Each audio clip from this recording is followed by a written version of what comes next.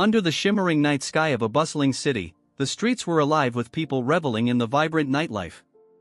Amidst the commotion, the scene shifted to a lively restaurant where a man sat devouring his meal with reckless abandon.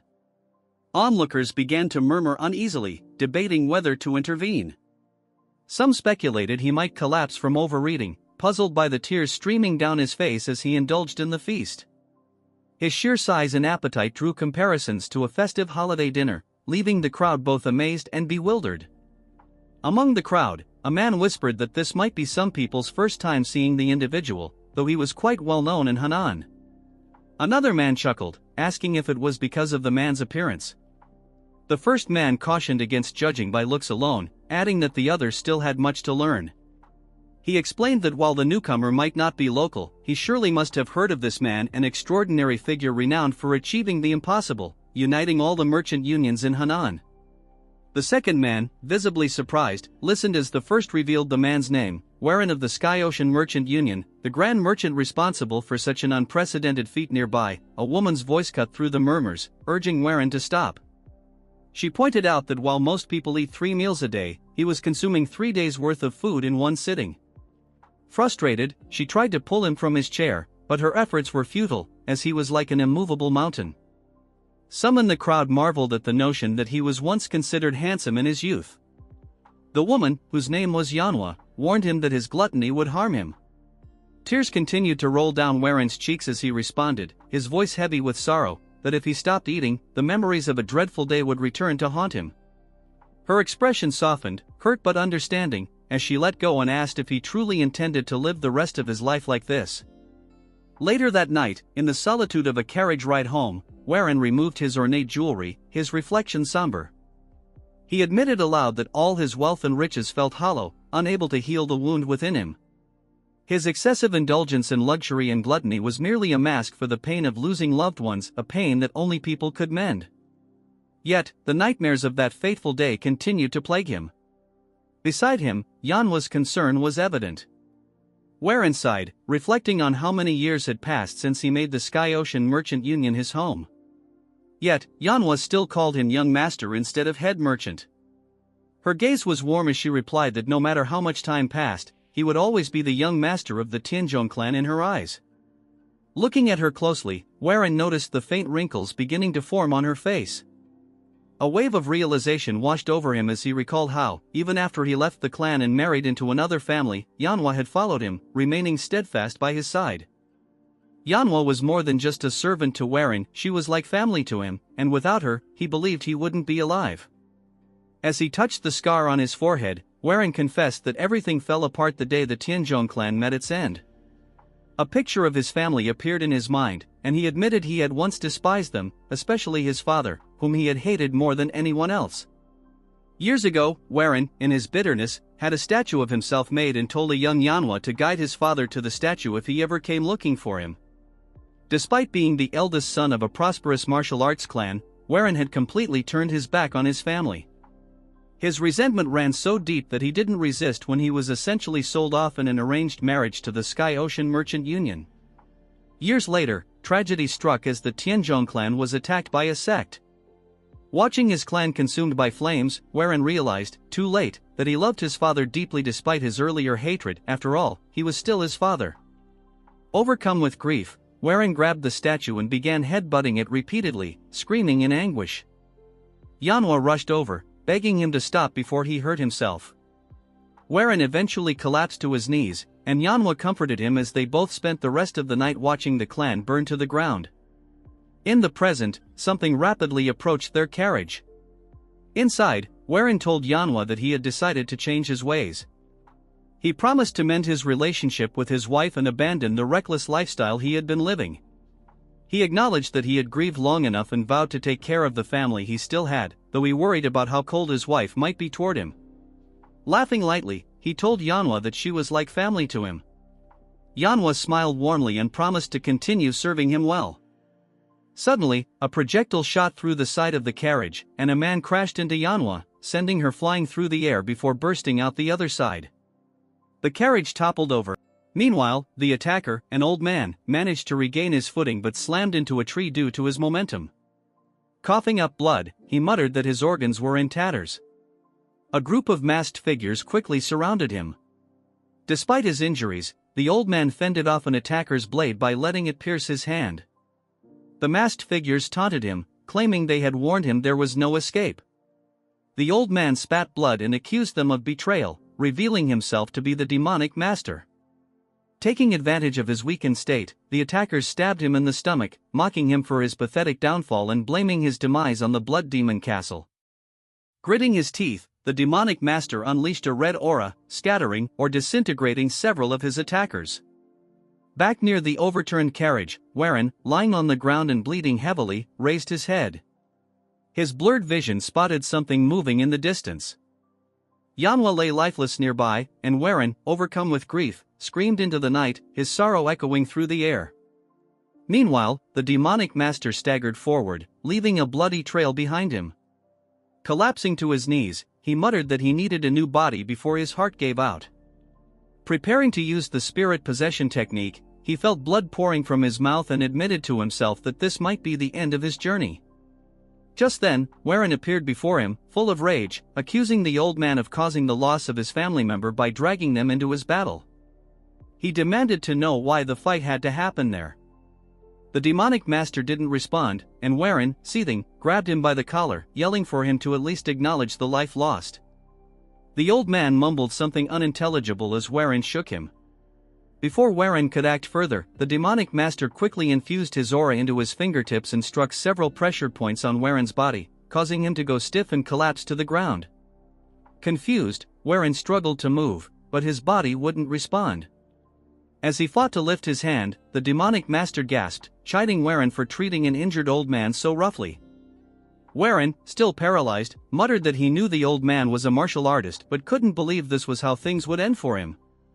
The demonic master sat beside him, admitting that since this was his final chance to use the spirit possession technique, he had hoped to claim a young and talented body to extend his life. But with his moments dwindling, he had no choice but to take what he could. Even if it's the body of a pig, he muttered, I'll make the most of it.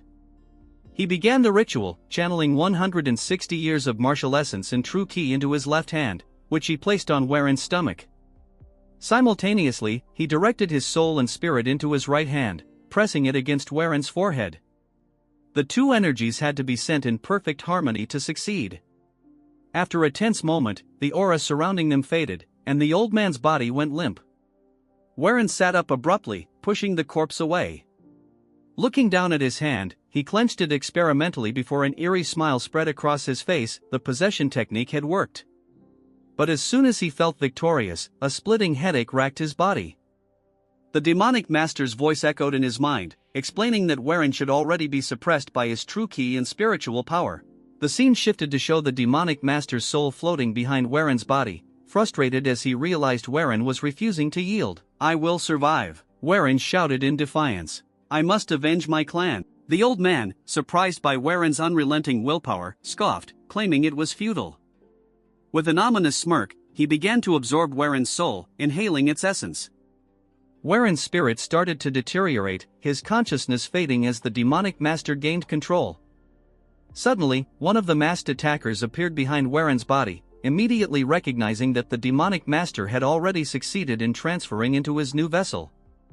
Countless demonic humans of the three demonic heavens called him their master for a reason, but his reputation ends there as the assassin lunges at him with a sword. The old man mutters, "This is bad," realizing his spirit possession technique is on the verge of completion. The blade pierces through his throat, causing him to cough up blood as a red aura glows around him, followed by an explosion. Meanwhile, Warren's voice echoes, complaining that his head feels like it's splitting apart. The scene shifts, and Warren awakens in an unfamiliar apothecary. Sitting up groggily, he wonders where he is, complaining about the dryness in his throat. Spotting a bowl of medicine nearby, he takes a sip, only to grimace and exclaim, "This tastes awful." Suddenly, he notices his slim hands and screams in panic, dropping the bowl, which shatters on the floor. Stunned, he stares at his hands, horrified by their frail appearance, and mutters, "What the hell is wrong with my hands?" A young girl rushes into the room, alarmed by the noise. Calling his name, she asks if he's okay and mentions hearing something break. To his shock, it's Yanhwa, looking much younger. He grabs her, frantically asking how she has become young again. Yanhwa, confused, asks if he had a bad dream. Warren tries to convince himself that this must be a dream, but then he feels a sharp pain in his foot. Looking down, he realizes he has stepped on a shard of glass, and the sensation is too real for a dream. His expression turns to confusion as he tries to make sense of the situation. Suddenly, an idea strikes him. Without a word, he gets up and heads outside, ignoring Yanhwa's protests that he shouldn't be moving around with his injured foot. Warren stops in front of a statue and stares at it in disbelief. "Why is this here?" he mutters, his voice shaking. He remembers destroying it after that fateful day and can't fathom its presence now. His hands tremble as he reaches out to touch the statue. Overwhelmed with emotion, he calls out to Yanhwa, who sees him trembling and crying. Concerned, she asks when he had the statue placed there. She then explains that it's only been around for 5 days. Hearing this, Warren's expression shifts, and he says with determination, "There's still time." Yanhwa watches in confusion as Warren grips the statue tightly and, with an anguished cry, slams his head into it. The statue cracks on impact, and with one final blow, it shatters completely, reduced to rubble by Warren's sheer will and strength. He stands there, blood dripping from his forehead, breathing heavily as the weight of his emotions consumes him. Yanhwa screams, calling out to Warren in a panic, asking if he's okay, but Warren doesn't respond. Instead, he stands amidst the shattered remains of his statue, the realization dawning on him that this is no dream. Somehow, he has been sent back to the past. He looks at the pieces of the broken statue, his mind racing, and quickly understands he's 3 years before the day his clan falls. For him, this is more than enough time. Determined, Warren declares aloud that he will protect his people and the Tianzhong clan at all costs. The narrative shifts to provide some background on the Tianzhong clan, a martial arts family residing near Tianzhong Mountain in Henan. Many years ago, several households named themselves after the mountain, but it was the Yong clan that unified them, earning the title of the Tianzhong clan. In its glory days, the clan was widely praised, its name synonymous with strength and prestige. However, over time, its reputation faded, and the clan became a shadow of its former self, no longer receiving the admiration it once had.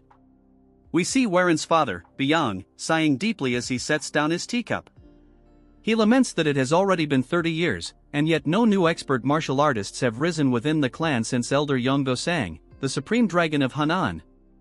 Sitting across from him, his wife listens as Yong expresses his sadness over the clan's decline. He admits that it's disheartening to see their family's legacy reduced to mere whispers of what it once was. She reassures him that they can still hope for Warren to recover and lead them toward a brighter future. However, Yong shakes his head, saying that she knows as well as he does how much Warren resents him. Yang explains that he had tried to be considerate, but perhaps it was his fault for remarrying too soon after his first wife's death, leaving his son feeling abandoned. His wife smiles gently, advising him to be patient, believing that Warren just needs more time. Yang, however, feels the gap between them growing wider rather than healing. He recalls visiting Warren 5 days earlier, only to find a statue in the garden. Warren had told him to pretend the statue was him instead. Sighing, Yang apologizes, admitting he might be venting too much. At that moment, Yanhwa bursts into the courtyard, shouting frantically. Yang, alarmed, asks what's wrong and why she's so upset. Gasping for breath, Yanhwa tries to speak but starts crying uncontrollably. Yang gently urges her to calm down and explain. Between sobs, she tells him that Warren has hurt himself and is now unconscious. Both Yang and his wife are stunned by the news. The scene shifts to Warren lying in bed, drenched in sweat, as though trapped in a terrible nightmare. In his dream, he's beneath a waterfall, watching koi fish swim around. His mother sits beside him, smiling warmly. Young Warren laughs, saying he's caught a big one and urging her to look. But when he turns, he finds her slumped over on the rocks. Dropping the fish, he runs to her in panic. The memory shifts to her lying in bed, pale and sickly, as Warren cries at her side. She calls him closer and apologizes for not being able to take him to the waterfall anymore. Hugging her tightly, he sobs while she gently consoles him, urging him to stop crying. Suddenly, the dream warps into a nightmare. The demonic master appears, grabbing Waren's head and mocking him for his tears. Calling him weak, the master declares he'll take Waren's head as a prize. The vision turns terrifying, and Waren screams as he jolts awake, his heart pounding.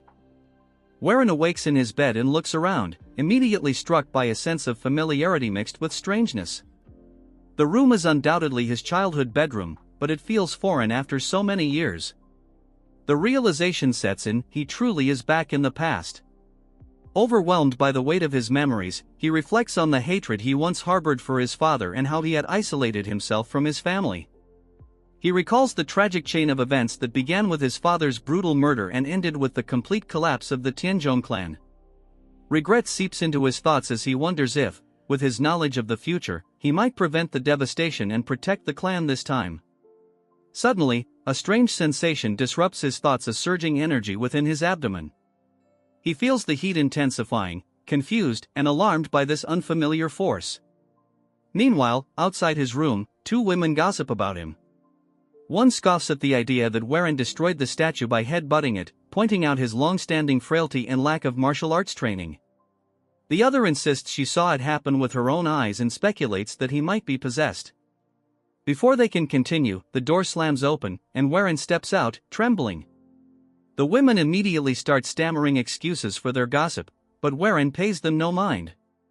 His focus is entirely on his body, which feels unnaturally hot, the heat radiating from his lower dantian. Panic sets in as he realizes the old man's energy has manifested, creating an overwhelming surge of yang energy. If he doesn't find a way to control it, he fears he'll do something he'll regret. Without hesitation, he dashes into the forest, muttering to himself about the dire need to manage the energy.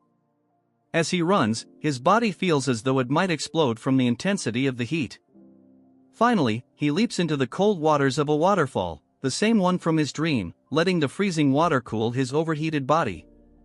Steam rises from him as he emerges, and he lets out a long, relieved sigh, feeling momentarily saved. Just as he begins to regain his composure, he hears a voice calling his name. Startled, he looks up to see his father, Yong, rushing toward him. To his shock, Yong leaps into the freezing water and grabs him, tears streaming down his face. Yong accuses him of trying to take his own life on such a cold day, his voice filled with desperation and sorrow. Waren is overcome with emotion at the sight of his father alive, but he holds himself back from acting too affectionately, knowing it would seem odd given their strained history. However, his emotions get the better of him, and he embraces his father tightly, unable to stop himself from crying. In his heart, he feels a profound gratitude for this second chance. Whether this is a dream or reality, he vows never to lose his family again. 3 months pass, and Waren's relationship with his family begins to heal. One day, he goes fishing with his younger half-brother, Kajung, a boy he barely spoke to in his past life. Kajung laughs as he shows off his fuller basket of fish, teasing Waren that he'll win their bet. Waren reflects on how he neglected Kajung before, even as the boy struggled with chi blockage after training in the clan's martial arts technique. In his previous life, the blockage left Kajung bedridden and unable to train, which contributed to the clan's decline. At the time, Waren was too absorbed in his responsibilities as a son-in-law of the Sky Ocean Merchant Union to intervene. Now, he regrets how his indifference added to Kajung's burdens. During their fishing trip, Kajung hesitates and asks if it's really okay for him to stop taking the medicines prescribed to him. Waren laughs, joking that the medicines would only make him fat. When Kajung protests that he doesn't remember him ever being fat, Waren corrects himself, saying the medicines might eventually lead to it. Kajung chuckles, saying he likes the new Waren, especially since he's been giving him allowances under the guise of bets. When Kajung shows him his superior catch, Waren dramatically throws his own fish into the air, declaring he won't lose again. The brothers laugh, and Waren grabs Kajung, joking that he's caught the biggest fish yet before pulling him into the water. As they play, Waren silently apologizes to Kajung, vowing to protect him from the burdens that once crushed him. Meanwhile, Waren has been tirelessly preparing for martial arts training by strengthening his body. He meditates daily under the waterfall to stabilize the old man's energy, which hasn't caused further issues since its initial surge. One morning, as he finishes his meditation, he notices his younger half-sister, Xiaolin, standing nearby with a towel. She cheerfully hands it to him, saying she feels like they're finally growing closer. Warren, guilt-stricken, recalls how cruelly he treated her in his previous life despite her kind nature. Sialan had always tried to connect with him, often inviting him to events like fireworks festivals. Each time, he had snapped at her, telling her he had no time for such trivialities and leaving her in tears. The last time she invited him was the final interaction they ever had. On her way to the festival, she was murdered, and Beyond, devastated, launched a personal investigation. Not long after, Beyond was assassinated as well. Warren's heart aches as he looks at Sialan, vowing to never treat her coldly again. This time, he will protect her, Kajong, and everyone else he lost. He recalled the past events tied to Sialan's invitations to attend 2 festivals, the Moon Festival happening today and the Yong Clan Festival scheduled a year later. Tragically, it was during that future festival that Sialan met her untimely death. Determined to rewrite history, Warren asked if today was the Moon Festival, and Sialan, her eyes sparkling with excitement, eagerly confirmed. She asked if he truly wanted to go with her, a hint of disbelief in her tone, and he assured her he did, even suggesting they shop together before the event. Her joy was palpable, and Warren silently resolved not to let this precious opportunity slip through his fingers again.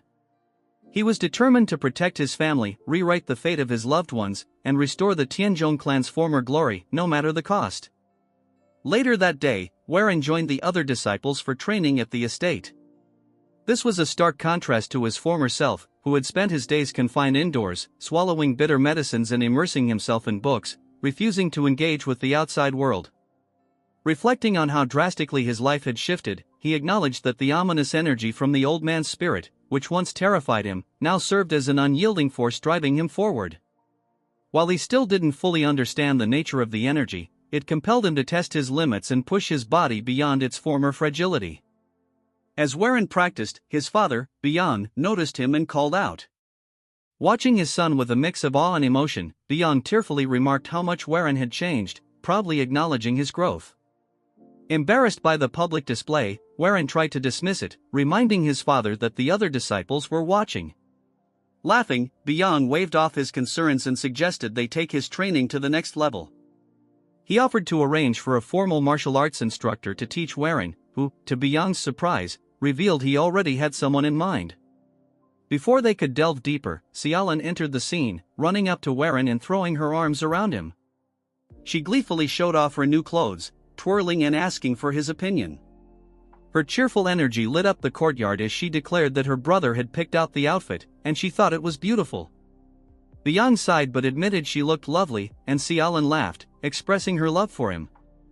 Watching the interaction, Warren reflected that having a strong body alone wouldn't be enough, he needed the skills and strength to truly protect his loved ones. Determined to grow stronger, Warren sought out Byong, the dragon flower sword, renowned for her exceptional martial prowess. In the courtyard, he found her practicing with an unmatched grace, her movements fluid and precise, as if dancing with the wind. Her reputation was not widely known, but Warren, with his knowledge of the future, understood the true extent of her strength. Gathering his courage, he approached her, bowing deeply and asking to become her disciple. Surprised by the request, Byong remarked on the rumors of his recovery, admitting he seemed different, but she doubted that anyone could change so quickly. She flatly refused, explaining that her focus was on uncovering why the Tianzhong clan's secret arts had stagnated. Her rejection stung, but Warren refused to give up. As she turned to leave, Warren, driven by desperation, dropped to his knees, shocking Byong. She questioned his actions, finding it absurd that the eldest son of the Tianzhong clan would kneel over what she considered an insignificant matter. However, Warren's voice, filled with conviction, told a different story. He passionately declared that her contributions to the clan were far from insignificant. Drawing from his knowledge of the future, he recounted her pivotal role in the battle against the D sect, where she earned the title Dragon Blood Flower for her bravery. Though the title was not flattering, she had given everything to rebuild the clan, only to meet a mysterious and tragic end.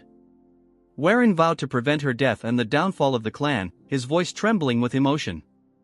Intrigued by his words and apparent sincerity, Byong decided to give him a chance, though she imposed a daunting condition: he must land a single hit on her in a sparring match. Confident in her abilities, she further handicapped herself, stating she wouldn't use chi or the clan's martial techniques. Despite his determination, the match proved disastrous for Warren. Byung effortlessly disarmed and knocked him down repeatedly, her skill far beyond his reach. Still, Warren refused to surrender, his resolve burning as fiercely as ever. Even as he collapsed to the ground, battered and seemingly unconscious, his hand never let go of his sword. This stubborn tenacity earned Byung's respect. As she turned to leave, acknowledging his effort, a faint red aura began to emanate from Warren's body. It darkened ominously, signaling the latent power within him stirring, and hinting at the immense challenges he would face on his path to change his family's fate. She feels it turning back, seeing Warren standing once more, the red aura swirling around him. She instinctively grabs her blade, telling him to return to his senses. But before she can finish speaking, he has already closed the gap, right in front of her. She manages to swing her sword, knocking his away, but nervously sweats, saying he's actually very fast.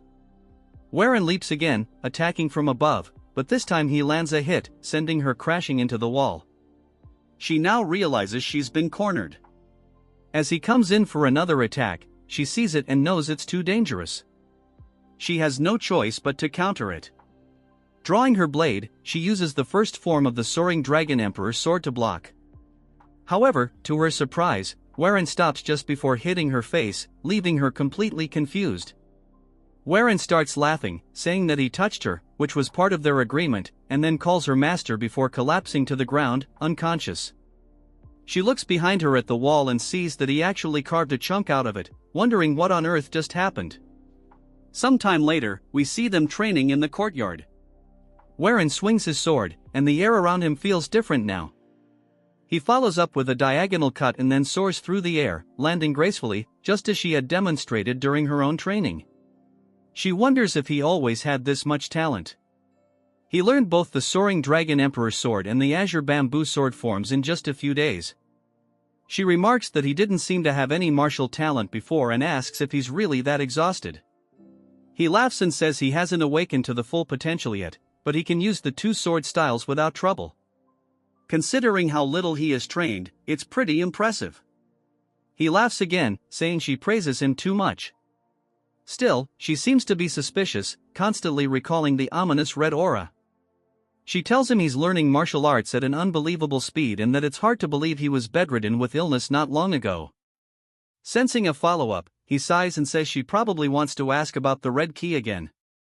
He asks if he really needs to explain it once more, explaining he doesn't remember anything after receiving so many of her blows. Showing her a bump on his head, he says only she would treat the eldest son of the clan this way. She decides to drop the subject, saying since he doesn't want to talk about it, she won't press further. However, as a member of the Tianzhong clan, she feels responsible for him and will watch over every moment of his life. He tells her that sounds a bit scary. That night, while Warren is in his room, he feels something strange. After practicing the sword techniques he learned, he realizes that the Tianzhong clan's martial arts are incomplete. This is inevitable, as the clan's art originally came from a demonic sect. The founder of the Tianzhong clan was a wandering martial artist seeking justice in Henan. He learned two demonic arts from the hidden saint cult, which was neither an orthodox nor a demonic sect. Despite learning these arts, the founder reinvented them over time to form the two sword techniques used today. While their power was reduced, it was still enough to make him the greatest swordsman in Henan. But since the martial arts came from a demonic origin, they were incomplete when combined with orthodox cultivation methods. Reaching the peak of these techniques was impossible, and the founder kept the origins of the arts a secret. After many years, this truth finally surfaced, leading to the downfall of the clan. Clenching his fists in anger, Warren declares that things will be different now. He has a way to complete the martial art, something only he can do because he has seen the future. Later, Warren talks to his father and stepmother, telling them that he plans to visit the clan. Byung asks what business he has there, and Warren explains that he recovered his health by learning martial arts and believes it would be good to visit them, especially since they have an arranged marriage. Byung comments that time flies and that the marriage was arranged before Warren was even born. He begins to mention the daughter's name, but Warren interrupts, saying her name is Jel Changyang. His father smiles, agreeing, and says he was good friends with her father, Yugel. He's heard that Yang is incredibly beautiful and asks when Warren plans to leave. His stepmother suggests that since Warren has just recovered, it might be better for him to take more time to rest. Warren laughs, saying that he's of age now, and meeting people through travel is an important part of life. He adds that his father was around his age when he met Yugel. His stepmother agrees but warns him to be very cautious about his health and safety, as the trip will be long and take over a month. She insists that he needs a dependable bodyguard. Just then, we see Bayan looking furious. Warren is happy to see her but asks who the two men behind her are as they step forward. The men begin to approach and grab her by the arms, leaving Warren wondering what's going on. The men smile and comment that he's in much better shape now, clearly training his body, and that he's very different from before. Warren guesses that they must be the Rising Ghost Blades and says it's nice to meet them. The men confirm they're here to protect him and add that Warren has the potential to bulk up and gain muscle. The two muscle-headed brothers are introduced as Jungwook and Wook. Warren says that although they may seem like muscle-heads, they're skilled enough with swords to be called the Ghostblade Blades. He comments that his father must have put a lot of thought into choosing his guards. Warren immediately tells them that he will decide the path they take on the journey and hopes they will follow his lead without question. Jungwook stares at him for a moment before agreeing with a smile. Warren says they should leave immediately, as everyone else is ready. Warren bids farewell to his family, and Xiaolan wipes away her tears, asking if he really has to go. He apologizes and promises that he will go wherever she wants during the central festival. She asks if he's serious, and he smiles, saying of course. Both Bang and his stepmother watch him proudly. Warren then calls out to Kajung, asking him to look after Xiaolan and the family while he's gone. Kajung wonders if his brother has always been so tall and promises to protect them with his life as he salutes him. Warren takes a few steps back, telling them he's ready to leave. We see his father and the family respectfully bidding him farewell as he heads out with his guards. Just as he begins to leave, a familiar voice calls out to him. When he turns, he sees Yanoa running toward him. Warren immediately recalls the time when the clan was already failing, and he was leaving in a carriage. Yanoa had chased after him, calling his name and begging to go with him. It feels just like what is happening now, and Warren can hardly believe she's chasing after him again. He starts to think about it, but Jungwook advises him to refuse her, saying it's too dangerous for a servant girl to join them. He tells them to wait a minute. Getting off the horse, he runs toward her. He apologizes, closing her eyes, thinking she might get slapped. She is instead shocked when he hugs her tightly. The rest of the party watches the drama unfold. Warren tells Yanoa that she always wishes to be by his side. For that, he is forever grateful. He explains, however, that the path he is taking could be extremely far and dangerous. As of now, he is unable to protect her if she went with him. He doesn't want to bring her harm since she is his beloved family. With a smile, he tells her that she has to stay with the family.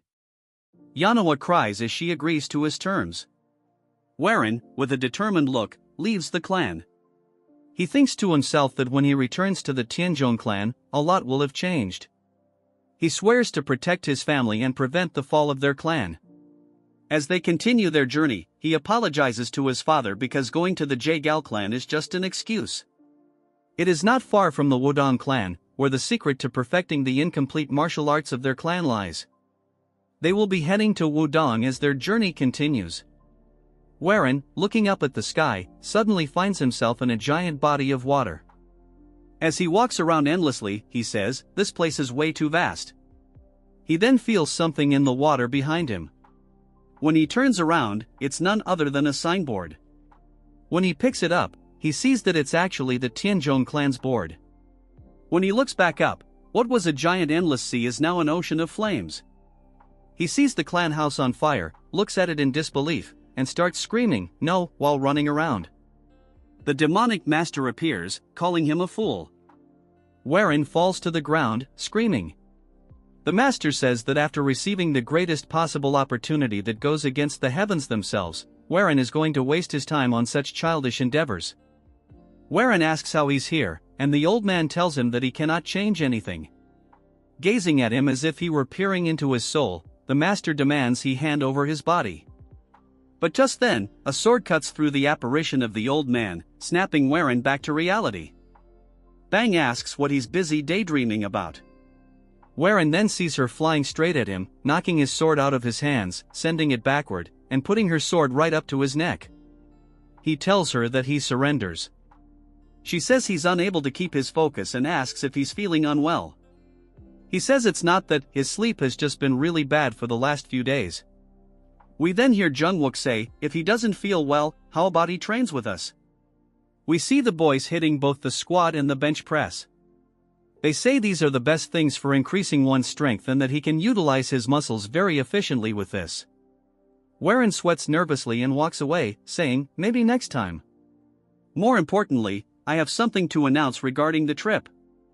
As they roll back on the road, he says that before they head to the Yahello clan, he wishes to stop by Mount Seven Sages. Jungwook asks why, and Warren explains that he's read a book written by a renowned herbalist, and it says there's a part of Mount Seven Sages where 100-year-old ginseng can be found. It is also said that there is monkey wine, which is rare and hard to find elsewhere in the world. Both of the brothers start drooling at the thought of the wine. Warren says he heard that they love alcohol so much that people call them the two rising drunken ghosts. They immediately agree with him and support his decision. However, Byung shouts at them, warning that Mount Seven Sages is near the demonic sect, and their presence could cause trouble with the orthodox sect. Warren asks how people will know they're from the Tianzhong clan. If they get caught, they can just say they're from another clan. She says that would be disrespectful because it concerns the pride of the clan. He asks her if that's really so important.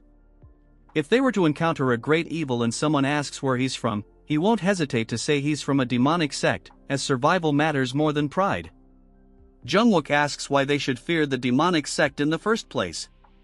He tells Byung that he agrees with Warren, and she asks if they're serious or just interested in the monkey wine.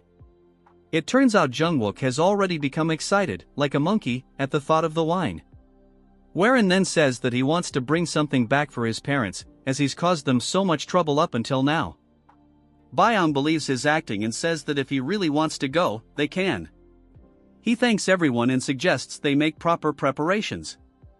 At a nearby inn, he smiles and says that, of course, he lied about the monkey wine. There isn't any on the mountain. Instead, there's something much more valuable, the demonic poison stoneflower.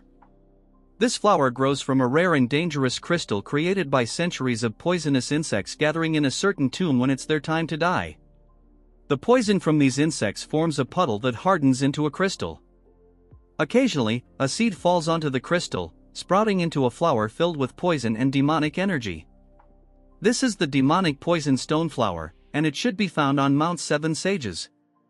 However, as soon as they arrive at the inn, Warren overhears people talking about how many demonic sects are gathering near the mountain, all hoping to find the demonic poison stoneflower. He wonders how the whole world knows about it. Byung then starts sipping her tea and explains that there are many powerful demonic masters at the mountain, which doesn't sound like a good situation to be in. Warren agrees, acknowledging that there will definitely be a fight over the flower, but he doesn't need to get involved.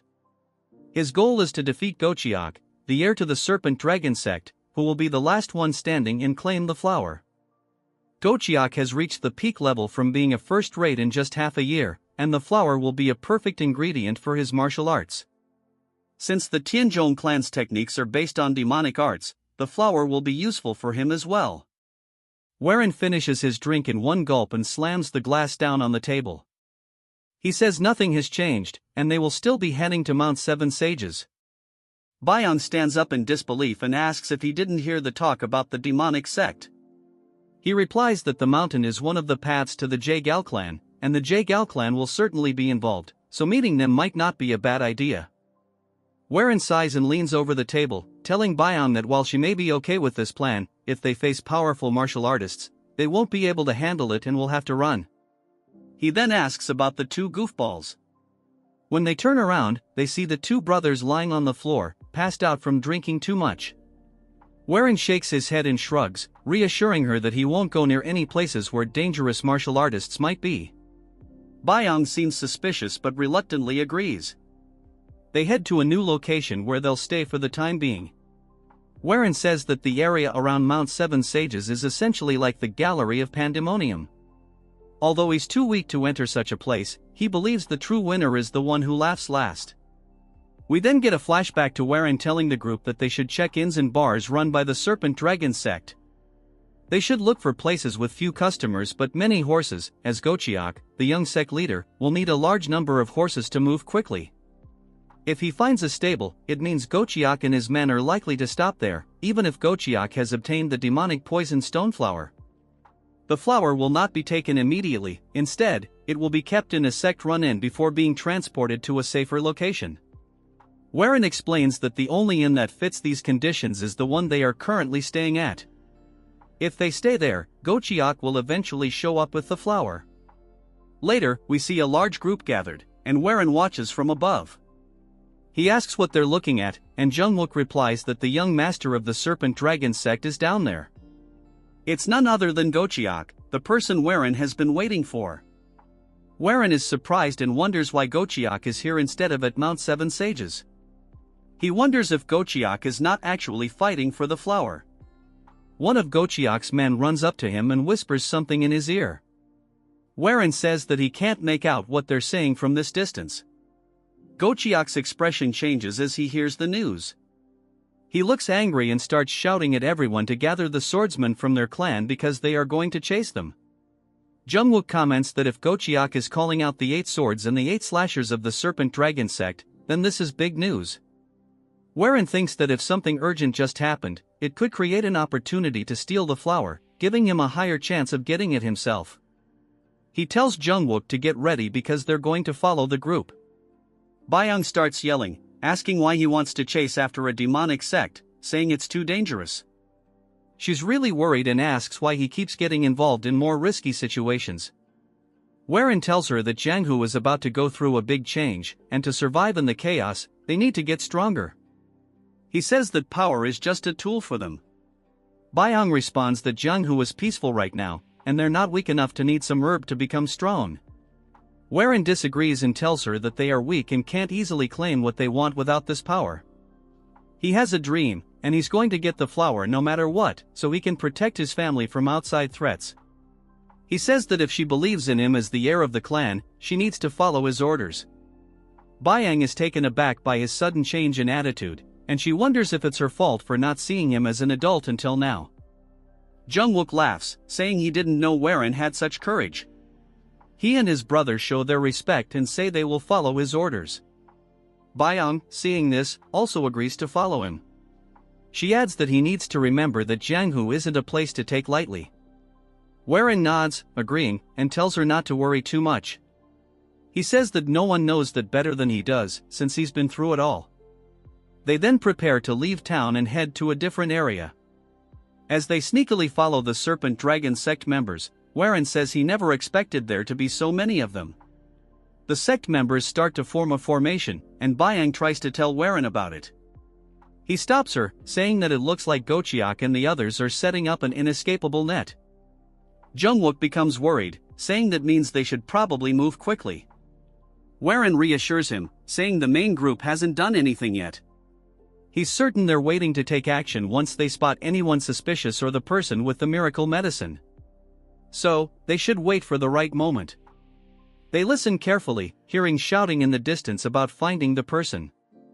This gives them a chance to sneak away a little further. Warren suggests they move towards the river since, now that the person with the medicine has been found, a person on the run would likely choose to go toward the water rather than the woods. Namwook asks why, and Warren explains that a person escaping would prefer water. After a while, all they hear is the eerie silence of the river. They notice it too. Warren tells them to stay as quiet as possible from now on, and Byung audibly gulps in fear. Suddenly, a man walks through the river, screaming for help. He is covered in blood and getting closer to them. Then, a giant purple hand emerges out of nowhere, crushing the man like a bug. This alarms the group, as a powerful purple aura immediately spreads through the area. An old man appears, taking a long breath while holding the flower they've been searching for. Byung wonders if this is the flying demon bloodlion, and Warren asks if she knows who he is, sensing the ominous aura. Jungwook is surprised, saying Warren doesn't know who he is, adding that if you were to pick 100 experts in the demonic martial scene, the Bloodlion would definitely be one of them. Warren notes that the man doesn't seem to be in a good mood and spots the flower in his hand. Warren realizes that if the Bloodlion has the flower now, it's about time for the Serpent Dragon sect to make their move. They quickly pull back from the Bloodlion, thinking they had the upper hand. Gochiak then says that he ran all the way here after killing the most elite members of his sect. He doesn't expect much from the flying demon Bloodlion. The Bloodlion laughs, saying he didn't expect weaklings to try to corner him. If it weren't for the Tang clan, he would have torn them all apart. Gochiak reaches into his robe and asks the Bloodlion if he recognizes this. He pulls out a strange box, and the Bloodlion immediately recognizes it as the Thousand Needle Dart. He asks how Gochiak has it. Gochiak says he spent a lot of money to get it and reveals that not only does he have one, but everyone in his clan surrounding the Bloodlion also has one. They all point them at him. The Bloodlion gets angry, asking if they really think such inferior weapons can hurt him. He begins releasing his aura. At the same time, the group fires the darts, sending a volley of needles flying through the air, almost like fireworks. As they fall toward the Bloodlion, he brings his hands together, and two giant purple hands form above him, clapping together. The shockwave from the clapping knocks many of the needles away. Warren stops and wonders if this is what he thinks it is. The Bloodlion starts to rise into the air, releasing even more aura than before. Gochiak is stunned and asks how this makes sense. The Bloodlion starts to laugh as he begins to flee, saying they are no match for him. Gochiak grins, saying he's ready for the challenge. He orders the second squad to shoot, but the needles are already flying toward the Bloodlion. Gochiak is too late to react, and he gets caught in the explosion, causing him to fall into the water. The group surrounds him, and Gochiak shouts, ordering the 8 swords to surround the Bloodlion and take the flower immediately. The group charges at the Bloodlion from above, but he laughs, saying they will never find the medicine and that he'll take them all down to hell with him. A fierce and brutal battle begins, and the Bloodlion easily takes down many of them, even mocking one fighter who thought he was getting ahead of himself. Byong and the others watch in disgust, with Byong saying she's never seen such a bloodbath before. She asks Warren, who is calm despite the chaos, how he can stay so composed, considering this is likely his first experience in Jianghu. Meanwhile, some of the sect members shout that they've caught the Bloodlion. He is now riddled with arrows and blades, collapsing into the river and taking his last breath. Gochiak tells his men to search him for the medicine, but when they do, they report that it's not there. Gochiak begins to panic, insisting they need to search again, as they saw the Bloodlion holding the medicine. There's no way he could have hidden it, and they must find it. Warren tells the group to follow him as they move through the trees. He calmly explains that the miracle medicine isn't actually on the Bloodlion, but he has a hunch about where it might be. Byang asks if he's sure, since they clearly saw the Bloodlion holding it. Warren explains that the Bloodlion probably sent it down the river. He mentions the water barrier the Bloodlion created earlier was not just for defense, but to block their sight while he secretly pushed the flower into the river using his martial arts. If that's true, the flower would still be there, and they could follow the water to find it. They hear shouting behind them, and Warren tells them to hurry. It won't be long before others figure out where the medicine is too. They spot the purple aura of the flower in the river, and Warren immediately runs over, pulling it out of the water. He asks everyone to wait and takes out a vial, handing the box to Jungwook. He pours something from the vial onto a different flower. Byang asks if they think this is what she believes it is, and Warren confirms that it's poison. She warns him that it's not good for an orthodox martial artist to carry poison, but Warren assures her it's a useful tool. By poisoning the fake flower, they will trick the others into thinking it's the real one. It won't fool them for long, but it will buy them enough time to escape. Jungwook laughs, saying it was easy. While everyone else was fighting for their lives, they managed to get the flower just by sneaking around. Warren shrugs, saying they were just lucky, and it's time to go. But just then, the box is ripped from his hands. A man lands next to him, and the group freezes, not sensing his presence before. Warren turns to look at the man, who grins and says, "It's mine now." At that moment, none of the 4 realized the old man's presence. By the time they noticed him, he was already standing beside Warren. The other three, alarmed, shouted his name, fear rising within them as they recognized the man before them, the flying demonic blood lion. His presence here was far from ordinary. Before Hen could react, the old man struck him with a powerful punch to the stomach. The blow sent Hen flying backward into the forest, leaving a deep crack in the ground as he landed. The remaining three were frozen in fear, silently calling Hen's name, deeply worried for him. The old man's entire body radiated a purple aura. His face twisted with fury as he accused them of being thieves who didn't know their place. He then raised the flower to his mouth and bit into it. His terrifying expression grew darker, and the purple aura around him thickened. He declared that he had planned to take his time absorbing the flower's power, but since they had forced him to act, he would tear apart every human present and replenish his chi with their blood.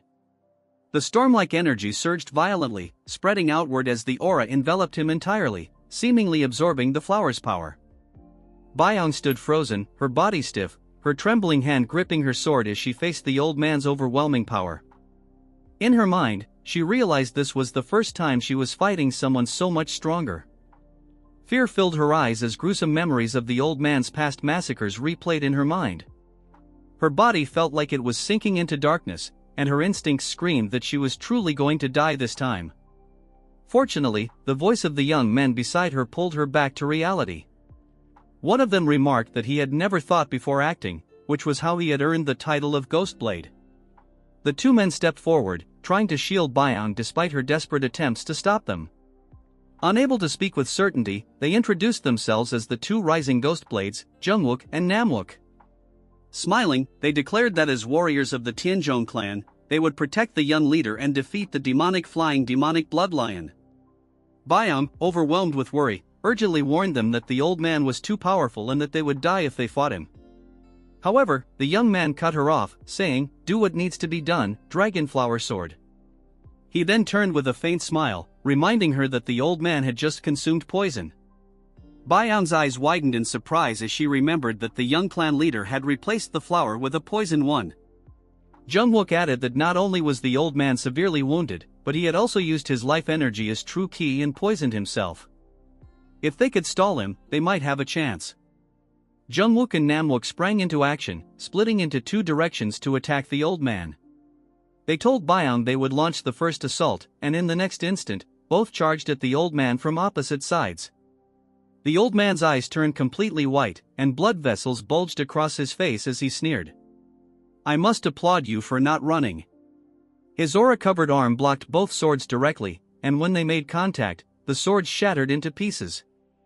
His arm then elongated, aiming to strike both men. Caught off guard, the two could do nothing but brace for the attack. In that critical moment, a golden light erupted like a shield, intercepting the old man's strike. It was Byong, wielding a technique called Soaring Dragon Emperor Sword, followed by Heavenly Lightning Ascension. The lightning surrounded her blade and pierced through the old man's left arm. Despite her attack, fear remained on Byong's face. The old man roared in anger, his attention now entirely focused on her. Just as he prepared to retaliate, he suddenly felt something amiss within his body. Abruptly halting his assault, he retreated. At this point, the two men had managed to create a safe distance, but the old man suddenly coughed up blood, glancing at the crimson smear on his palm. He realized that he had been poisoned internally. He wondered if that old woman from the Tang clan had managed to poison him, but quickly dismissed the thought, reasoning that the Tang clan's poison would have already dissolved his organs. The old man shifted his gaze toward Byong's group and concluded that this poison could only be their doing. Fury surged through him as he clenched his teeth and roared in anger, realizing he had been outsmarted. He declared that he would crush their bones into dust. The old man erupted in a violent coughing fit due to the poison coursing through his veins. Meanwhile, Byong and her two companions remained alert. She recalled Ghostblade's words and thought to herself that the old man was nearing his limit. If they could stall him a little longer, they might actually be able to defeat him. However, the old man's sudden maniacal laughter stunned her. He clutched his face, laughing like a lunatic, only to abruptly stop. His expression twisted with rage as he growled in a chilling tone, questioning if he would really meet his end, not at the hands of the Tang clan's old woman or the weaklings of the Serpent Dragon sect, but by the hands of these nameless nobodies. His eyes burned with hatred as he refused to accept this fate. Then, a terrifying realization hit him. The one he had sent flying earlier must have the demonic poison stoneflower. His aura grew even more threatening as his body radiated uncontrollable fury. He declared that if Hen had it, he would take it, even if Hen had already consumed it. He would tear open his stomach and drink its contents. The old man surged forward with a burst of power. Before Byung's group could react, he appeared in front of them, striking Namlook with such force that he was sent flying. Seeing an opening, Byung launched a counterattack, slashing at the old man. To her shock, his body transformed into a strange, unrecognizable form, making her attack useless. The old man then turned his attention to Jungwook, delivering a crushing blow to his face and sending him sprawling. With only Byung left standing, the old man's eyes burned with demonic intensity as he reached for her face. His speed was so overwhelming that she couldn't dodge. Just as his hand was about to grasp her, a blade of sword energy sliced through the air from the distant forest, severing the old man's arm and saving Byung. It was Warren, arriving at an unimaginable speed. His eyes glowed with instability, his demeanor hinting at a loss of control. Earlier, when Warren had been sent flying into the forest by the old man, he had suffered serious injuries. His body was cracked and bleeding, and he had coughed up blood while lying there. He thought grimly to himself, realizing that the flying demonic blood lion had used his life essence as true key to chase him. Warren knew he had to stand and move, but his body refused to obey. Memories of his promises to his companions flashed in his mind as he stared at the sky. He blamed himself for acting as though he knew everything, only to face such bitter failure. Suddenly, Warren noticed something strange. As he touched the blood on his forehead, he realized that the blood on his body seemed to be alive. A sinister energy emanated from the blood, forming a twisted humanoid shape that seemed to beckon Warren to surrender his body. Gradually, Warren became aware of the mystery inside him. Inside my body is the energy of that old man I saw before he regressed, he realized. He remembered using that power during his fight with Instructor. If he used it again, he could defeat the flying demonic blood lion. The energy continued to tempt him, slowly seeping into his body through his mouth. He could feel it trying to control him. If I close my eyes, this terrifying power will take over, he thought. Warren struggled internally, gritting his teeth to prevent the energy from fully invading him. He opened his eyes wide and questioned whether he truly needed power he couldn't control. Determined, he fought against the invading force. I must hold on. I won't let this evil energy take over my body, he vowed. As the aura continued to push against him, Warren shouted at it to be silent. He gathered all his strength and declared, "This body is mine. I am its master, not you. You're just a ghost from the past." Warren promised to protect those he cared about with his own strength. In that instant, the red energy vanished completely, and he regained full control over his body. Without wasting any more time, he focused on his legs and propelled himself toward the battlefield, where his companions were still struggling against the terrifying old man. Just in time, Warren appeared and used the red energy to sever the old man's arm. The old man's arm was cut off, and blood poured out uncontrollably. His face showed shock, unable to understand what had just happened. He quickly retreated, crying out in pain. The old man glared at Warren with hatred, but a second later, his eyes widened in shock. Surrounding Warren was a terrifying red energy that caught him off guard. He realized that this was the power of a demonic master. Stunned, the old man demanded to know how Warren possessed such energy. At that moment, the poison flared up again, causing the old man to clutch his mouth and cough up blood. Byung also turned to look at Warren, recognizing the energy from her previous fight with him. Meanwhile, Jungwook and Namwook returned, both wounded. Realizing he had arrived at the perfect moment, the four of them stood together, ready to face the old man. Warren encouraged them, saying that the flying demonic bloodlion was poisoned and had used his life essence some time ago. He would soon collapse. With a serious expression, Warren gave his first order as the heir of the clan, commanding them all to survive. The group's eyes burned with determination as they stared down the old man. Weakened by poison and the loss of his arm, the old man admitted, "I have faced many challenges in this land, but this situation is one I can't understand." Resolved to fight to the death, he declared that he would give up his own survival and use the last of his strength. His body began to glow with a purple aura. Despite not fully understanding how he gained such power, he sneered and said, "Struggle as much as you want." Facing this deadly foe, the group heightened their guard, fully prepared for a life-or-death battle. In the next moment, both sides charged at each other with all their strength and resolve. No one knew how long the battle would last or what the outcome would be. Elsewhere, a man angrily shouted at his subordinates for failing to find the old man. He and his group quickly moved through the forest, thinking that the old man would soon use his life essence. They arrived at the river near the forest, and when they emerged, the man was shocked by the sight before him. The clearing showed signs of a fierce battle, and he recognized traces of the blood lion's martial arts. He grew more alarmed. Just then, his subordinates called out, announcing that they had found the old man. The man rushed over and saw the old man's body lying on the ground, covered in fatal wounds, blood pooling around him. They concluded that he was dead. The man, dissatisfied, demanded to know the whereabouts of the flower. His subordinates hesitated, unable to answer, and his fury grew. Realizing they had no information about the flower, he roared, "If you can't find the flower, you will die." One of the subordinates nervously confirmed that the flower wasn't there. Enraged, the man drew his sword, prepared to kill the subordinate. The young man closed his eyes tightly, bracing for death. However, to his relief, the man did not follow through. Furious, the man sheathed his sword and began to contemplate who had killed the old man and taken the flower. Which fool fought the flying demonic blood lion and stole the demonic poison stone flower, he thought, his face flushed with rage. The scene transitions to a dense forest where a group of riders hastily flees on horseback. Jungwook laughs heartily, exclaiming his disbelief at their victory over the flying demonic blood lion. Byung, puzzled, questions what he means. Jungwook explains that if the lion had fallen even moments later, they would all have been killed. Reflecting on the encounter, Jungwook admits he still feels the danger of the situation, noting how those who survive such battles are considered strong.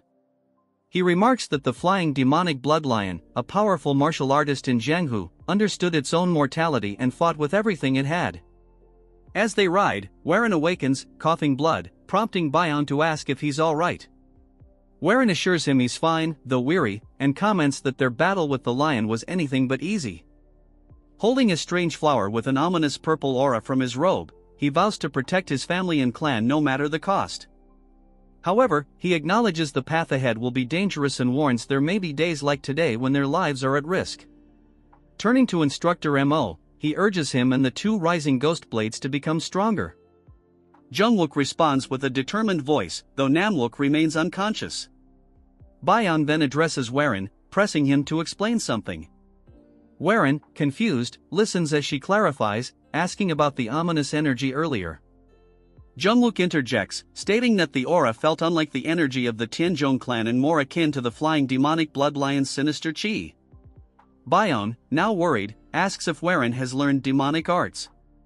Internally, Warren debates whether to reveal his regression, fearing the consequences it might have on the future, and ultimately denies the accusation. He promises to explain everything later. Byung, still uneasy, argues that since they all risked their lives, Warren shouldn't keep secrets from them now. Riding fast to keep up, Warren aggravates his injuries, coughing blood again. Byung notices and urgently asks if he's okay. He smiles faintly, reassuring her and the group that they will be the first to know everything when the time is right. Though dissatisfied, Byung has no choice but to drop the matter. She signals the group to stop and rest, as Warren's condition worsens. As they dismount, Byung observes Warren's declining state and suggests seeking help from the Jaegal clan. Warren disagrees, reasoning that their pursuers, including Gochak and the Serpent Dragon sect, would only bring trouble to the Jaegal clan. Instead, he proposes heading to Mount Wudong, where he has heard of a skilled physician with the surname Heir. Byung questions the existence of such a physician on Mount Wudong, and Warren confirms the rumor. Meanwhile, on Mount Wudong, a white cat leaps gracefully through the forest, pursued by a young man calling it Bull. He pleads with the cat to stop, warning it of the mountain's dangers, but the cat continues running. It halts suddenly at a bush, intrigued by a strange noise emanating from within. As the young man finally catches up and grabs the cat, the sound draws his attention. Before he can investigate further, Warren's group emerges from the bushes, battered and bloodied from their journey. Warren, pale and with his face smeared in blood, cries out in relief at finding someone in the desolate mountain. The sight of his ghastly appearance terrifies the young man and the cat, leaving them trembling as a piercing scream echoes through the forest. Later, in a small straw house deep in the woods, Warren lies unconscious, receiving treatment. When he awakens suddenly, startled by a nightmare of the flying demonic blood lion, he finds his body intact and realizes he has been treated. Relieved, he concludes that they have indeed found the healer they sought. The boy Warren had encountered earlier in the mountains opened the door, noticing that Warren had regained consciousness. The boy explained that Warren had been seriously injured, so he brought him to their clinic, a small establishment run by his grandfather and himself. As Warren tried to rise from the bed, the boy urged him to remain still and take his medicine first. Curious, Warren asked if the boy's grandfather was named Hei Dukgong. The boy confirmed this, surprising Warren, who realized that this boy was Ha Kielryung. In turn, Kielryung was startled that Warren knew his name. Warren thought to himself that he had finally found the reason for his journey to Mount Wudong, even using the Jaegal clan as an excuse. This child was the key to completing the Tianzhong clan's unstable martial arts. More importantly, he was destined to become the future strongest man under the heavens, the one supreme Kielryung. Warren recalled how, before his regression, a battle of unprecedented scale had erupted over a martial arts tome. The conflict involved not only the unorthodox and demon clans but also the 5 great clans. The tome introduced a revolutionary concept, the coexistence of good and evil within a human.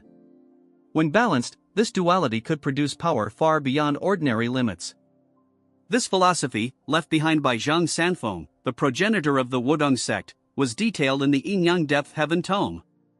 In his past life, Kielryung's family had stumbled upon this tome by chance while foraging for medicinal herbs, which allowed Kielryung to ascend as the strongest man under the heavens. Warren knew that obtaining this tome could help fulfill his family's dreams. As Warren pondered, he watched Kielryung diligently prepare medicine. A fly landed on the boy's cheek, and with lightning-fast reflexes, he caught it in his hand. This casual display of speed surprised Warren, revealing that Kielryung had also been trained in martial arts. However, the boy merely smiled modestly, mentioning that his grandfather had taught him. Despite Kielryung's young age, his skill left Warren astonished. At that moment, an elderly man with white hair and a kind smile entered the room, recognizing that Warren had awoken. This was Hei Dukgong, Kielryung's grandfather. After some time, Warren, nearly fully recovered, stepped into the yard, where his companions had also recuperated. Together, Warren and his 3 subordinates bowed deeply to Dukgong in gratitude. Introducing himself as Warren of the Hanan Tianzhong clan, he sincerely thanked the healer for his aid. Dukgong waved off the thanks, insisting it was his duty. However, he then asked why someone from the Hanan Tianzhong clan was in this region. This question momentarily froze the group. Thinking quickly, Warren replied with a smile that he had come to gather ginseng. Dukgong raised an eyebrow, commenting that while they had some medicinal herbs, ginseng was rare and difficult to find. He inquired further, asking why they needed ginseng. Facing Dukgong's probing gaze, Warren appeared briefly flustered but quickly adopted a sorrowful expression. Tears welling in his eyes, he fabricated a dramatic story. He explained that his mother had fallen gravely ill and that his parents, who had cared for him despite his frail health as a child, were the reason he could leave the clan and explore the world. His voice grew more emotional as he claimed he had received a message about his mother's condition and learned that ginseng could save her. As he spoke, he began crying louder, wiping away tears of supposed filial affection. Byung, standing behind him, marveled at his acting, though she couldn't help but recall how healthy Warren's mother had been when they left. She silently wondered why their young clan leader would resort to such an elaborate lie. To their astonishment, Dukgong was deeply moved by Warren's performance. Overcome with emotion, he praised Warren as a model of filial piety and declared that he was touched by the young man's devotion to his parents. With tears streaming down his own face, Dukgong rushed off, announcing that they must find wild ginseng immediately. Warren, satisfied with his success, smiled as his three companions stood frozen in disbelief at the scene they had just witnessed. The scene shifted to the mountains, where Byong, drenched in sweat and breathing heavily, was astonished to realize that Warren's search for ginseng was serious. She turned to look at him and saw him desperately scouring the area. Noticing Byong slowing down, Warren reminded her firmly to keep searching and not just stand idly. His gaze was resolute as he mentioned needing to find the yin-yang depth but quickly corrected himself, substituting it with ginseng for his mother. Seeing the determination on his face, the three subordinates resumed their search with equal diligence. By the time the sun began to set behind the mountains, Dukgong, exhausted from a full day of searching, announced they would have to stop for the day. The group, weary and covered in dirt and plants, returned to Dukgong's house. Wiping his sweat, Warren thought to himself that knowing the future didn't guarantee achieving everything easily. Feeling the weight of his task, he lamented how difficult it was proving to be. Dukgong turned to Warren, assuring him that he would send the ginseng to his location once he found some, asking where Warren was staying. Remembering that Warren mentioned being from the Tianzhong clan of Henan, Dukgong inquired if he should send it there. Warren clasped his hands, thanked Dukgong, and agreed, then gazed toward the setting sun. Suddenly, he apologized, expressing his desire to stay a few more days to continue searching for ginseng and asking if he could remain at the house. Later, inside the straw house, Warren meditated, his body surrounded by a menacing red and black aura. He thought about searching the places Dukgong frequented, confident he would find clues related to the tone there. What a relief it was, he mused, knowing the right leads. Without them, he wasn't sure how long it would take. He paused his practice and stepped outside, coincidentally meeting Dukgong. Bowing in greeting, the two sat together in front of the house. Dukgong asked if Warren wanted to hike with him, but Warren politely declined, stating he would continue searching on his own. Dukgong smiled lightly, saying he could do as he wished, and the atmosphere turned quiet. Breaking the silence, Warren asked about Kyeolryung's whereabouts. At that moment, Kyeolryung appeared holding a white cat, but his expression was filled with fear. Alarmed, Dukgong asked if something had happened, wondering if he had encountered a tiger. Kyeolryung explained that he had been out hunting with Baekseal when some people tried to capture the cat, forcing him to flee. Dukgong, visibly worried, remarked that if martial artists climbing Mount Wodong had targeted Baekseal, it must mean they had realized the cat was a mystic animal. Suddenly, a group of people appeared, shouting that they had found their target. A girl in the group, around Kyeolryung's age, commented on how fast he had run. Addressing Kyeolryung, she asked if he owned the cat and suggested he sell it to her. Kyeolryung firmly refused, declaring that Baekseal was not for sale. Annoyed, the girl demanded an explanation and offered a handsome sum in exchange. Despite her insistence, Kyeolryung resolutely rejected the offer, his voice loud enough to draw the attention of Warren's subordinates, who watched the scene curiously. The two groups faced off as Kyeolryung shielded Baekseal behind him.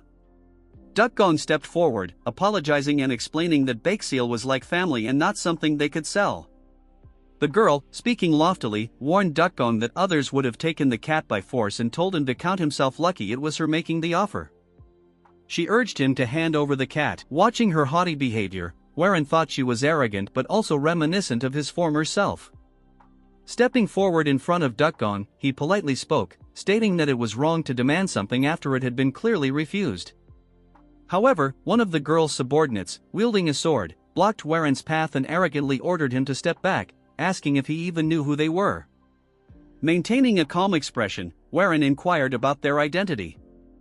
The large man introduced himself as a member of the Jaegal clan, revealing that the girl was the youngest daughter of the clan head.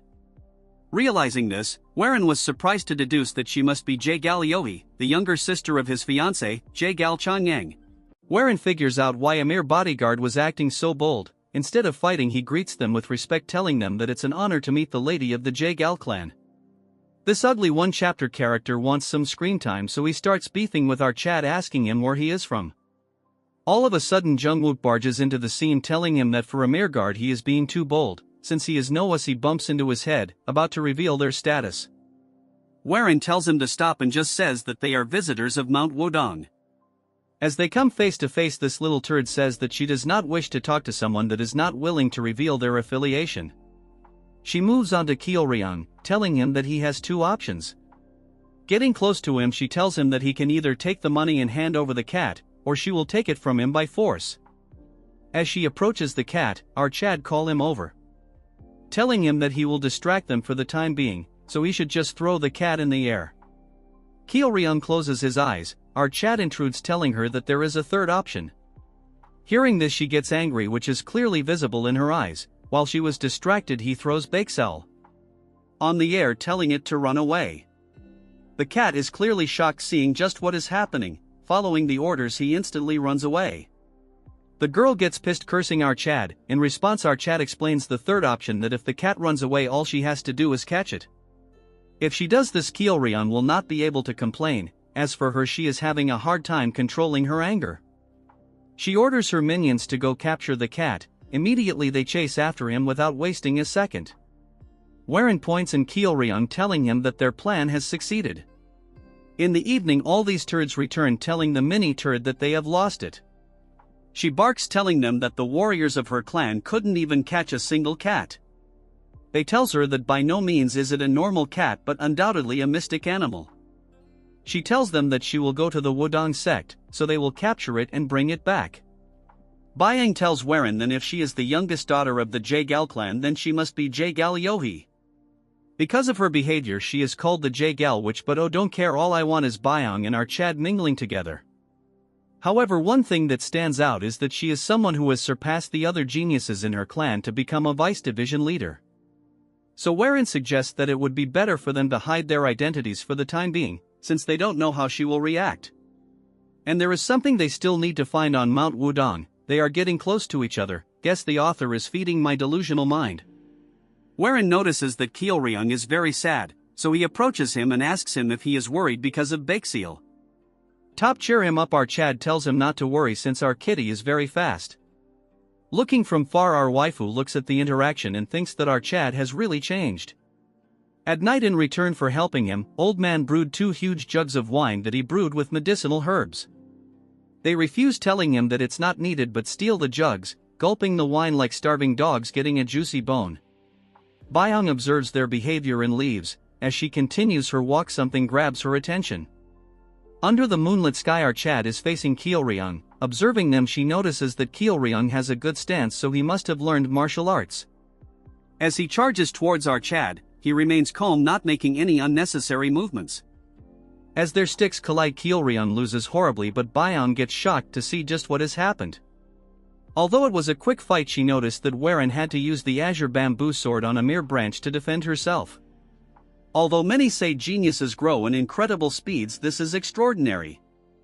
In the morning, Warren wakes up to see the little turd in front of him. He notices that she doesn't have the cat and proceeds to say good morning to her. With a pissed look, she tells him that she will get the cat no matter what. Our Chad, with a straight face, asks her why she is not continuing the search. She tells him that she has duties to fulfill, however she will come to catch that cat again in the future. As she leaves, our bully tells her to take care. She turns around to ask our Chad which sect he is from. Warren tells her that he is from a small sect that she would never know about. With a frustrated look, she leaves the scene, and our Chad hopes that he would not run into her at the Jaegal clan. Moving to her, she is pissed because he is lying to her till the end. She is not dumb, because there is no way a small sect could have that much chi. Aside from our Chad, who has a huge chi pool, even his companion seems quite formidable. If she were to see Byong fight, she would probably die in shock. She orders her guards to investigate all of them and tell them to find out where they are from, even their family background and what martial arts they use. Hearing these words, everyone present barks, following the words of their master. At Mount Wudong, we see our Chad walking around the forest. He roams around until he finds a pond. Walking across, he reaches the top of Mount Wudong. Watching across, he sees the entire area. Thinking about it, he thinks that the sun sets and another day will pass. He thinks that he cannot stay at this place forever, and at this point he has given up. He meets his peers and tells them to listen to him carefully. He tells them that they will leave completely as soon as the preparations are complete. The turds think their muscles have been stiff for long. As for our waifu with Grace, she says that she will pack her things. As they go inside, our Chad sees them. From behind, someone is approaching him fast. It's Ryung. He is asking our Chad for help. Our boy tells him to catch his breath since he ran continuously. Crying out loud, he tells out Chad that Baekseal must have gotten hurt, as he shows him his fur covered in blood. Wherein thinks it has gone too much since they have chased the cat continuously, it has now gotten injured. Ryung elaborates that by this time Baekseal should have retuned, since he is nowhere to be seen, he must have gotten hurt. Our Chad was about to leave, but this is too much, so he grits his teeth and asks Ryung where Baekseal's territory might be. Ryung is confused for the first time, so Wherein asks him where he met Kitty for the first time. Hearing this out, he says that he knows what he means, so our Chad decides to help him out. He tells Ryung that since Baekseal is like family to him, he will naturally help him out. Using his aerial arts, our Chad storms through the forest, not wasting a single minute. Ryung points out the location and they reach a mountain. Looking down, Wherein is shocked that his hideout is all the way down there. Going down, they start calling for him until Ryung cries, showing our Kitty's blood and fur. Looking at the signs, our Chad thinks that given the signs he must be very close. As they continue searching, calling for his name, our Chad assures him that the traces mean our Kitty is around here.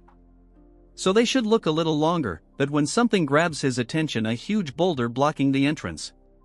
Getting close to the boulder and analyzing it, our Chad feels a breeze and thinks that there is an opening behind the boulder. He tries to flex and thinks of lifting the boulder. He tries using all his strength, but it won't budge.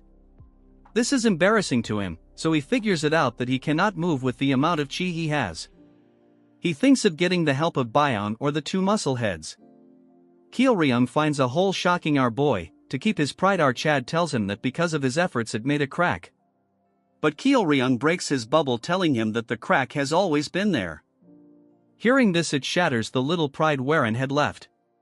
Ryung thinks that Baekseal might have passed through it. Since it is dangerous, our Chad goes in to check it out.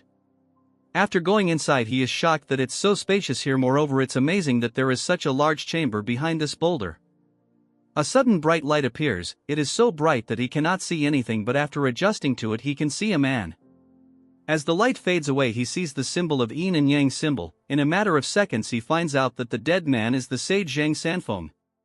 He cannot believe that he found out the Yin-Yang depth heaven tome in such a place. Wherein notices a trail of blood and sees Baekseal resting, all covered in blood. Our Chad is flabbergasted because he found the cat and even the Yin-Yang martial art. Outside, Ryung is nervous, wishing their well-being. Ryung hears a noise and the next second a head gets out. Seeing the head, he gets scared and slowly and steadily a figure comes out. As tears drips from Ryung's eyes, he sees our Chad holding Kitty, shouting out his name loud and clear. This chapter is still not available on internet, so enjoy and drop a comment. Wherein hands Baekseal to Ryung. Seeing his condition, he starts crying because he has no strength left. As he continues to cry, our Chad remains silent, turning around. He looks at the martial manual he discovered inside the cave. Now we move on to what happened inside the cave. After he discovered Baekseal, he grits his teeth in anger looking at his condition. He laughs at the situation and then moves on to Kitty, scolding him because Ryung is very worried about him. After taking a close look, he is relieved that it's not a serious injury, so it can easily be treated. Afterwards he shifts his attention to the mediating figure. He thinks that Baekseal is probably raised by the martial master. He picks up his Kitty and tells him that he needs to get him treated first and then he can come look around this place. All of a sudden the figure starts radiating light again, the figure slowly starting to disappear. Seeing this, he rushes towards the figure to discover a martial art. Moving to the present, he looks at the martial manual, thinking to himself. He thinks it is fate that he followed Baekseal. If he didn't, he would never be able to discover this secret place. If this was in the past, he would never have the heart to help a child in dire. Closing his eyes and taking a deep breath. Thinking to himself that things have changed, expecting more things to change in the future. His sect was not destroyed and will instead become one of the strongest sect in Henan. Moreover, his family is living happily without any changes. So no matter what happens, he will make this happen. After some time, Kitty is all patched up. Ryung continues to cry. His grandfather tells him that it was not a serious injury and it will heal very fast. Our Chad comes outside after delivering Kitty to its owner, just to find his raging waifu ready to beat him to a pulp. telling him what took him so long as they have been waiting for too long. He apologizes to Byung, telling her that Baekseal was injured, so he was anxious and went out to look for him. She tells him that he should at least let them know before taking action. He tells her that they can really leave now, since he found Kitty and got what he wanted. Byung with a straight face tells him that they are fully prepared, but she wants to know what he meant by getting what he wanted. Asking him if he really found the ginseng, turning around tells her that he didn't find the ginseng but something more important than it. She is baffled because it's hard to find anything more valuable than ginseng. He gets into his acting mode, glazing himself and telling them that he has gotten the future. Everyone present gets shocked by his reply as he takes him leave to get dressed. After getting dressed, he tells Old Man that he owes him a lot and it's time to take his leave. Kyeolryung asks him if he is really going to leave, wherein tells Kyeolryung that if he ever needs help or wants to find him. He takes out a sign telling him that if takes this and goes to Hanan, he can find Archad and he will help him out in any way possible. Hearing this, kiddo gets shy as he nods his head. Wherein turns around bidding them farewell. As he leaves, Old Man tells him that he has been nice to them, and they are just people who make a living by picking herbs. Yet not knowing who they are, Archad still helped them. He asks him if there is a particular reason. Archad thinks to himself that at first it was because he wanted something, but as he spent more time with them he grew attached to Kyeolryung. Archad tells him one word, telling him that it's because he looks just like him. Hearing this response, the Old Man is stunned. As they see each other, if Kyeolryung tells Archad to come and visit him soon. Byung asks him if he gave the jade emblem of the clan. Archad laughs, telling her that he has learned a lot from Kyeolryung, elaborating that he is more important than any pack. In a flashback we see a young Manhwa introducing herself to Archad, telling him that she will be serving him from now onwards. She reintroduces, shouting and begging him to take her in. Hearing this, he gets shocked and then laughs, allowing her to serve him. As the pack continues their journey, Byung asks Archad what is it that is making him smile this much. Archad asks him if it looks like this. The Dumb Brothers tells Archad if they are heading to the Jaegal clan. Byung shouts, asking him that they were supposed to go meet his fiancée, but he is just going to pass by not visiting the Jaegal clan. Archad with a calm tone tells her that it's not the right time to see his fiancée and visit the Jaegal family. Jungwook thinks it would be best to visit them and inform that Archad has improved a lot. Suddenly the stench of blood surrounds the air, stunning all of them.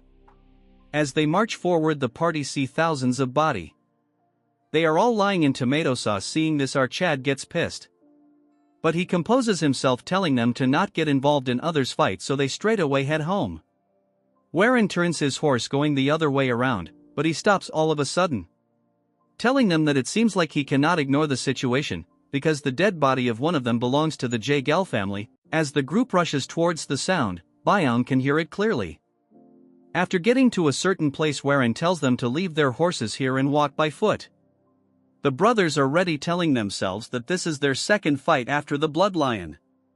Archad tells them that rather than going blindly, it's best they should look at the situation first. Jungwook thinks that it is a great idea, but then they come across a stockpile of corpses.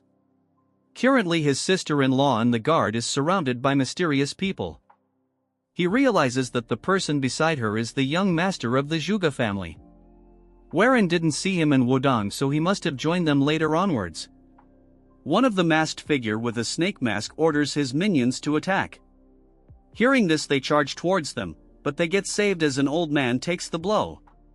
The old man falls to the ground and little Shawty gets scared, calling the man uncle. She is scared as fear is clearly visible in her eyes.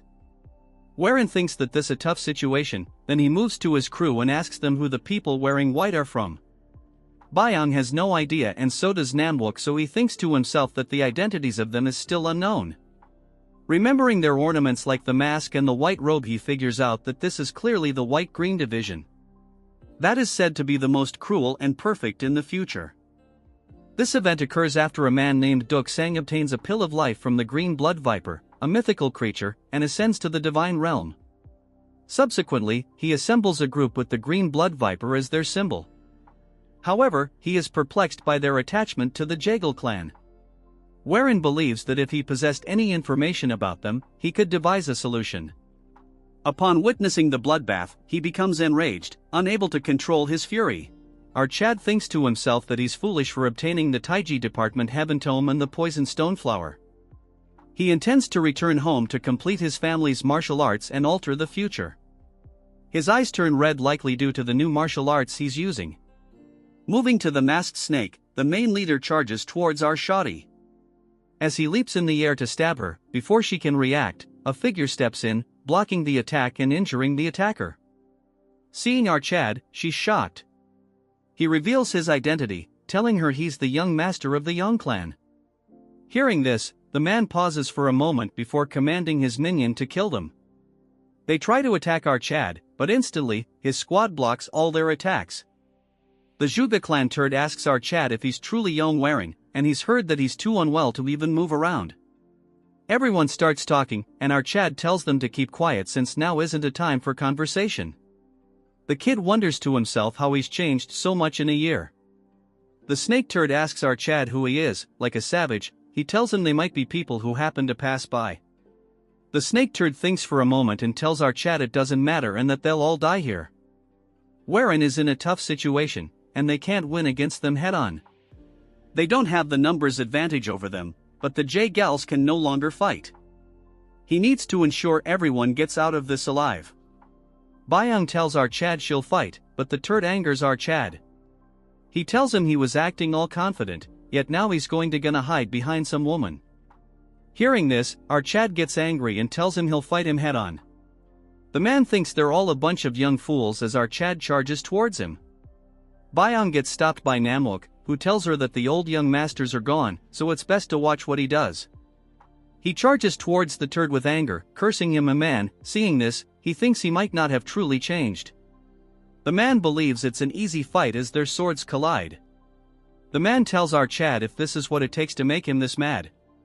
However, our Chad is incredibly focused on defeating him, closing the distance and successfully misbalancing the snake. Taking advantage of this opportunity, he lands a lethal swift blow, instantly cutting off one of his fingers. Seeing this, everyone is shocked, even the snake himself. Warren is furious because he wanted to cut off an arm, but he managed to minimize the damage sustained by swinging his arm around even with his vision obscured. However, he then smiles, thinking to himself that he has achieved his goal. Byung is so worried that she wants to rush over, but again, one of the brothers stops her, telling Byung to wait around. As our Chad comes face to face with the snake, he tells him that what he needs is a moment of advantage. From now on, it will be a game of luck. He stares him with a dominating look, shocking the snake by telling him to inform squad leader Duk Sang that he himself is from the Hidden Saint cult. From afar, Warren's companies are thinking to themselves. Junwook tells Byung that our Chad is probably saying something, but he cannot tell what he is saying. Byung figures out that he is using the sound transmission technique. Realizing this, she is shocked because it's not an easy skill to learn. Moreover, she cannot figure out when he managed to learn this. Moving to our Chad, he tells Snake Turd that if he tells him all this he will forgive him, telling him to leave. The man grits his teeth in anger, telling him how can he know their squad leader's name, questioning who he is. Our Chad is in a tight spot because he is still doubting him despite the fact that he knows the name of their squad leader. Warren takes a second to think, but he does not have that luxury as man hold his sword, telling him to tell him everything clearly. Warren starts telling him that 5 years ago, when the Hidden Saint cult was eradicated by the 3 demonic heavens, he was one of the people present there. Warren asks the turd as he is not one of the people that are trying to revive the cult. Our Chad boldly declares that he is a man from the Hidden Saint cult. The turd gets closer to our Chad, ready to attack him, but stops the sword at our Chad's neck. Seeing this, his accomplices call for his safety. The man finds it hard to believe that our Chad, who is barely 20 years old, yet he knows the name of the squad leader, as well as about the Hidden Saint cult. The man finds it very hard to believe, but he will believe our Chad if he can answer just one of his questions, asking him which heaven of the Hidden Saint cult he belongs to. Hearing this, our Chad doesn't make an expression because currently the turd is testing him. According to what he knows from the future, the Hidden Saint cult right now is a union of 3 groups rather than a single unified group. The Sun Saint cult, which pursues power over anything else. Then there is the Moon Saint cult, which pursues religion, and the Hidden Saint cult, which mediates the group. However, it is not known which group the Green Blood Viper belongs to. It would not be likely for the Hidden Saint cult and the Moon Saint cult to make an assassin organization. So it makes more sense if the Sun Saint cult did such a thing. But he cannot cancel out the possibility that the Moon Saint cult or the Hidden Saint cult cannot create one. This is all a gamble, but it is all he has always done, which is best to put his money on which is the most likely bet. With a bold face, Archad tells him that he is from the Sun Saint cult. The man remains quiet, then orders his crew to take their leave. After they leave, Archad remains quiet, then blood starts gushing out from his mouth. It was caused by an internal injury from the strike earlier. As Byong rushes towards him, his consciousness starts to fade. Later that day at the evening, Warren wakes up from his sleep, as he overhears people telling everyone to hurry up their work. Everyone is done cleaning the body while Archad observes without spilling anything. That's when he sees his sister-in-law worrying about something, then she proceeds to hand Archad something. She tells him that this is her clan's healing medicine that will heal his internal injuries. Archad tells him that it is fine since she didn't expect something in return. She remains quiet, then she turns around telling Archad if he is going to consume it after she begs him. As she gets further away with a low tone, she thanks him. Seeing this, Archad gets shocked, then he smiles silently. Byong gets close to Archad and tells him that she didn't know our little shawty had a cute side to her. She explains that the medicine is a rare medicine given to the direct lineage of the Yahello clan. She didn't expect that he would give it to him. Warren tells her to make her presence more obvious, telling her that he was scared. Instead of listening to her, she shouts at him, telling him that she was scared. He thought that he was completely out of her mind when he ran to the assassins. With a nervous tone, he tells her that he was just trying to save everyone. She gets close to him, putting her head on his shoulder, asking Warren why he changed so much. Warren gets shocked as she tells him that in just a few months ago, he resented the world and himself. He lived every day like hell, and that was the kind of person she was aware of.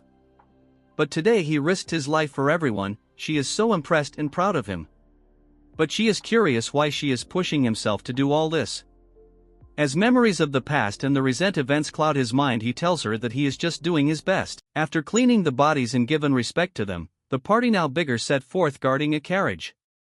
As Warren and the Zhuge clan heir lead the crowd, he thanks Archad for accompanying them to the clan. Since currently they lack people with the ability to fight. If the assassins were to strike again, they would be in serious trouble. Warren tells Hai that it is not a big deal since he is heading to the Yahello clan himself. The man laughs, telling him if he is going there to meet Qianyang, his fiancée. Hearing this, little Shadi opens the carriage's window, asking Archad why he likes her so much. Asking if it is because she is very strong. Or because she is extremely beautiful. Hearing this, Warren remains quiet. As for Byong, she clearly seems pissed.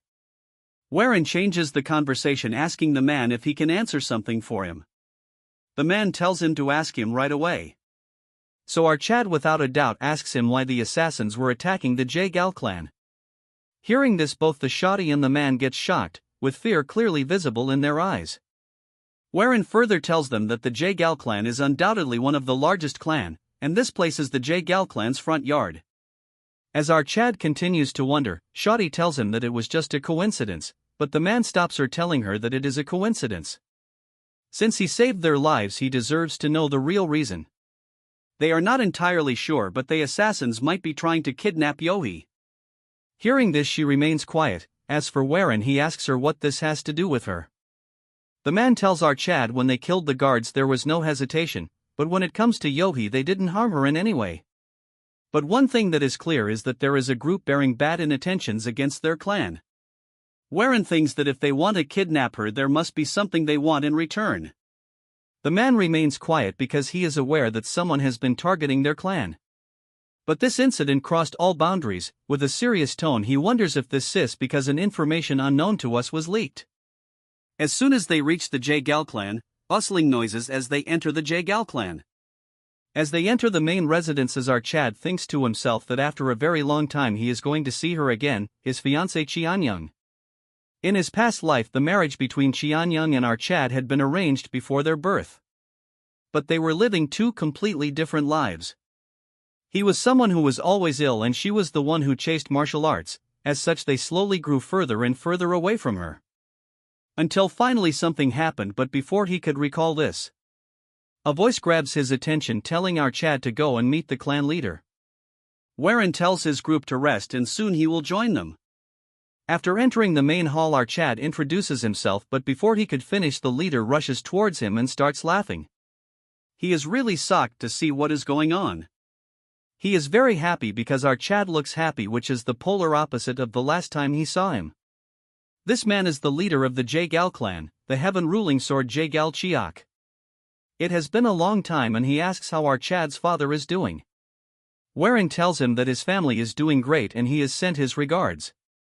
The leader then inspects our Chad's body, telling him that he has great physique, so he must be training in martial art. He, with a smirk on his face, tells our Chad seeing his current self, his daughter will be very happy. Our Chad brushes off his question, as old man tells him that he has taken too much of his time. He says that he shouldn't have taken this much time considering there is someone waiting for him. As our Chad was taking his leave, the leader tells our Chad they have another guest who has arrived, and since they are of similar age it might not be a bad idea to have a conversation. Warren says that he will keep this in mind. As he takes his leave, the atmosphere of the room turns dark.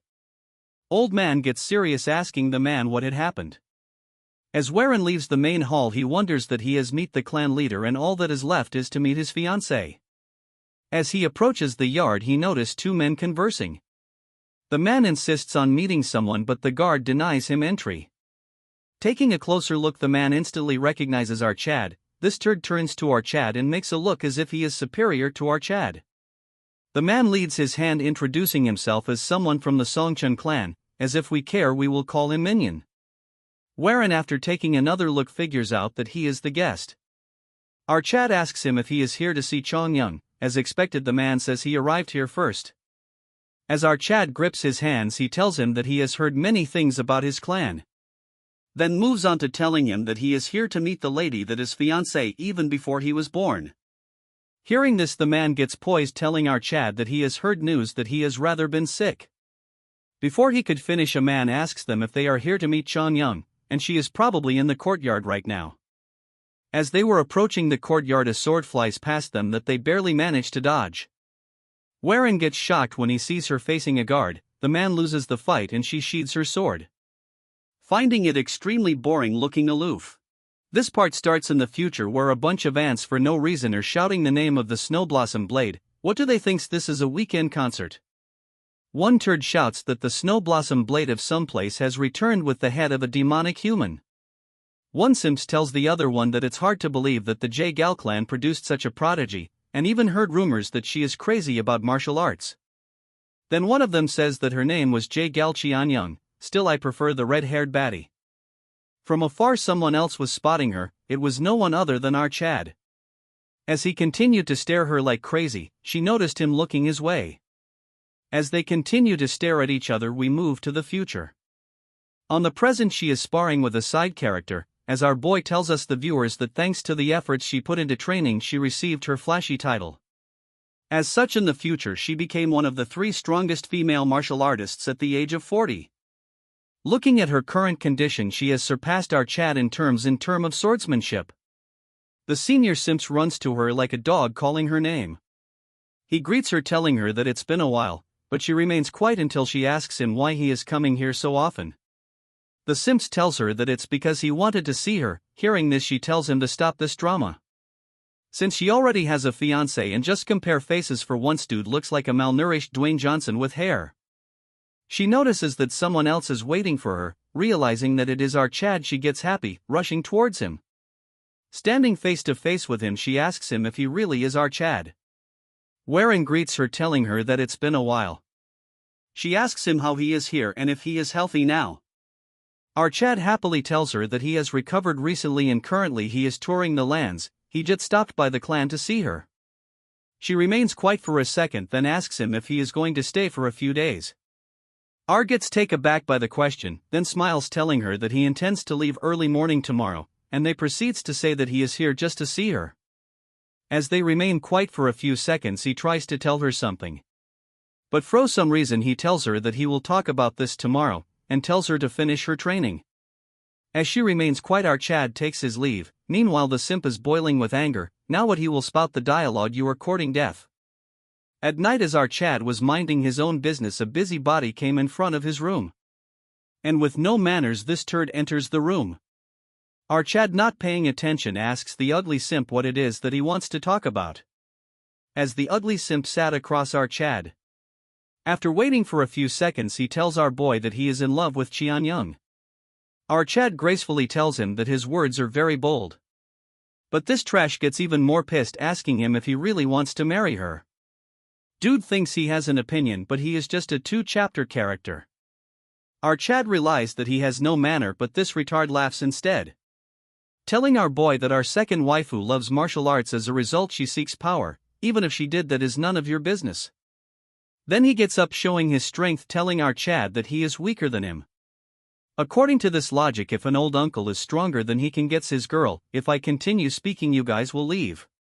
He brags how he has been making a name for himself, but I will skip his blabbering, it's trash anyways and boring as well.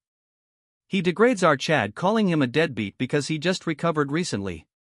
Since our Chad is matured, he remains quiet. Meanwhile, this trash continues to blabber that our Chad doesn't love her and whatnot. Hearing this, our Chad gives him a cold stare. Seeing this, he gets back. Pushing his ugly hands away, our Chad tells him that if he is done blabbering, he can take his leave, since he has no time to waste on him. This pisses him off even more. He has a bottle with some dark fluid behind him, don't know what he is going to do with this. As he prepares to leave, he tells our Chad he is going to regret this. Our Chad thinks to himself that judging from his eyes, this turd is going to create a lot of problems. So he might really have to use the secret manual faster than he has expected. All of a sudden, another busybody enters the room. This pisses off our Chad until he sees that it's Yohi, all dressed up. Seeing her in this attire, he gets shocked, asking her what brings her here. She gets polite, asking him that she heard that he is going to leave tomorrow.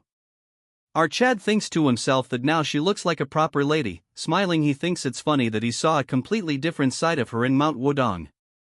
Our Chad tells her that a longer stay might interfere with Yong's training and he has matters to attend at home. She unrests our Chad, then take a 180, asking him if he is really going to marry his sister. She gets red. What is happening? Is dude going to bag 2 sisters? Our Chad is exhausted because everyone is interested in his marriage. The next day, in front of the gate, everyone is here to bid had farewell. They wanted our Chad to stay a few more days, but he cannot. He has given his greeting to his fiancée, now he is going to take his leave. The guide tells Yong that it is quite disappointing. Our Chad asks his fiancée if they can talk privately for a moment, but a busybody starts barking. It's that Simpson. Without saying anything, he formally introduces himself and then requests a duel with our Chad. We are back with another part. Don't comment short, tell that to the makers. Why are the chapters so small? As the ugly Barbie stands face to face with our Chad, hearing this, Yohi and the assistant is shocked, but waifu remains quiet, not reacting. Then she tells the turd that he really is shameless. Guess she forgot the word ugly. With a cold stare, she tells him that he is stupid because he is asking a duel with someone who has just recovered. If she truly wishes to fight, then he should act properly and pick a date ahead of time. This nobody thinks he is cool. I guess you guys are getting annoyed like me. He smirks, telling her that how can it be shameful to challenge a heir of a martial clan to a duel. Then this nobody boasts that he was merely trying to witness the renowned soaring dragon emperor of the Tianzhong clan. He then comes up with an excuse that since our Chad was leaving, so he had to grab this opportunity and do so otherwise. He thinks, behaves politely, asking our Chad if he will accept it. Warren looks left and then right, noticing how the crowd is discussing about what is happening. Our Chad realizes that he is trying to humiliate our Chad, but what can you guys expect from a 5-character chapter? Our Chad has realized that his body has yet to fully recover, but he cannot stand back as he looks at his group. The 2 muscleheads are super confident. As for Byung, she is worried. Namwook, from his expression, tells her that he should show him clearly that his sword has recovered. Our Chad laughs, then asks Byung if she is not going to stop him from turning him down. She tells him that he has yet to recover from his injuries after fighting the assassins. This is what she wanted to say, but she gets closer to him and with a confident face tells him that she knows he will accept the duel anyways. She comes forwards that she is aware that what he will do is best for the Tianzhong clan. As a member of the clan, she will gladly follow the path he walks. Okay, enough yapping, wife her up right now, since she believes that he will accept the duel and win. Hearing all this, Warren gets shocked. Then he remembers the moment that has and thinks that she might have changed a little. Hearing all this, Warren smiles and tells the turd that as the heir of his clan he will gladly accept the duel. As they get to the arena, surrounded by the crowd, Yohi tells them that this is a friendly duel and they may use chi, but lethal moves are completely forbidden. If one loses the grip on their sword or if the sword break, they will lose the duel. Additionally, the destruction of one's sword due to the inability to endure more chi shall also count as loss. The turd thinks that the situation is advantageous to him, since our Chad is barely able to manipulate chi due to his internal injuries, so this nobody thinks that he will take his time and play with her. Warren speaks, telling her that a duel is boring on its own, so there should be wager. This take aback the turd, and our Chad tells him that the loser will never step foot again. Hearing this, the trash excited immediately agreeing to the offer. Then starts to shout that our Chad won't be able to come to the J-Gal clan again. Warren laughs, telling him that a wager must be honored. Hearing all this, Yohi gets shocked, thinking that it was a smart move, since if our Chad wins, the turd cannot enter the clan again, but if he loses he will still be with Yong, so it's not a problem. It's impressive since our Chad thought of such a plan in such a short amount. The assistant tells both of them to take their places. As they stand face, the useless crowd starts jumping around left and right. Yohi asks the assistant who might win, and since Warren took down the mysterious assassin, it should be his win. The man tells her that it might not be the case since it's likely that our Chad will lose. He says that although our Chad has bright future, he is likely to lose the duel. Not only is he injured, he is facing a strong opponent. Sorry to say this, but this guy looks more like a TikTok cosplayer than a villain to me.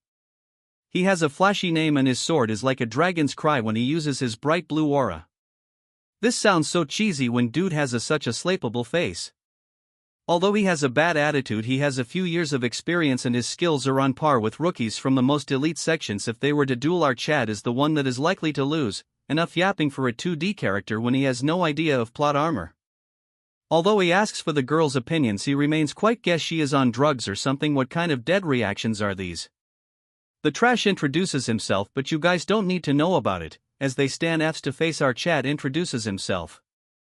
After a short silence, this yapper says that he has always wonders why the Tianzhong clan was known as a dragon clan, since there is nothing more than worms now. Hearing this, our Chad gets angry, telling him that he will show him what he really is. As they stand face to face with each other, taking their swords out, as the signal goes of, they rush towards each other instantly, facing each other face to face, as they are both equally matched. As their swords collide, the overconfident turd smirks as if he is something big. He lands multiple strikes aimed towards our Chad, as they were about to hit our Chad. He uses a martial art that lets us see the trajectory of attacks. With the help of this technique, he barely manages to dodge every single one of the fatal strikes. Seeing this, the turd gets disappointed as he charges towards our Chad, telling him that it is going to be fun. Warren gets overwhelmed as he continues to land multiple attacks in a matter of seconds. As he aims for his neck, Warren manages to dodge this and blocks the blow that comes after this.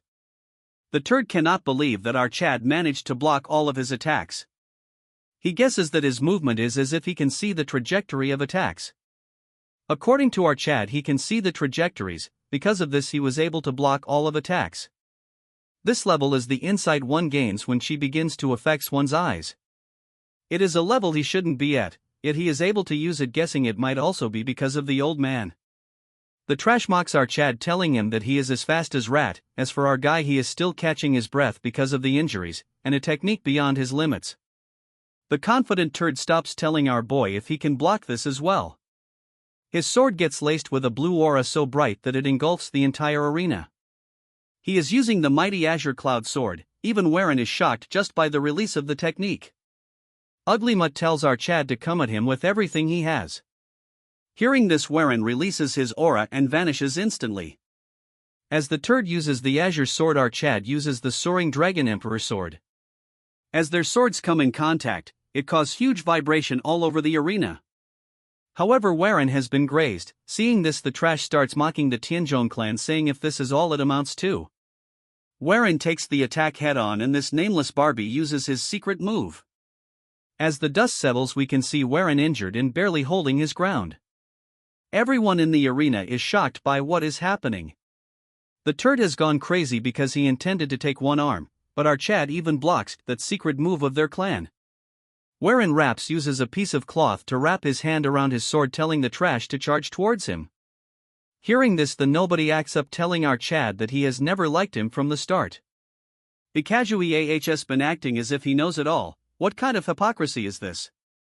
He says that he had thought of punching our Chad, but now he will just crush him as he uses all of his powers. Yohi says that this is no ordinary duel anymore and needs to be stopped. As she tells them to stop this, the mad waifu continues to watch the battle in awe. As he faces the attack head on, our Chad says that he has been lying to himself all this time. He has been acting calm in the face of death and even pretending to know the future. And he is not even a saint since he stole a child's future. As he gets ready to face the attack, not backing down, he sees the weak point of his attack, which is the center of the force. He says that he might not be a saint, but he will try his hardest and not run away. Wherein sword glows bright golden as he says that he shall walk the path from now onwards. The useless character gets angry for the I don't know how many time. As he launches this cheaper version of the spirit bomb, our Chad says he will show him why his clan is known as the Clan of Dragons. He uses a move and the entire word becomes black and white. A small fish slowly grows to become a huge fish and finally turns into a dragon, which is the intent of his sword. The attack has escalated so much that everyone is having a hard time holding their ground. Xianyang unsheathes her sword if things go otherwise. From the huge pool of blue aura, a black golden aura emerges, and slowly the small spark transforms into a huge black dragon. It's so fascinating that everyone is in awestruck, as Warren tells this turd that he will show him why their clan is called the Clan of Dragons. As our Chad launches his attack, they both give it their all, but our Chad's black aura starts eating away the blue aura of the turd. The turd is shocked because our Chad is engulfing his blue aura, as he was getting overwhelmed. A hand grabs onto the energy, dissipating it instantly. It's done by no one other than the clan leader. The old man laughs, telling that he has no choice but to intervene. He says that it was a great duel, but it ends here. He says that if it continued, someone would have died. Hearing this, the trash starts crying, telling him that he has won the match. If he hadn't intervened, he would have easily won the match. The old man gets pissed, telling him how he thinks like that, since he clearly remembers that if the sword fell or broke, it would be deemed a loss. This turd is in denial because all of this doesn't make any sense, so he says that it's a hex. Since he has to save face, he says that our Chad cheated, because in the beginning he was barely holding his ground due to his injury. But all of a sudden he had a sudden outburst of strength, accusing our Chad of using magic. Xianyang intervenes, telling him to have some shame and not be a common enemy. Telling this turd to leave her house right thus instant. Reminding of the bet they had made, as this trash starts getting death glares from everyone in the clan, he remains quiet. With that ugly face, he managed to survive 5 chapters. As he leaves the stage, the old man says that the turd's clan has fallen down if a child like him exists. The old man laughs, moving on to our Chad, telling him that it was a great fight. He says that he was really surprised by the outcome, since he just recovered, yet he has grown this strong already. That's why he had no choice but to intervene, because he cannot afford to pay homepage to the turd's family while fighting. Warren says that he is praising too much. That's when our Chad realizes that he is bleeding from his mouth. As he quickly starts to wipe it off, old man says that he cannot leave the house in this condition, so he must stay the night and leave tomorrow. He wants to talk to him more, but for now he should rest. As our Chad returns to his crew leaving the grounds, he laughs, telling that the Tianzhong clan has given birth to a real dragon. That's when he realizes something, that his hands are bleeding. He figures out that this happened when he tried to stop our Chad's attack. Just this fact excites him. He calls the guide, telling him that he has to start his plans sooner than he had expected. As the man agrees, the scene shifts to the night where our Chad is all bandaged, all while flexing his 8 packs. Looking around his body, the scars have increased a lot. That's when he hears a knock. As the person enters, it's no one other than our waifu.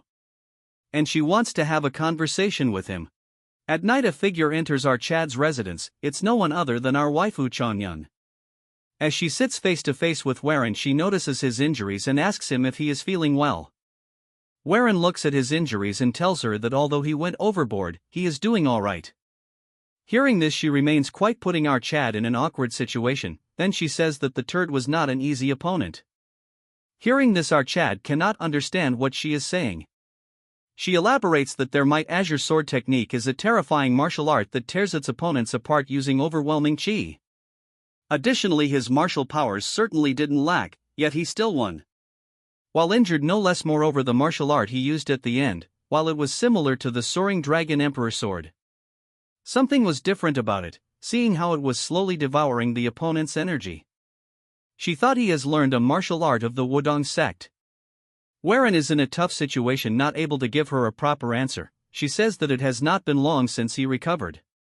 So she is curious how he progressed so fast. Our Chad thinks to himself that waifu was really obsessed with martial arts. As he thinks something and laughs. She wonders if she has talked too much. She then asks him that he wanted to say something to her. With a laughing face he tells her yes and says that after recovering and training in martial art, he has a new goal in mind, but becomes serious, saying that he might have had it from the start. That is to protect his clan and family. In order to do so he will do anything it takes. He laughs, telling her that she must have similar goals. As she remains quiet he says that her desire is to get stronger, and he hopes she will be more free in order to achieve her own goals. She cannot understand what he means, and he says that it is believed that he will become an exceptional artist. As such he doesn't want to get in her way. Hearing this she turns black, asking him if it's because of another woman. With grace our Chad disagrees, telling her it's not the case, since they don't love each other. She loves martial arts while he loves his family and clan. That's why he wishes that she lives her life the way she truly wants. Hearing this she remains quiet for a second, then tells him that she has a wish she would like to fulfill. This shocks our Chad as they move to some other place. Standing under the moonlit training ground they are facing each other. Wherein is surprised that she wanted to have a duel with him. As they get ready she tells him that one can learn a lot just by clashing blades. They can learn about what the other person is thinking, as well as what they want to say. And this is her answer to it. Hearing this our Chad laughs and says that he agrees to it. As they collided swords, not one of them is getting pushed back. After multiple exchanges both of them are enjoying. They exchange multiple strikes and both of them actually seem to each other's company. As they continue to clash the moonlit floor, our Chad bids her farewell. The next day as our Chad bids them farewell, Yohei is very angry and the rest of them are fine. As Warren was riding his horse he turns to see Changyang watching him leave. As she looks at him and smiles, man, she looks human for the first time. As our Chad departs we get a look around of the entire Jaegal clan, and on the training ground their swords are buried across each other. We move to an inn on the outskirts. Inside the two turds are drinking while our couple watches them. Jungwook is drunk, asking our Chad when he trained so much, then asks him what were the moves he used. He tells his brother that the last one was undoubtedly the Soaring Dragon Emperor sword. Namwook tells him although it was the same technique there was something different about it. Hearing this our boy gets nervous, telling them that he has been with them all this time, so there is no way he could have practiced something on his own. Our Chad is also confused, telling him that it was indeed the Soaring Dragon Emperor sword. However, as soon as he ran out chi, the Taiji Heaven Arts interfered. The Soaring Dragon Emperor sword that suppresses the opponent with overwhelming force in the form of a blue dragon.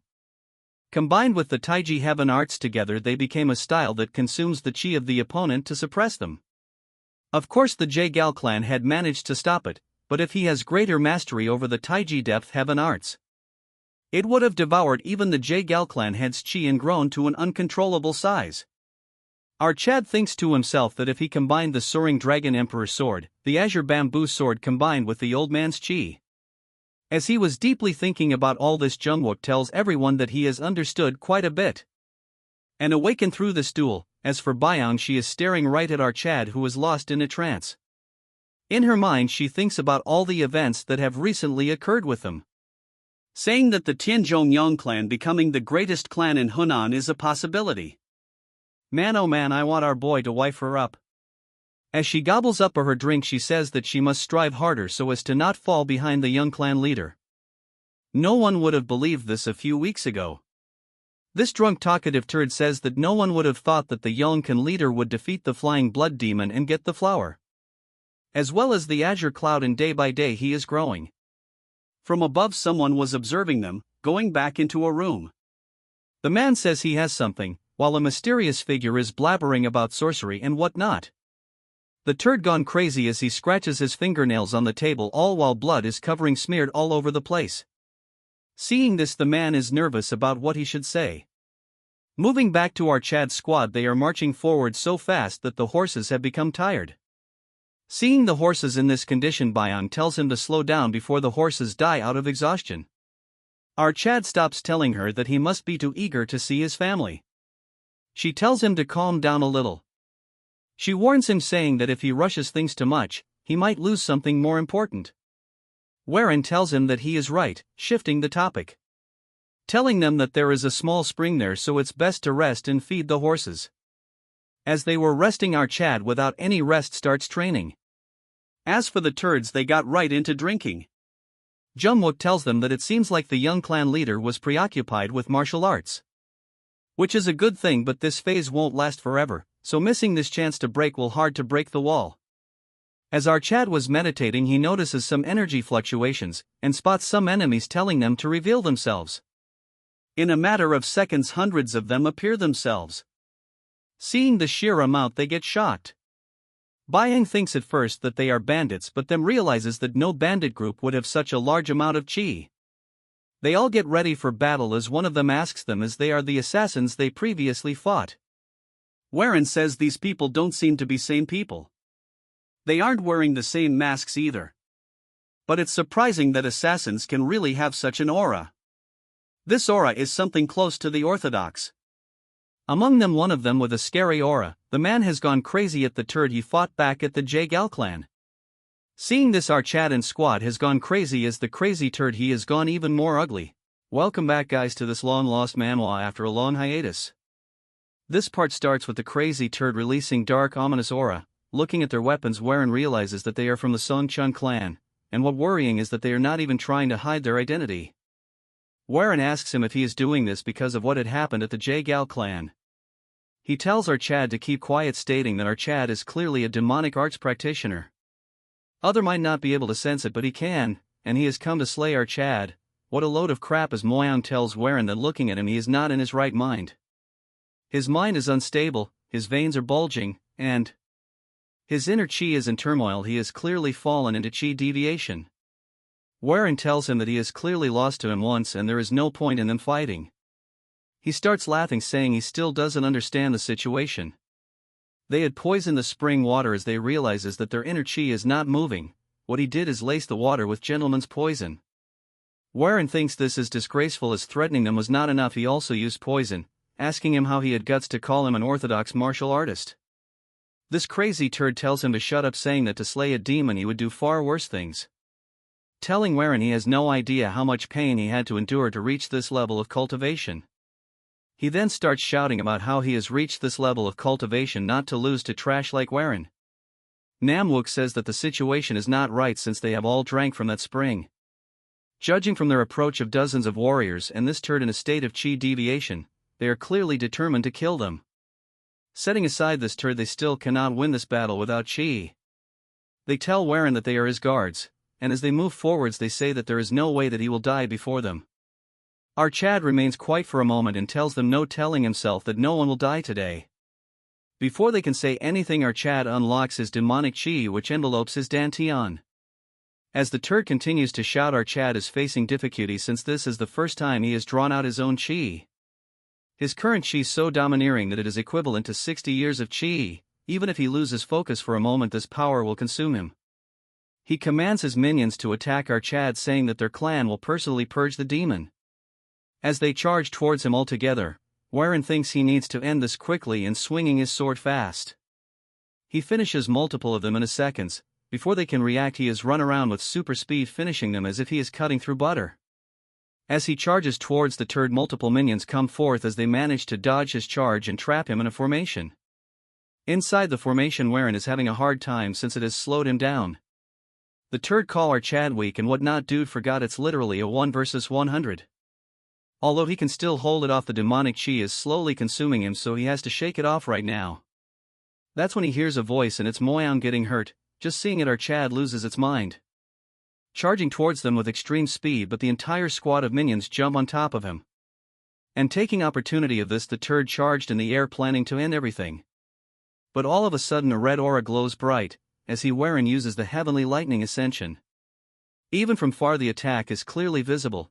Looking at it, Moyang is shocked because it was definitely the heavenly lightning ascension. Even she can barely imitate the advanced sword art, so she cannot understand how he managed to pull it off. She asks the other if they are okay, and they can barely keep consciousness. As they get close, the chi is still bursting out from the place, and one of them says that the shockwave didn't reach them. Moyang says that it is because Heir managed to control it just before the end. But currently he is still not moving an inch. As he wakes up, he finds himself in another place, shocked by what is happening. As he is in an empty world with water on the ground and everything else white. Our Chad forgot that he ended the battle and thinks that Moyang and his two sidekicks are still fighting. The blue calm sea turns red all of a sudden and starts pulling him in the department of some demonic place, probably his inner demons. Moving to the other side, Moyang thinks something is wrong and the person in front of them no longer their lord. She cannot understand what that is, but she just cannot move freely using the lord's body. Jungwook tell them there is nothing they can do since they cannot use their inner chi. Hearing this, Moyang shouts, saying that they just cannot stand by. That when all of a sudden our Chad start moving, but it is as if someone is controlling him, and getting closer to the turd he charges his sword towards the half-dead turd. As for Heir, as he was sinking deep, a figure pushes him up, and it's Manhwa. That when Heir regains consciousness, only to find everyone jumping on top of him, trying to stop him. Moyang tells him to not let himself be controlled by the power. She tells him that he must overcome it. He himself had said that he wanted to protect his family and make the Tianzhong clan the greatest sect of all. Heir regains his consciousness and tells Moyang to seal his pressure point, as she does as he says. He instantly loses his consciousness, falling into her arms. The old man warns him, saying that the next time it won't this easily. The turds are glad that he regained his consciousness after all. Moyang says that if she has struck the pressure points while he was still lost in deviation, his chi would have gone berserk and destroyed him. Jungwook says that he nearly lost his mind when our Chad tried to kill him, although he is insane. His clan belonged to the Orthodox faction if the news of his death reached their ears, but before he could finish, Moyang gets up and goes towards the turd. They think she is looking for the antidote, but she tells them if they are still stuck on thought of getting an antidote. In a flash, without making any reaction, she finishes off the turd, shocking the turds. One of them asks her what she is doing. In response, she says that the man tried to kill their young lord. Moreover, he saw the strange chi of Heir with his own eyes. It will be troublesome if he goes around spreading this information. Then she picks him up and takes him away, leaving them behind, saying that there is no need for anyone to dirty their hand and she will be the one doing it. Jungwook thinks of something, but then tells his brother to finish the antidote, only to find himself drinking from a vial. He tells him if he even know that it is the correct antidote. He blabbers about how when he smells an antidote it gives a dizzy, dry feeling, which is why the poison in his body reacts defensively. In case of poison, it gives off a stench that is foul and make one want to vomit. Once he knows that finding the antidote is not that hard. Also, together with the antidote, he found something very rare and looks really expensive as well. As Heir wakes up, he finds himself in an inn. The first thing he does is trying to circulate his chi. It has not only returned but grown even stronger than before. He lies back on the bed thinking that the berserk chi and the turd's attack made is a really close shove. He nearly lost control of his body, and when his inner chi went out of control, he never thought he would lose himself or die even before mastering the Taiji department Heaven Tome. Then there would be no point. It's not even normal chi, it might even be something close to an old man's soul. Then he thinks of someone who might know of something. Moving to the other, then are on a table playing with a precious ornament. Our Chad exits the room and the boys shout, asking him how he feels. Heir says that he is fine and asks Namwook what is in his hands. He says that the turd had it, so he snagged it. This is a token of Cho-wo-hee, it proof that lets one meet the most beautiful woman in Hunan. As he sits, he asks them. The scene has gotten awkward all of a sudden. But Moyang makes it clear that she wants an explanation, so Heir starts blabbering. He apologizes to them and elaborates that he was unable to control his inner chi because of the poison. Since Turd lost his mind and he wanted to protect everyone, he had no choice. Moyang bows down thanking him, saying that regardless of what happened without him they would all be dead. However, she must know what kind of chi was flowing through him. With a serious face, he says that he will tell them everything, but asks what happened to the turd. As Namwook was about to say the truth, Moyang lies, saying that he disappeared. Heir gets into a tough spot because he might inform his clan. Our waifu with a straight face tells him that it won't happen, saying that when he drew out his inner chi he lost control and probably became a mindless fool unable to speak. And he forces the duo to agree, although Warren realized the truth he says that he will believe what she has to say. Before he could tell them about his inner chi thing, the innkeeper intrudes, telling them that they must leave. Jungwook thinks it is disrespectful to tell their guest to leave all of a sudden. The old turd says that the Sky Ocean Merchant Guild has rented out the entire and so they must leave. Warren remembers that it is the same place he joined as a son-in-law in his past life. The Sky Union Merchant is one of the most prosperous merchant union in Hunan. They have an escort agency, the Sky Ocean Inn and the Sky Ocean House. They operate major houses like this. However, the real reason he cannot forget them is because in his previous life he lived as its master. At the end she tried to drag him down with the shady faction. Moving to the present, the innkeeper keep repeating them to leave. Warren says that it's the Sky Ocean Merchant Union. He understands why he is behaving like this. He gets up and apologizes, saying that as a guest here himself he cannot accept the demands of the Sky Ocean Merchant Union. Jungwook tells Warren that the Sky Ocean Merchant Union isn't an opponent that the Tianzhong clan can treat lightly. They possess enormous wealth and strength. An arrogant turd enters and Warren clearly know who he is. He yaps about who Warren is and he doesn't seem to know who he is. Warren tells him that he is the young master of the Tianzhong clan in Hunan.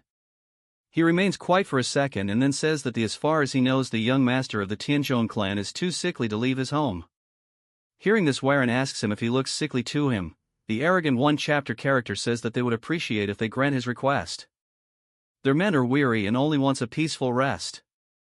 As this, nobody charges towards him, saying that as a fellow martial artist he must know the hardship.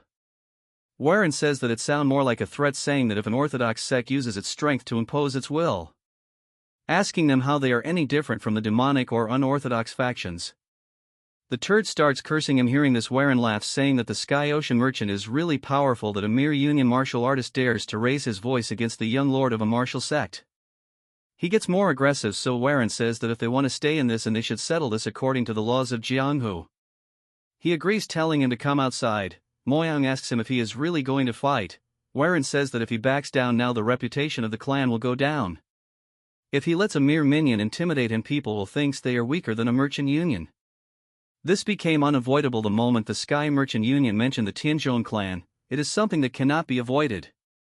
As they go outside and the turd charges towards him, Warren easily dodges his attack. As he continues a barrage of attacks, Warren doesn't even unsheath his sword, but his sword is extremely slow in his eyes. Even the outsiders think that his sword cannot even reach our Chad. And in no way does he look sickly, so the rumors about his health was a total nonsense. Warren unsheathes his sword and ends the battle in a single strike, when a voice tells them to stop. From a caravan someone comes down and everyone shows respect. The figure is none other than Hwa Wongkyung, the daughter of the Sky Ocean Merchant Union Master. And more importantly, his wife from his previous life. But he cannot understand what she is doing here. She introduces herself, saying that she didn't expect to find a hidden dragon within the Tianzhong clan. Warren introduces himself and she gets close to him, inviting him to a meal, which stresses him out. Because in his past life he has some horrific moments with her, and tells her that she appreciates the invitation but he has matters to attend, so he must decline. She gets pissed, closing her fan, saying that it was a pleasure meeting him. Though as she leaves she tells him that she has a feeling that they will be seeing each other quite often. As she leaves, Moyang is impressed that he not only defeated a martial artist easily, but also refused the invitation of the Sky Merchant Union's daughter. The turds though are going crazy since she would have offered good wine. Warren tells them to eat quickly and leave, since staying here for long would not be good. As they eat, Warren's legs start shaking as he is clearly shocked. Moyang tells him if he is alright since he met the lady. Warren says that he is fine and then gets up, saying that he needs to clear his mind through meditation while sword training. She thinks of accompanying him, but he says he will be going alone. As he walks through the streets alone, he thinks of the sweet moments he has with her, and how she colluded against him. He thinks about it and gets crazy, telling himself that it is over. That's when he sees a commotion, looking at a man with a dog called Gochiak. From far, Warren observes the situation and wonders how this turd managed to come all the way here. And something is clearly wrong with that rabid dog of his. He shouts, telling him that if he hands over the thing he wants he will leave quietly. But if he keep denying it to the end it will cost him his life. But he is just confused, asking him how he will give him something that doesn't exist. This turd then brags about how his dog can smell a prey from 50 kilometers away. Since it is a black wolf, the fact that it came here means he has it. Warren realizes that the black dog caught the scent of the demonic poison stoneflower and followed it all the way here. But he cannot understand why they are approaching that man when he has the demonic flower. The man says then he has no choice but to kill him. He orders everyone in the area that he is the young master of the serpent dragon sect of Hubei. If anyone is able to catch the man, his sect will personally reward them. Hearing this, almost half of the people draw their sword. The man had enough and tells them that when they meet the king of hell, that they were killed by Zhong. Warren is in a dilemma because the name sounds all too familiar. The man looks like a vagabond, yet he carries himself with refinement.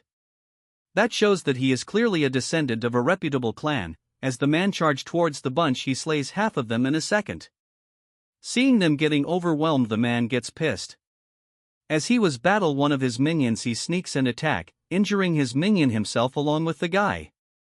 The man gets more pissed about the fact that he injured his subordinate that even the demonic cult would no go this low. The man thinks it alright since they are in the middle of orthodox and unorthodox factions. The man gets pissed. Although injured, he starts exuding in black aura. Warren finally realizes who the person in front of him is.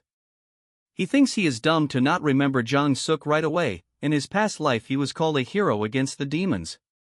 The last disciple of the late hidden saint cult leader who was eliminated by the three demonic heavens. Though he walked the path of the demonic arts, he upheld the chivalrous spirit, earning that very title. In the later years, he would grow so powerful that he would rival He Kyoryong himself for the title of the strongest under the heavens. Warren grips a piece of rock, telling himself that for such a man to die here, in a foreign land, just because of something he took. As he was about to die, the stone flies right past him in blazing speed, stopping him from attacking. He asks who did this, and Warren intervenes, saying that they should stop right now. At first he suggests Warren to move away quietly, then realizes that he is the one who defeated that 2-chapter character earlier. He tells Warren to step aside since he has nothing to do with it. Warren says he does, as he tells John that he looks exhausted, so he will lend a hand. The man gets ready, saying that does the people like them in rank really have to draw blood? The crowd stands still when one yapper says that Warren is the heir of the Tianzhong clan who dueled them earlier. He explains to the bystanders that how Warren saved Zhong from dying, when his two minions enter the scene. They cannot understand why he is fighting again, and the title of Sword Demon is suiting him too well. Jungwook tells his brother that it is better than watching. He elaborates that most people kept their mouths shut, afraid of the serpent dragon sect's background and influence. But he chose a different path in Jianghu. It is called the path of righteousness. Zhang says that he appreciates Warren's concern, but he doesn't need to suffer humiliation on his behalf. But he is gravely injured, as Warren says that if is not for him. As they exchange a few set of moves, they are evenly matched until the turd being confused by just how Warren is. As Warren releases his aura, all of the minions make a run. Looking at it, he also makes a run, telling our Chad that they will meet again.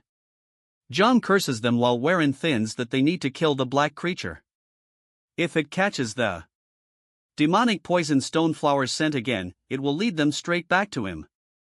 He throws his sword, and the dog, seeing the attack, easily dodges it. Zhang thinks he missed, but he uses the soaring dragon emperor's sword, the flying sword, to manipulate the trajectory, shocking everyone present. As everyone cheers for our Chad, Warren is shocked that he has practiced the move hundreds of times, but this is the first time he has ever succeeded.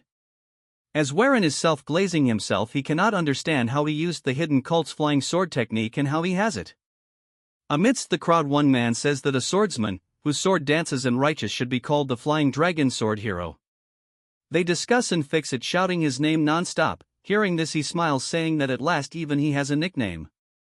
All of a sudden, a cold-pissed Moyang asks him if he is pissed. She says she took her eyes off for a moment and he got into another fight. He tells her it is not like what she thinks. She says that since the Songchun clan belongs to the Orthodox faction, they freely cannot use force. In contrast, the Serpent Dragon sect can attack whenever they please. But she then smiles and says that he defeated it without getting injured. She, with a radiating smile, says that he is improving every day, and as his master she is very proud. Before Warren could even react, Zhang falls to the ground. Moments later, he wakes up to find himself in bandages. As for Warren, he is beside him asking him if he is awake. Looking at his, he tells our Chad that not only did he help him, he also treated his wounds. He puts his hands together telling him that he is a true hero. He doesn't know how he can ever repay this favor. Warren takes opportunity of this and asks him to form a contract with him. He says that he will serve as his bodyguard for the contract period, and he will pay him accordingly. As he drop a pouch full of gold coins, seeing it he thinks it's way too much money. He assumed that he is so skilled, so there must be a reason why he is vagabond earning money by the sword. He gets shocked hearing it and then tells the truth that he is correct. He has a younger sister he needs to take care of. She's sick with a rare illness, and the medicine is extremely expensive. However, with this money, she'll be able to recover little by little. He is extremely grateful for this, so much that he starts crying. Warren says that they will be staying here for a long time, so he should bring his sister. As he takes his leave to bring back his sister, Moyang says that he has given too much to a mere bodyguard, asking him if there is a particular reason as to why he is showing such kindness. Even the twins are curious, calculating that it could buy 10 bottles of fine wine. Warren tells them that he will be someone great one day. It is a bargain to call someone like him a friend for a few niangs. Besides, he likes the way he stood tall and unyielding even when surrounded by the Serpent Dragon sect. Moyang asks him if they are returning to the Tianzhong clan. But with a stern face, he says that they are heading to Zhengzhou. Hearing this, all of them start panicking, telling him they should head back, as they already got the elixir and stopped by the Jagal clan. Now he is trying to head somewhere else instead of going back home. Warren thinks to himself that if his chi runs wild again, he will completely lose control of his body. To prevent that, he needs to cultivate the Taiji Depth Heaven Tome, so he will need to meet someone. Since that person is there, he must leave as soon as possible. Before they can see anything, it is the Lord's command, and he goes back inside, not listening to them. He tells them that he has already sent a messenger pigeon, so there is no need to worry, and they will depart tomorrow. He closes the door, leaving them outside, and Moyang is pissed, saying no one can predict what he is thinking. The next morning, Zhang comes telling Warren that his preparations are complete. He introduces his sister, and she greets them, saying she is called Zhang Manhai and thanks them for helping her brother. Warren greets her, saying that he is the young master of the Tianzhong clan. He introduces his warrior, and they become proud until he says that they prefer guarding wine more than guarding people. They tell Warren that his voice sounds like Warren is making them villains, and it is their first time meeting. Moyang, on the other hand, remains quiet, as if she is pissed. He tells them that he has prepared a carriage. Seeing it, Zhang is shocked, asking him if he prepared it for his sister Manhai. As she gets seated, he tells Namwook to handle the ride, but he won't be driving one, as Warren says the coachman will be changed in turns, saying that the one to take the coachman for today will get a golden wine. Hearing this, they go crazy, fighting each other to ride the horse, and Warren is enjoying it. Moyang, on the other hand, is pissed, not liking that he is showing this much affection and care towards Manhai. This part starts with their new journey as they go by the carriage. Zhang tells Warren that she is curious about something. He says that the martial art he used demonstrated while fighting the dog-eater the other day. Asking him if it is a secret technique of the Yong clan. Manhai tells her brother that it is rude to ask someone directly about their martial art. Hearing this, he apologizes and Warren smirks, because he intentionally showed his technique, so now he would be dying out of curiosity by now.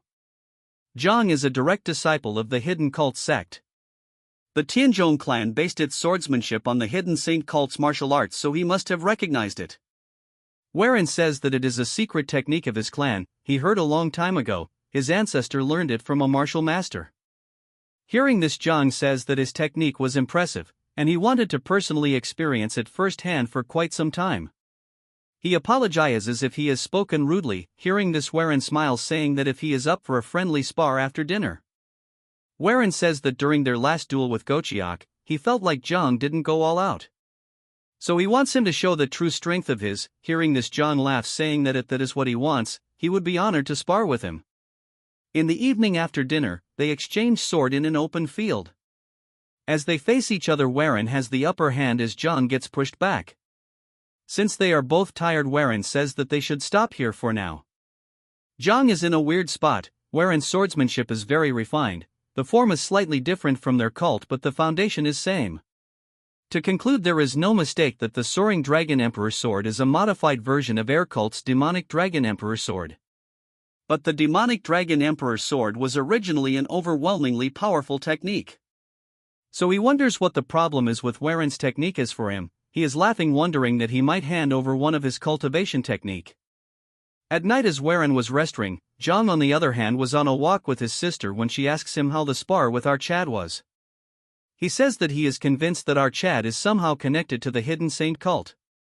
She is surprised hearing this, as he elaborates that his sword techniques are merged with another martial techniques which diminished its power greatly. Since she must be aware that all their martial arts are inheritedly powerful. As he is thinking about it seriously, Manhwa says that he is thinking of teaching him cultivation technique of their hidden saints cult. Yong says that he has done so much for them, and thanks to him she is healthy and able to move freely again. She says that she will pass down the hidden saints cult chi cultivation technique to him herself. He asks her if she is serious, but she doesn't want Waren to be linked to their cult. Since the hidden saint cult has already fallen, to revive it through him would go against the principles of the heavens.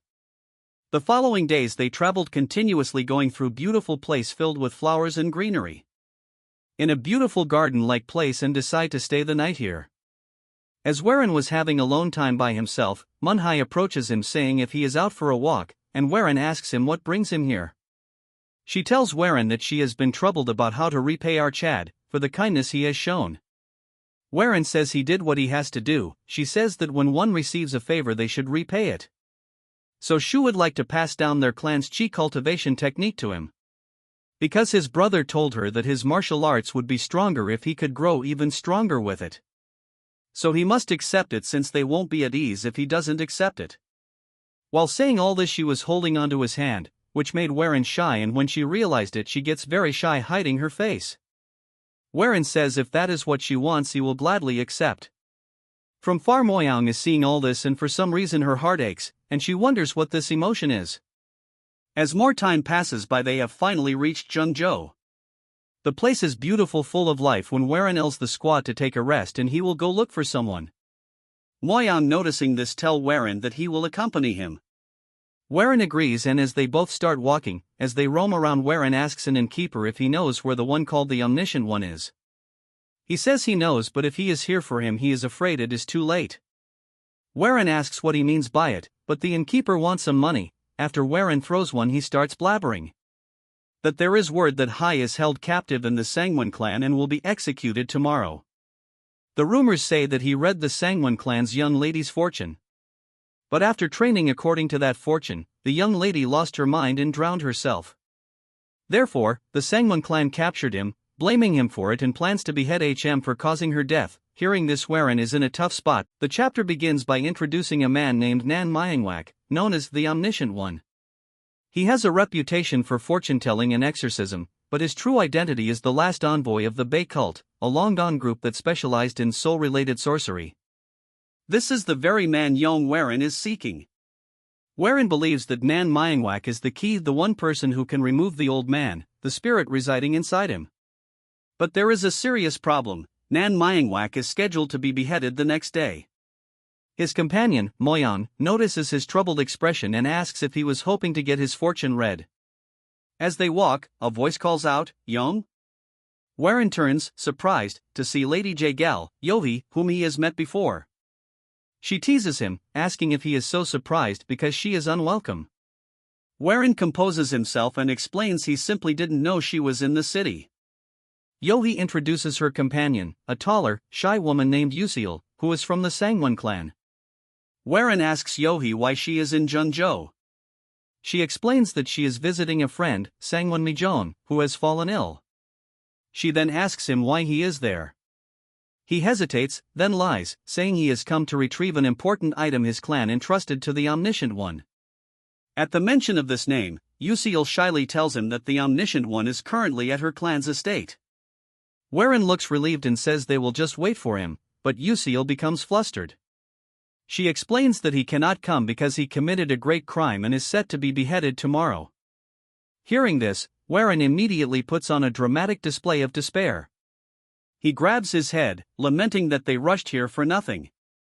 He turns, grabs Yuseal's hands, and earnestly begs her, asking if there is any other way. Yuseal, unused to such attention, blushes deeply. Stammering, she says that if he can meet him today, it might be possible, and she resolves to go straight to her father to ask. As Warren thanks her profusely, Yuseal has a private thought, completely misreading the situation. She believes that since he took her hand, he must intend to marry her. Warren then instructs Moyong to return to the inn and inform the party that they are stopping at the Sangwon clan first.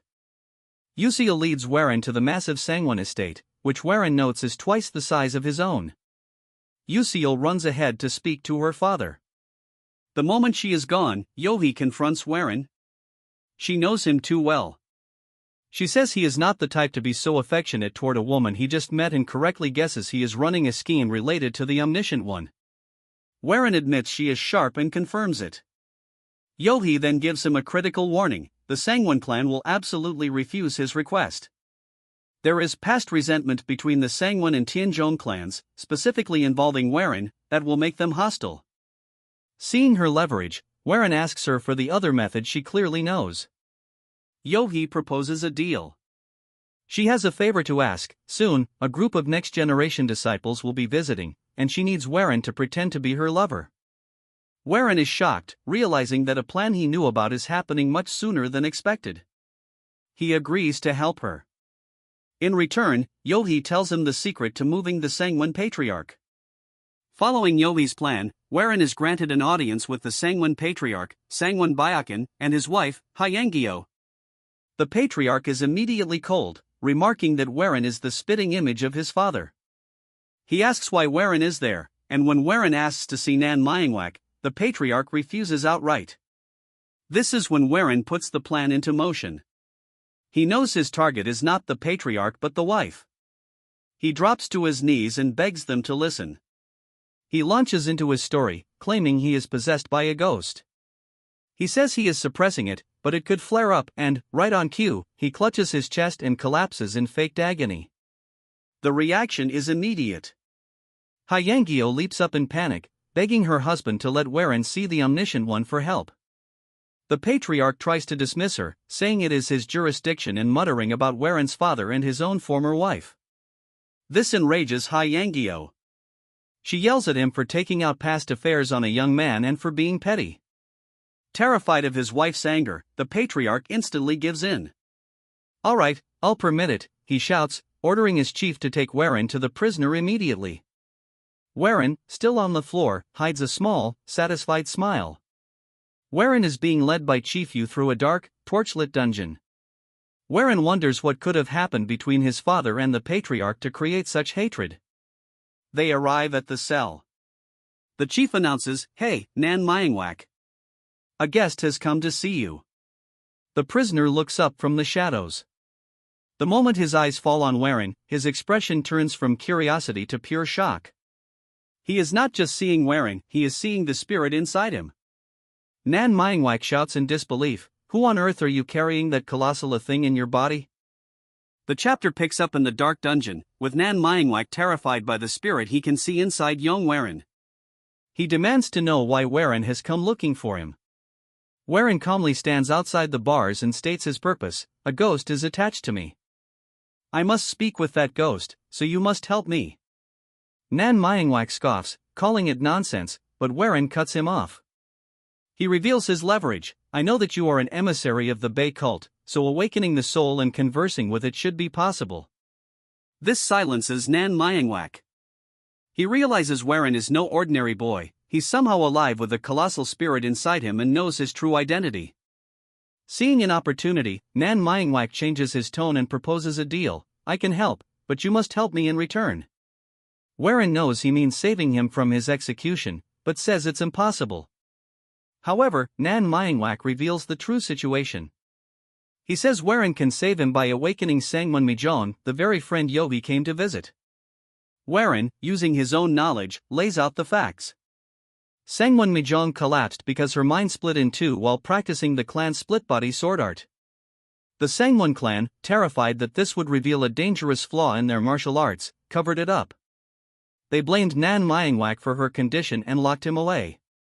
ManhwaCapped confirms this and reveals the full plan. They will use the no ordinary soul inside Warren to enter Sangwon Mijong's mind and eliminate her other persona. If Sangwon Mijong awakens, ManhwaCapped's innocence will be proven and his life will be spared. In exchange, he will help Warren converse with the soul. He warns that 3 lives, his, Warren's, and Mijong's, hang on this. Warren agrees to the deal. When ManhwaCapped worries about persuading the stubborn patriarch, Warren simply smiles and says, "I have a way for that." Warren has the guards release ManhwaCapped, who is stunned that Warren somehow managed to persuade the patriarch. Warren brings him before Sangwon Byakin, who is visibly furious but bound by the promise he made to his wife. He gives Warren a final, cold warning: if this fails, the entire Tianzhong clan will be held accountable. They are brought to Sangwon Mijong's room, where she lies in a coma. ManhwaCapped instructs Warren to sit cross-legged and explains the ritual. He will open Warren's upper energy core to rouse the soul, then guide it into Mijong's core to destroy the split persona. He gives one last warning: the soul may speak to you. If it does, ignore it. ManhwaCapped places his hand on Warren's head and begins. The ritual immediately goes wrong. A powerful red energy explodes from Warren. ManhwaCapped is thrown back, shouting that the soul's power is far stronger than he thought. He yells for Warren not to lose control. But Warren is no longer in the room. He finds himself in a red-black mental world, face to face with the spirit inside him. The spirit, now a fully formed old man with white hair, speaks, "Young Warren, to think you'd try to make use of me. So you really do underestimate me, the demonic master." Warren is stunned, but the name clicks. Demonic master. That's what he's called? I finally know who you are. The demonic master mocks him. I vividly remember the moment I first met you. How weak and pathetic you were. He reminisces about Warren as a child, crying after his household was killed, and begins to mock a specific old woman who died, Yanhwa, calling her frail and ugly. This is a step too far. Warren's rage boils over, and he grabs the spirit, yelling, "Shut up." Enraged at being touched, the demonic master seizes Warren by the throat. "How dare you!" But Warren, glaring back with pure hatred, makes a vow: "Demonic master, I will definitely kill you." The demonic master stares for a moment, then breaks into a horrifying, maniacal laugh. As the red, nightmarish world begins to fade, the spirit, now a black and white silhouette, gives Warren a final, chilling warning: "I'll be watching you, kid." Young Warren. The scene snaps back to reality, showing ManhwaCapped, young Warren, and the comatose Sangwon Mijong, leaving the outcome of the ritual unknown. Warren has returned to the present and he is gasping heavily. As he sits in front of the formation created by the man, he has returned again and wonders how Myong is doing. Looking back, he coughs up blood, telling Warren that he has, though his soul has been completely consumed. And that he wouldn't be able to return. But seeing him coughing up blood again and again, Warren tries to help him, but he tells him to stop and not come out. Since the technique has just begun and he now needs to enter Mijong's consciousness. Warren, however, is concerned about him, so he shouts, telling him that his life and Warren's future depends on him. Warren toughens up, saying that he must place his hand on her hand. As he follows him, he must now guide his inner energy toward the upper energy core. A white radiant energy turns violent the moment our Chad's energy reacts with it. It's because the old turd's energy is running wild again, so Myong tells him that he must use his energy like before.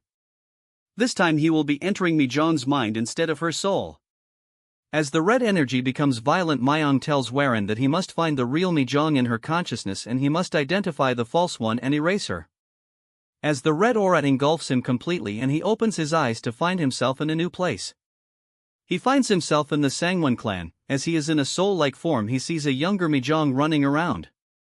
That's when he notices a much older version of her as he walks past by him. She gets along with her sister. On the other side, he sees a self of her with multiple versions of her mixed together. Exuding the demonic aura that Warren has, he realizes, seeing this, that starting from her childhood until this moment her mind has been split in two. Then he realizes that it is Sangwon's life he has been witnessing all this time, when a voice grabs his attention, telling him that he has come to visit. But instead of a guest, he has come here more as an intruder. That's when Warren gets shocked to see that two of the same her is roaming around. Looking closely at them, Warren realizes that they look exactly the same. He thinks that this is the divided self that the omniscient one was talking about. One of the Mijong says that Warren keeps staring at them, as she asks him if he is staring at them because they are pretty. That's when they realizes that he is here to figure out which one of them is real. Hearing this, Warren is at a loss of words, as she play with him, saying that if he can find out which one of them is real, since they have the same face and body. As they get extremely close to each other, one of the Mijong asks the other one if they are right, and she agrees. Warren looks away, telling them that they are too close to each other. That's when he realizes that if they look identical, but their personalities differ, so even if they are separate entities, they both should share the same personality as the real Sangwon. That's when he realizes something and approaches them. Mijong asks him if he has figured out which one is real. Warren tells her that he has a rough idea of who is real and who is not. Hearing this, she gets cheeky and tells him which one of them is the real one. Warren says that before he arrived at the Sangwon clan, he spoke to his sister Yusil. Hearing this, she gets shocked as he continued, saying that her older sister was mischievous and lively, yet also calm and detached, since she possesses two opposing personalities with her. It is likely that she became obsessed with the split body sword art. In other words, there are no real or no fake, they are just two halves of the same whole. She gives it a though, and then the colors splatters as she tells him that she has been found out. That when her entire mind realm is wavering, she says that he is right and there was never a fake and both of them are the real. That's when she says that it is true for him as well, calling him Yong Warren of the Sky Ocean Merchant Union leader. Now that their energies are connected together, they can see the lives of each other. The life of the Sky Ocean Merchant Union leader and that of the Flying Dragon Sword hero is two lives within one body. She gets closer to him, saying that they are more alike than she has thought. Warren is tensed, but she tells him that when she wakes up she won't remember any of this, so she tells him that when the true her wakes up he should take good care of her. As the entirety of the world collapses, blood drips from on the ground as blood is coming out from our Chad's nose. Myung asks Warren what happened and if he has destroyed the false one and find the true self. But he is quiet as he thinks to himself that this is the first time that someone understood his regression in lives. His first life was built upon tragedy and despair. His second life was forged with the strength and a new future built upon that foundation. Then between those two lives he wonders which one is truly real. He wonders if he is like Mijong. As for her, she is sleeping peacefully until she opens her eyes. The chapter opens with Mijong sitting up in bed, her eyes closed as if in a trance. Suddenly, she hunches over, gasping and coughing violently. This startles the two men in the room, Warren, who wears a white, patterned robe, and an older, bearded man in a formal blue robe and hat. Warren rushes to her bedside, calling her name in alarm as she continues to cough. Mijong looks at her hand, now covered in dark blood from her mouth. Warren asks if she is all right, noting the bleeding. Mijong, speaking weakly, tells both men not to worry. She explains that the bleeding is a good sign, as it means the treatment worked properly. She continues to cough, adding that it would be more dangerous if she failed to cough up the stagnant blood. After a moment, her eyes focus on Warren. She says, "It's you," stating that she can faintly remember his face, but she doesn't recall exactly what happened. Warren formally introduces himself as Yong Warren of the Tianzhong clan and asks how she is feeling. Mijong looks at her blood-stained hands and replies that she is fine. In fact, she feels better than she did before she collapsed. Her relief quickly turns to suspicion. She points out that the Tianzhong clan has no ties to her own and asks Warren why he saved her, pressing him on whether he wants something from her. Warren turns away, telling her they will talk about that later. He says that for now, the priority is to let her family know she has safely regained consciousness. He walks over and slides open the large doors, revealing a small group waiting anxiously in the courtyard. Recognizing them, Mijong says, "Ah. Father, mother." She immediately gets out of bed and walks to the doorway. Before leaving, she tells Warren they will talk in more detail next time. She pauses, turns back slightly, and thanks both young Master Yong and the Omniscient One. She then runs out into the courtyard and into her family's joyous, tearful embrace. Back in the room, Warren and the Omniscient One watch the reunion. The older man sighs in relief. He congratulates Warren, telling him he has done well. He explains that intervening with a person's soul is incredibly dangerous, and Warren not only survived but also managed to save Sangwon Mijeon unharmed, calling it a major accomplishment. Warren returns the sentiment, saying the Omniscient One also worked hard. He then gives the older man a friendly fist bump, saying it is now time for the Omniscient One to fulfill his request. The Omniscient One nods, of course. He explains that first, they must set up a barrier to suppress the soul's power, which will take 1 or 2 days. Warren agrees, telling the man to summon him when it's ready, and turns to leave. As Warren walks away, the Omniscient One calls out to him again. He becomes visibly flustered, explaining that when two souls interact so closely, they become briefly connected. This, he says, can make them feel a bit more familiar or even a little more intimate than before. He trails off, awkwardly alluding to the implications between a man and a woman, before just telling Warren to keep it in mind. Warren is left standing alone, looking completely baffled by the warning. The scene shifts to later that night. Warren is alone, sitting in meditation. His concentration is broken by a menacing flash of a dark, shadowy figure with glowing red eyes. He snaps out of his meditation, gasping for air. He reflects that so many things happened in succession. He recalls his encounter with the demonic master and then thinks of Mijeon, identifying her problem as a division caused by the split-body sword art that split her mind in two. This thought sparks a sudden realization. He leaps to his feet, rushes to a desk, and begins writing a list on a scroll. He writes down 5 names: Sangwon Clan, Brilliant Manor, Soul Origin Sect, Ocean Lunar Temple, and Immortal Paradise House. Staring at the list, he says, "Now I see." He realizes these are all places a man named Hei Kyeolryung visited in a past life, and all of them practice martial arts from the same lineage. He connects the techniques, that the Sangwon clan practiced the split-body sword art. Li Wongjang practiced the Phantom Mind Soul. The Soul Origin sect practiced the Harmony Fusion art. The Ocean Lunar Temple practiced the Split Energy Mind art. Cho Wo-hee of the Immortal Paradise House practiced the left-right split mind art. He is stunned by the common theme: they're all martial arts that split their minds into two. Warren instantly deduces Hei Kyeolryung's strategy. The Taiji Depth Heaven Tome contains 2 clashing energies. To avoid the energy deviation this clash would cause, Hei Kyeolryung's solution was to find a way to split his mind into 2, allowing him to control the warring energies separately. Warren pumps his fists, amazed at the plan. He then formulates his own plan. He notes that he still has Cho Wo-hee's golden plaque. His first step will be to use the Omniscient One's help to handle the demonic master's soul. After that, he will go to the Immortal Paradise House to get the left-right split mind art from Cho Wo-hee. As Warren paces the courtyard, lost in thought, he is being watched from a distance by 2 women. One, a woman with dark hair, asks the other, who has her light purple hair in buns, why Warren is pacing so late. The dark-haired woman then asks if Warren feels uncomfortable staying at the Sangwon clan. She quickly gets lost in her own thoughts, blushing as she admires Warren. She thinks he looks so dignified and must be thinking about something important. Her fantasy escalates as she wonders if he is worrying about when to marry her. The purple-haired woman reacts with disgust and hits her. She snaps her out of it, scolding her and reminding her that young Master Shiman and young Master Peng are arriving tomorrow. The dark-haired woman is jolted back to reality, remembering that senior brother Peng is coming. The purple-haired woman tells her she probably won't get to see Warren for a while.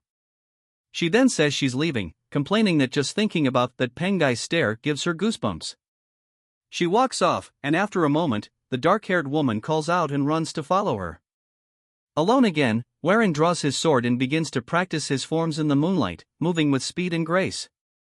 He finishes, sheathing his blade with a few. He reflects that after his encounter with the demonic master, he can now draw out a small amount of inner energy, about 30 years worth at will. However, it still puts a significant strain on his body. He wishes he could get Nan Myingwak's help to fully control the demonic master's soul. He grips his chest, his head a mess.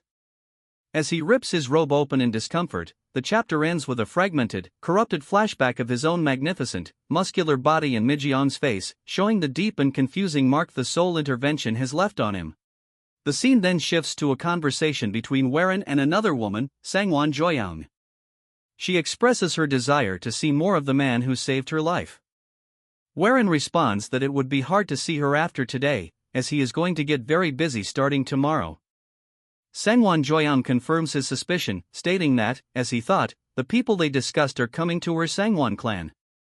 Warren questions if the information she provided earlier was in return for him saving her life. She firmly states that it is not, asserting that her life is not that cheap. She thanks him sincerely and vows to repay this debt several times over someday.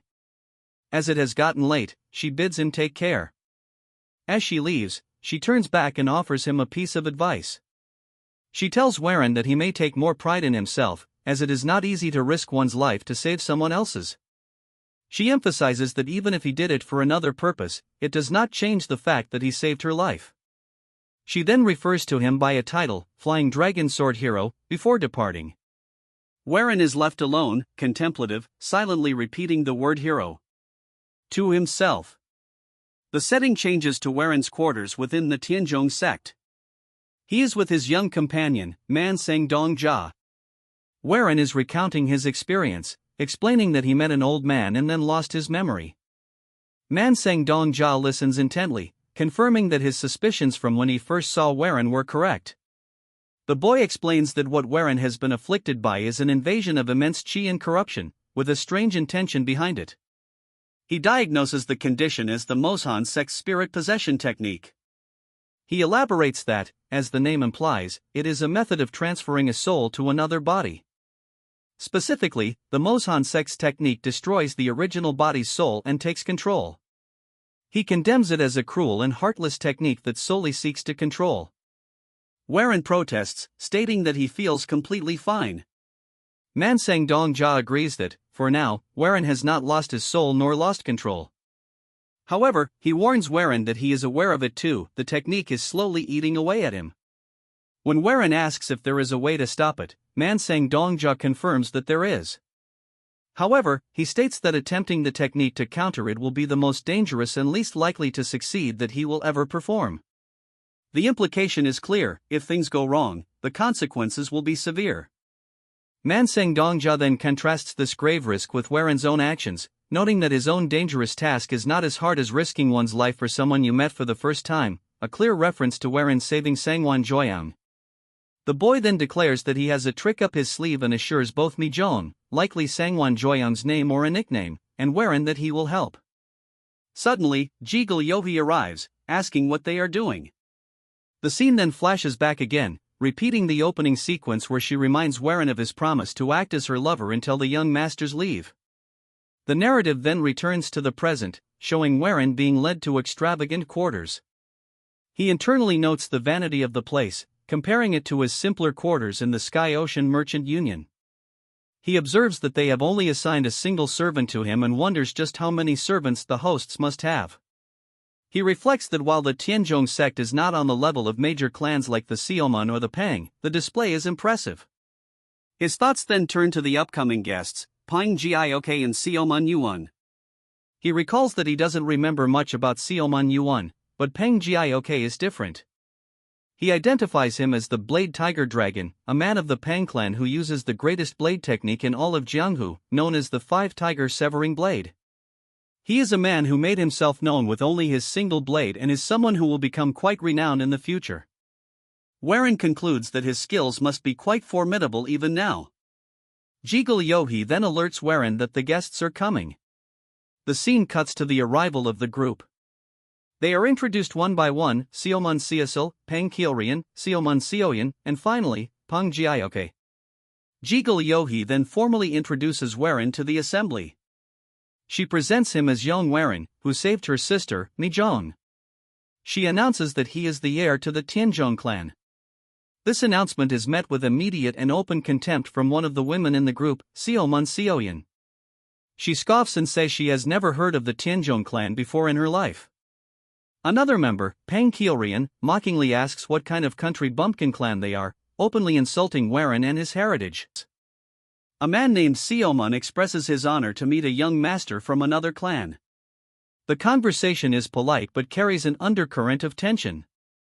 The discussion quickly centers on the protagonist, Warren. A sharp-tongued woman from the Pang family, whom the narrative will refer to as Purple Turd, notes that Waren's words are remarkably incisive and subtly questions what others see in such a person.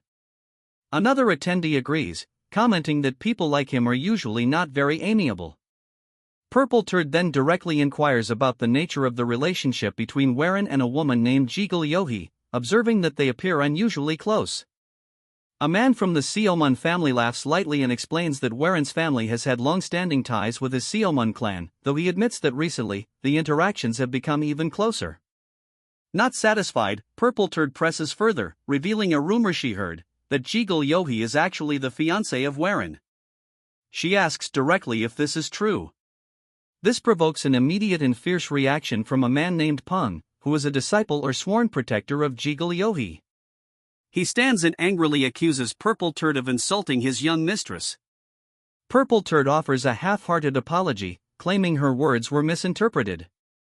She defends herself by stating she was merely pointing out a fact: Jigul Yohi is formally another man's fiancé, making Waren's closeness to her potentially improper.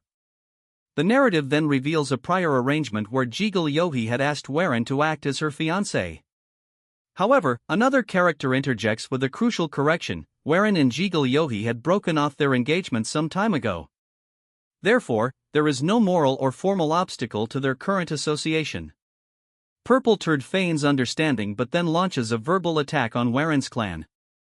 She sarcastically remarks that if one compares the mighty Jigul family to Waren's Tianzhong clan, the Tianzhong clan has fallen into a noticeable decline. This is a deliberate and public insult designed to provoke him. The scene focuses on Waren's calm demeanor in the face of this provocation. Another character, Seomun Yuan, steps forward to defend Waren's honor, then turns the tables on Purple Turd by bringing up her own family's affairs, mentioning that she was once in marriage talks that also fell through. He insinuates that she, too, had to withdraw due to her own perceived inadequacies. The tension escalates further. Purple Turd, now visibly irritated that her attempt to probe Waren has backfired, is described by onlookers as having inadvertently boosted his reputation. They see this confrontation as a chance to properly assess Waren's current martial prowess. A challenge becomes imminent, and the crowd begins to speculate on who would win in a fight between Waren and Purple Turd, whose nickname is Flying Glory Gangster. Her significant skills are acknowledged. The two combatants prepare for battle. An observer comments that their strength and situation seem very similar, leading to a tense stalemate. However, another counters that Waren has been victorious in several recent battles, suggesting he is not an easy opponent. The fight commences with explosive speed. Purple Turd unleashes her powerful signature technique, the Light Trace Blade. The attack is so swift that Waren does not appear to react, he simply closes his eyes.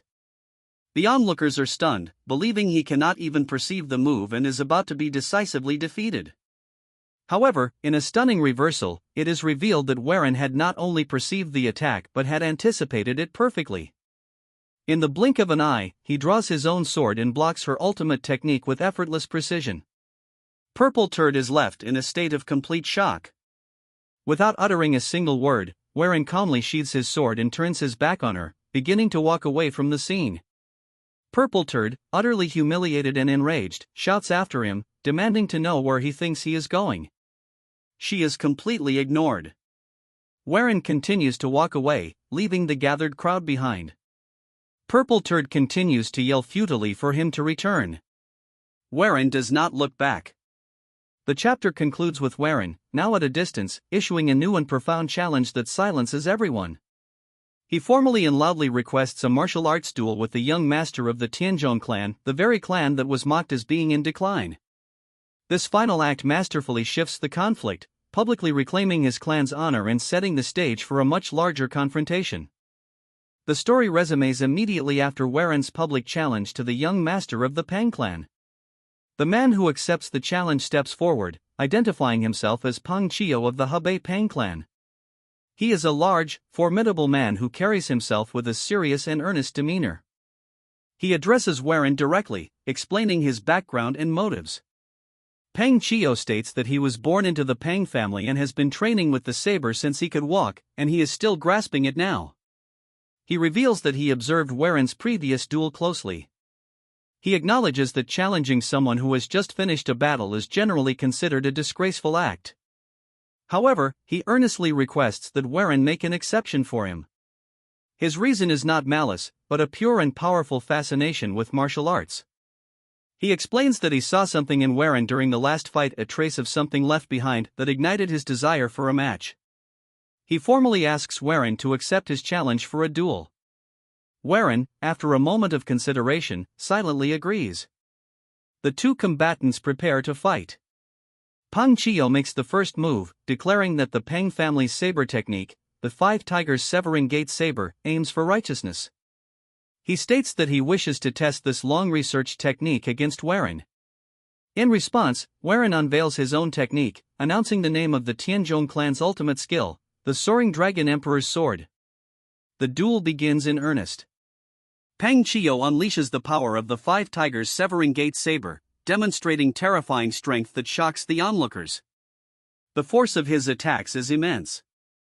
Warren meets the assault head-on.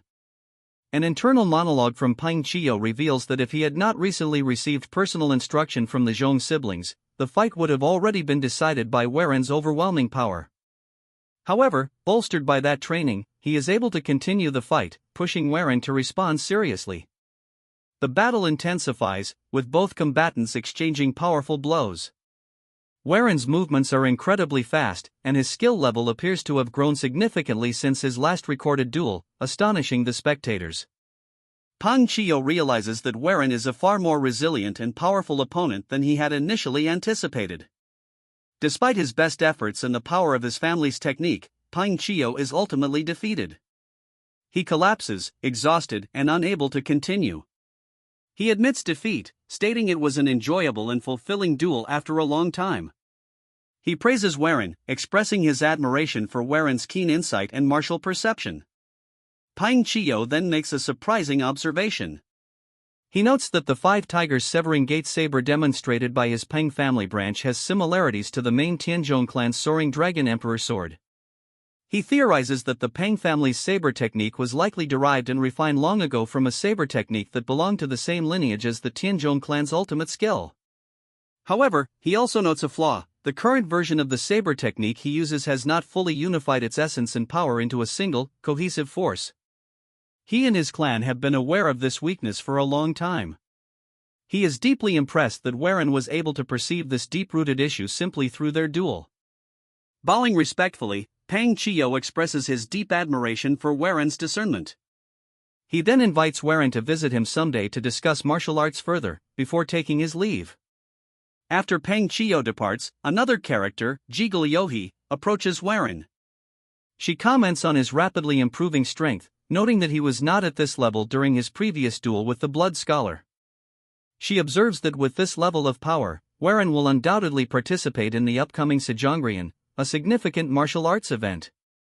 Warren then turns to his companion, a young man named Mansang Dongjia, suggesting they go see the Manseing Dongjia, likely a title or a name for the young man himself.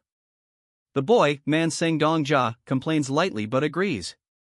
The scene shifts to a more private setting. Mansang Dongjia prepares to perform a mysterious and advanced technique for Warren. He explains that this time, unlike the previous spiritual projection, the process will directly send Warren's consciousness into the ancient spiritual world.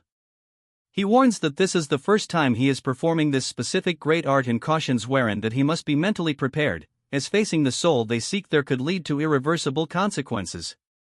He offers Warren a drink to prepare him, instructing him to take 3 sips. After Warren drinks, Mansang Dongjia announces that the preparations are complete. He reiterates that this journey will be different, a direct descent into the ancient realm of consciousness where Warren will be able to meet that specific soul. Confronting it will be the key. With a final shout of encouragement, Mansang Dongjia activates the technique, sending Warren's consciousness on its journey. He expresses his hope that Warren will achieve his desired goal. The final scene shows a majestic, ancient-looking carriage arriving at a location. A voice questions if this is the right place, stating that the location is, in fact, the Divine Tomb. Another voice confirms it, asking if the place is the Divine Tomb they have been searching for. The chapter ends on this cryptic note: confirming their arrival at a place of great significance known as the Divine Tomb. The chapter opens in a misty, ethereal void where Warren stands opposite an elderly figure. The silence breaks when the old man sneers at him, calling him the pig of the Chianha Merchant Guild. He observes that Warren has changed greatly since their first encounter, shedding his former softness. His words, though seemingly praising, are laced with scorn. He mocks the idea of a fat merchant imitating a martial artist, claiming that after returning to the past and consuming the sword rice of a warrior, Warren has grown arrogant simply because he earned a flashy nickname. The old man is revealed to be Masa Suk Jamayon. Unmoved by the insults, Warren responds coldly. He remarks that the old man talks too much and questions whether this is truly the figure whose name once caused the martial world to tremble. Warren cuts deeper by reminding him of their first meeting, when the so-called Great Masa was busy running away from masked attackers. He finishes his point ruthlessly, calling the old man nothing more than a parasite now surviving only by clinging to his body. The accusation makes Suk Jamayon's expression twist with rage. He challenges Warren, asking whether he has ever considered how his martial ability rose so quickly and so dramatically. He scoffs at the notion that such growth came from talent alone, stating that the Gango is not a world that rewards natural gifts so generously. With a furious shout, he claims credit for everything. According to him, it is only because of Masa Suk Jamayon that Warren learned martial arts with such ease and climbed the ranks at such speed. He demands recognition for the countless deadly situations that Warren survived solely because of the old man's internal energy supporting him. Suk Jamayon then reveals his true intention, to destroy Warren's soul entirely and take over his body to steal his cultivation. Dark red chains of energy appear behind him, symbols of the binding curse he intends to enforce. He lectures Warren about the law of equivalent exchange, insisting that to gain one thing, another must be lost. Warren does not back down. He draws his blade, its steel gleaming within the void. He rejects the parasite's claim and declares his true status. He is the young master of the Chanjung Yongmun, the heavenly central dragon gate.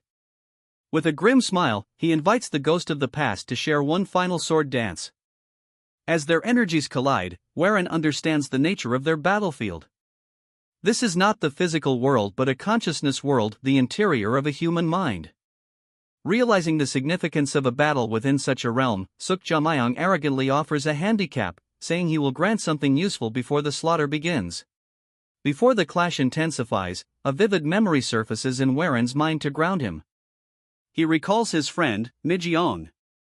The image of Mijiong, dressed in official robes, appears clearly in the void, bringing with it a crucial piece of advice from the past. Warren remembers Mijiong's voice guiding him, instructing him to visualize a specific metaphor for ascension. The advice was to recall it, to vividly imagine the struggle of a carp crashing against rough currents, enduring the battering waves to reach the moment of Talte, transformation, where the carp leaps the falls and becomes a dragon. Their clash erupts in full. Suk Jamayon, wrapped in dark and malevolent energy, strikes against Warren, who counters with a bright, pure aura. The rapid exchange of blows tears at the fabric of the mental realm itself. At one point, Suk Jamayon unleashes a massive overhead strike. Warren deflects it cleanly, startling the old man. The technique Warren used is a hidden secret art, one Suk Jamayon never expected him to possess. Determined to end the fight, Suk Jamayon gathers a storm of red energy and unleashes a devastating bombardment, filling the space with deafening pressure. The force threatens to crush Warren's consciousness completely. Within the torrent of hostile energy, Warren finds a moment of absolute clarity. He focuses inward and recalls the philosophy that guided his growth. In his mind, he visualizes a carp battling against harsh currents, repeatedly crashing against the water. He meditates on the moment of Talte, the transformation in which a carp leaps over the falls and becomes a dragon. Warren channels this image into his blade. He steps toward his limit, toward his end, walking a path of golden light that cuts through Suk Jamayong's darkness. The chapter closes with Warren wreathed in a radiant golden aura as he launches a counterattack, a moment that signifies his rise from a mere merchant to a true dragon of the martial world. The chapter begins in the chaotic wake of a massive, red-hued explosion. The old man, Suk Jamayon, stands alone amidst the swirling debris, his chest heaving with exhaustion. He looks around the devastation and convinces himself that there is no way his opponent could have survived such a blast unscathed. However, as the dust hangs in the air, Suk Jaemyeon begins to panic. He stares at his trembling hand, realizing he has expended a dangerous amount of energy. He calculates grimly that if he exhausts his inner chi here, he will be left vulnerable, and resolves to proceed with extreme caution. Suddenly, the dust is pierced by a brilliant golden light. Warren initiates an attack from within the haze, his blade conjuring a massive golden dragon formed of pure chi that coils through the air with terrifying majesty. As the dragon descends, the narrative shifts into Suk Jaemyeon's memory, triggered by the intensity of the moment. We see a vision of a younger Suk Jaemyeon, battered and bleeding, his clothes torn yet standing defiantly with his sword. The flashback continues to show him atop a traditional roof under a pale full moon, surrounded by a legion of assassins. Back in the present, the pressure of Warren's dragon manifests as a vision of the word death looming over Suk Jaemyeon. Snapping out of his fear, Suk Jaemyeon erupts in explosive rage. He screams angrily and demands how Warren dares push him this far. He shouts that Warren is not the only one who has stood tall against overwhelming odds. Suk Jaemyeon boasts of his dark legacy, proclaiming that he killed anyone who blocked his path, chased him, or tried to catch him. He declares that he killed again and again, surviving it all to earn the fearsome title of demonic master. He refuses to accept that a legend like himself could lose to a mere merchant. Suk Jaemyeon charges, his blade wreathed in dark red chi, clashing directly against Warren's golden dragon. The two energies collide in a blinding flash. Despite the old man's ferocious experience, Warren cuts through the red energy. Warren descends with a heavy downward slash that forces Suk Jaemyeon to buckle under the weight. Suk Jaemyeon grunts in pain, realizing that Warren is overpowering him with sheer physical strength. As Warren spins his sword and a glowing, intricate symbol manifests on his forehead, Suk Jaemyeon decides to unleash a decisive technique. He executes the momentum strike, a martial art designed to use the force of movement to amplify damage, shouting that their drawn-out fate ends now. Just as Suk Jaemyeon strikes, a massive, monochromatic yin-yang symbol, taiji, materializes behind Warren. Suk Jaemyeon is horrified. He recognizes the technique immediately and thinks to himself that Warren is using the taiji depth heaven tome. In a moment of clarity, Suk Jaemyeon analyzes Warren's power. He realizes that the realm of consciousness residing in the upper dantian represents the aggregate of a human's limitless potential. He deduces that Warren's connection to this power is the true reason he can learn martial arts at such a terrifyingly fast speed. The fight drags on, becoming a brutal exchange of blows. Suk Jaemyeon feels his energy draining rapidly against his will. He realizes this has become a war of consumption, a battle of attrition to see whose strength runs out first. Exhausted, Suk Jaemyeon falls to his knees. He reflects that no matter how strong a warrior's will is, they are still human. In the face of cruel violence that tears flesh and shatters bones, no human mind can remain intact. Despite this logic, Warren stands up again. Suk Jaemyeon, utterly bewildered, asks why he keeps getting back up. Desperate for an answer, Suk Jaemyeon projects his own past onto Warren. He sees the image of his younger, battered self standing in Warren's place. He asks if it is rage driving Warren to kill. He asks if it is a lingering attachment to the past that forces him to rise. Warren looks down at the kneeling old man and calmly answers that both assumptions are wrong. He explains that neither rage nor the past fuels him.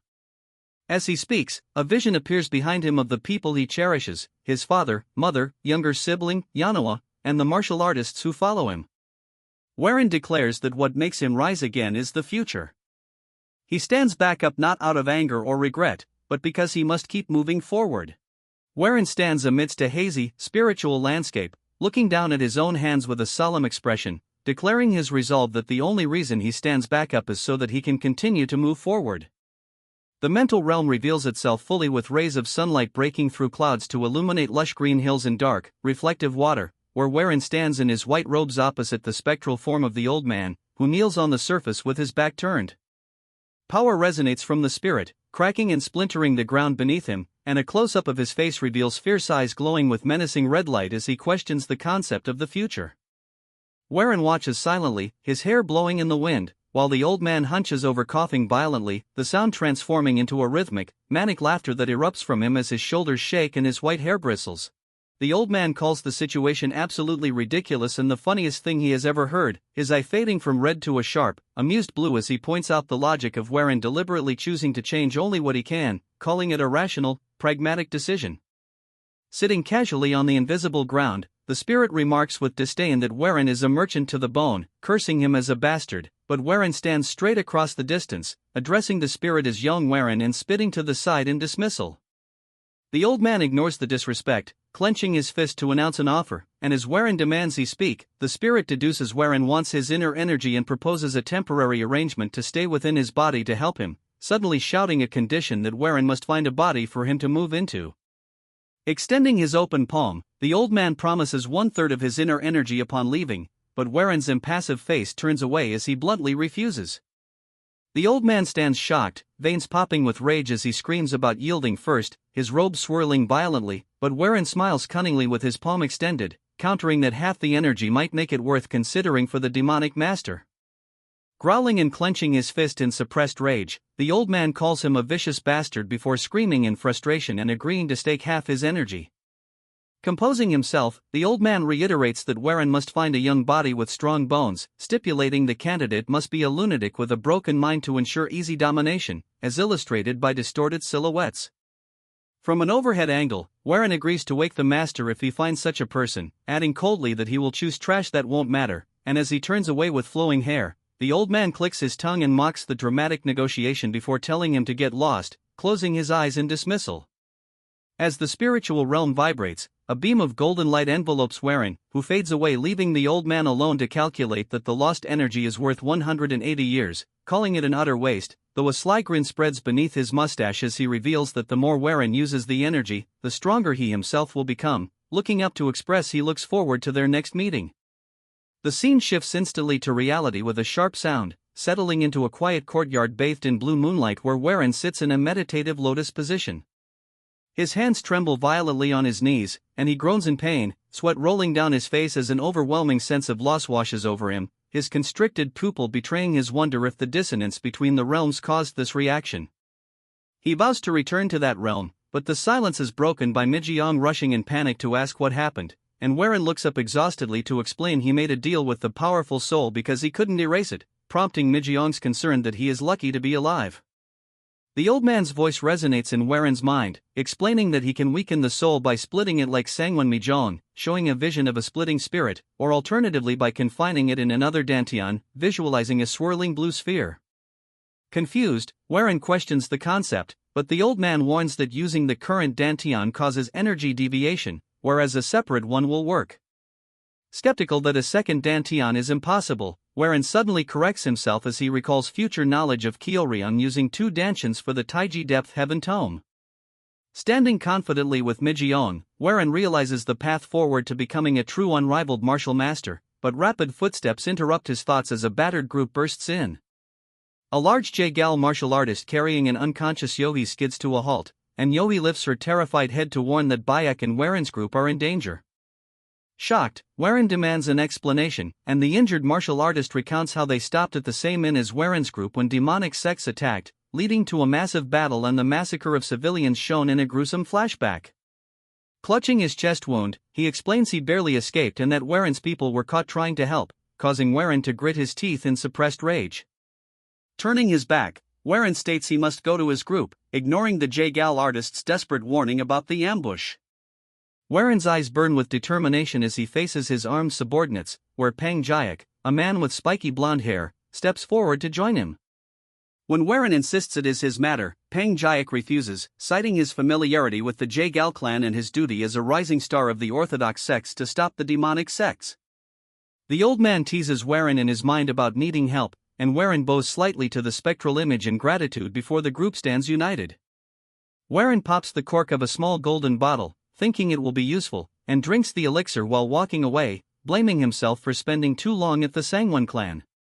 Leading the charge with Pang Jayak and the others, Warren's eyes glow with intense golden red power as he internally urges his group to wait just a little longer. Racing across the barren landscape as silhouettes, they arrive with a heavy thud at a dark ruin where 2 injured men look desperate, stares down with cold fury at a nightmare scenario under a blood-red moon, a mountain of corpses piled high in a ravine, topped by a bald man with strange markings smiling menacingly. Waren's internal monologue began in a void of memory, reflecting on the timeline of his previous life and acknowledging a fundamental difference in his relationships compared to the present. The scene shifted to a flashback of a snowy courtyard dojo where a younger, red-haired Moyang stood in the center, her back straight and sword at her side facing a line of kneeling disciples, while Waren watched from the interior of a warm room through an open lattice window, admitting to himself that in that past existence he possessed no closeness to Master Mo. He recalled the limitations of his former self, noting that his frail constitution acted as a barrier preventing him from practicing martial arts and joining the others. Moyang turned her head sharply, her expression cold and discerning as she looked back toward the observer, prompting Waren to recall his own twisted mindset from those days and admit that his bitterness led him to deliberately distance himself from the martial artists of his own clan. The view widened to the Yong clan compound where snow fell gently over traditional tiled roofs and stone walls, marking the quiet, inexorable passage of time during those years of isolation, before the season shifted to a warm, golden hue bathing the clan grounds in amber light as time simply flowed by in this state of detachment. But tragedy struck before that could happen when the Tianzhong clan faced total annihilation. The compound was engulfed in a raging inferno as flames tore through the main structures and sent sparks into the night sky, and Waren recounted the slaughter of his clan members amidst the chaos. A split view depicted the aftermath where a body lay dead in the shadows with arrows protruding from its back while refugees and survivors trudged away from the destruction with faces etched in despair, Waren noting that the martial artists who survived the initial purge either perished later or scattered to the winds and disappeared forever. The visual focused on a desolate, smoke-filled background emphasizing the emptiness left behind by the clan's destruction, but amidst the ruin a single figure stood tall against a backdrop of smoke and debris, revealed to be Moyang seen from behind with her long red hair flowing over dark martial arts robes, for Master Mo was the exception to the collapse. A close-up of Moyang's face partially obscured revealed her fierce determination as she took the initiative and led the charge to slaughter the enemies from the Dabi sect. The scene was bathed in the orange glow of a setting sun or raging fire where silhouettes of warriors lay broken on the ground with swords scattered marking a path of violence and retribution. A close-up focused on the top of Moyang's head with her red hair vibrant against the gloom as Waren explained that her relentless slaughter earned her the moniker Dragon Bloodflower, describing her struggle to rebuild the Tianzhong clan as one where she shed literal tears of blood. Moyang appeared in a jagged portrait-style view with her face marred by cuts and blood and one eye swollen, yet her gaze remained piercing and unyielding and her robes were tattered evidence of the brutal battles she endured. The camera panned down to her midsection showing deep wounds and soaked fabric before shifting to a grave of swords where Moyang sat slumped amidst a field of blades stuck into the earth while the sky bled white light, and Waren stated plainly that in the end she died. The view pulled back to show her body lying lifeless on the barren ground surrounded by the swords of the fallen, a lonely and desolate image of a warrior's end, and Waren mentioned that the two rising ghostblades also met a similar tragic fate in that past timeline. The flashback ended abruptly, replaced by the cool blue tones of the present night where rain streaked diagonally across the scene as figures fell through the air with bodies limp or broken mirroring the tragedy of the past. A blur of motion cut through the rain, a high-speed movement barely capturing the form of a person rushing forward, revealing Waren rushing through the air with his white and blue robes flapping violently in the wind, desperate as his mind raced with the fear of history repeating itself. A close-up of his hair whipping in the wind emphasized his speed and the urgency of his movement, followed by an extreme close-up of his face with teeth gritted and eyes wide with anxiety while a red sound effect emphasized the pounding of his heart or intensity of exertion as he was terrified that the same tragedy was happening again. The view expanded to show the chaos below where warriors were falling or jumping from high structures into a bamboo forest in a scene chaotic and blurry with rain in motion. Waren flew through the air flanked by Pang Jiak and another ally descending rapidly toward the forest canopy, and Pang Jiak with his spiky blonde hair and red-trimmed robes spoke confidently to Waren while mid-air, assuring him that his group would remain safe. Pang Jiak landed or maneuvered with agility, his expression serious but reassuring as he reminded Waren that the people down there were his subordinates and Yong Waren's own people. Pang Jiak clenched his fist in front of his chest in a gesture of conviction urging Waren to trust in the strength of his own followers. Waren continued his aerial dash with his body streamlined like an arrow as he processed Pang Jiak's words and his expression focused from panic into determination. A wide overhead shot showed the group of powerful martial artists including Waren and Pang Jiak descending upon the bamboo forest where the battle raged, and Waren realized there was critical information he needed to share. Amidst the blur of motion through the trees, Waren deduced that the attackers at the inn were likely from the three demonic heavens, causing Pang Jiak's face to register shock at the mention of the name. Warren continued his explanation while moving, stating that if the three demonic heavens were involved, it implied a coalition of the Blood Demon Castle, Holy Heaven Cult, and Darkness Valley. Warren was shown from a high angle looking down with his face shadowed as he connected the dots from Jagal Yovi to the targeting of Jagal Bayak. A close-up on Warren's face showed his golden eyes sharp with realization as he understood that the demonic martial artists were systematically targeting the Jagal clan. A visual representation of the battlefield showed Jagal clan members surrounded in the forest under relentless and coordinated attacks. A martial artist was sent flying backward through the doorway with blood spurting from multiple wounds on his chest before crashing violently. The courtyard of the Jagal residence was under siege, where Moyang stood defensively holding a sword alongside a large muscular warrior and other defenders who looked exhausted and cornered. Bodies of both attackers and defenders littered the wet ground, and a defender commented that the Jagal clan's enchantments were the only reason the enemy hasn't fully breached their position yet. Moyang stood at the forefront with her red hair wet with rain, staring ahead with a grim expression while the surviving Jagal warriors braced themselves behind her. A close-up revealed she was clutching her side, evidently wounded, but held her sword ready despite the injury. A wounded man supported by another coughed up blood violently and gasped out hope that the martial artist who broke out would return with reinforcements. Moyang's face was shown in profile with sweat and rain running down her skin, looking concerned as she understood the precariousness of their situation. She looked out into the darkness and admitted internally that with so many wounded their ability to hold out was fading fast. The view showed the dark dense forest surrounding the compound heavy with the threat of hidden enemies. Moyang stood with her back to the camera facing the piles of bodies and the encroaching darkness, sensing that the clan's protective enchantment was finally collapsing. An overhead shot focused on Moyang and the defenders as they heard the footsteps of the enemy approaching. What Jagal warriors bowed deeply to Moyang and the other guests, acknowledging their impending doom.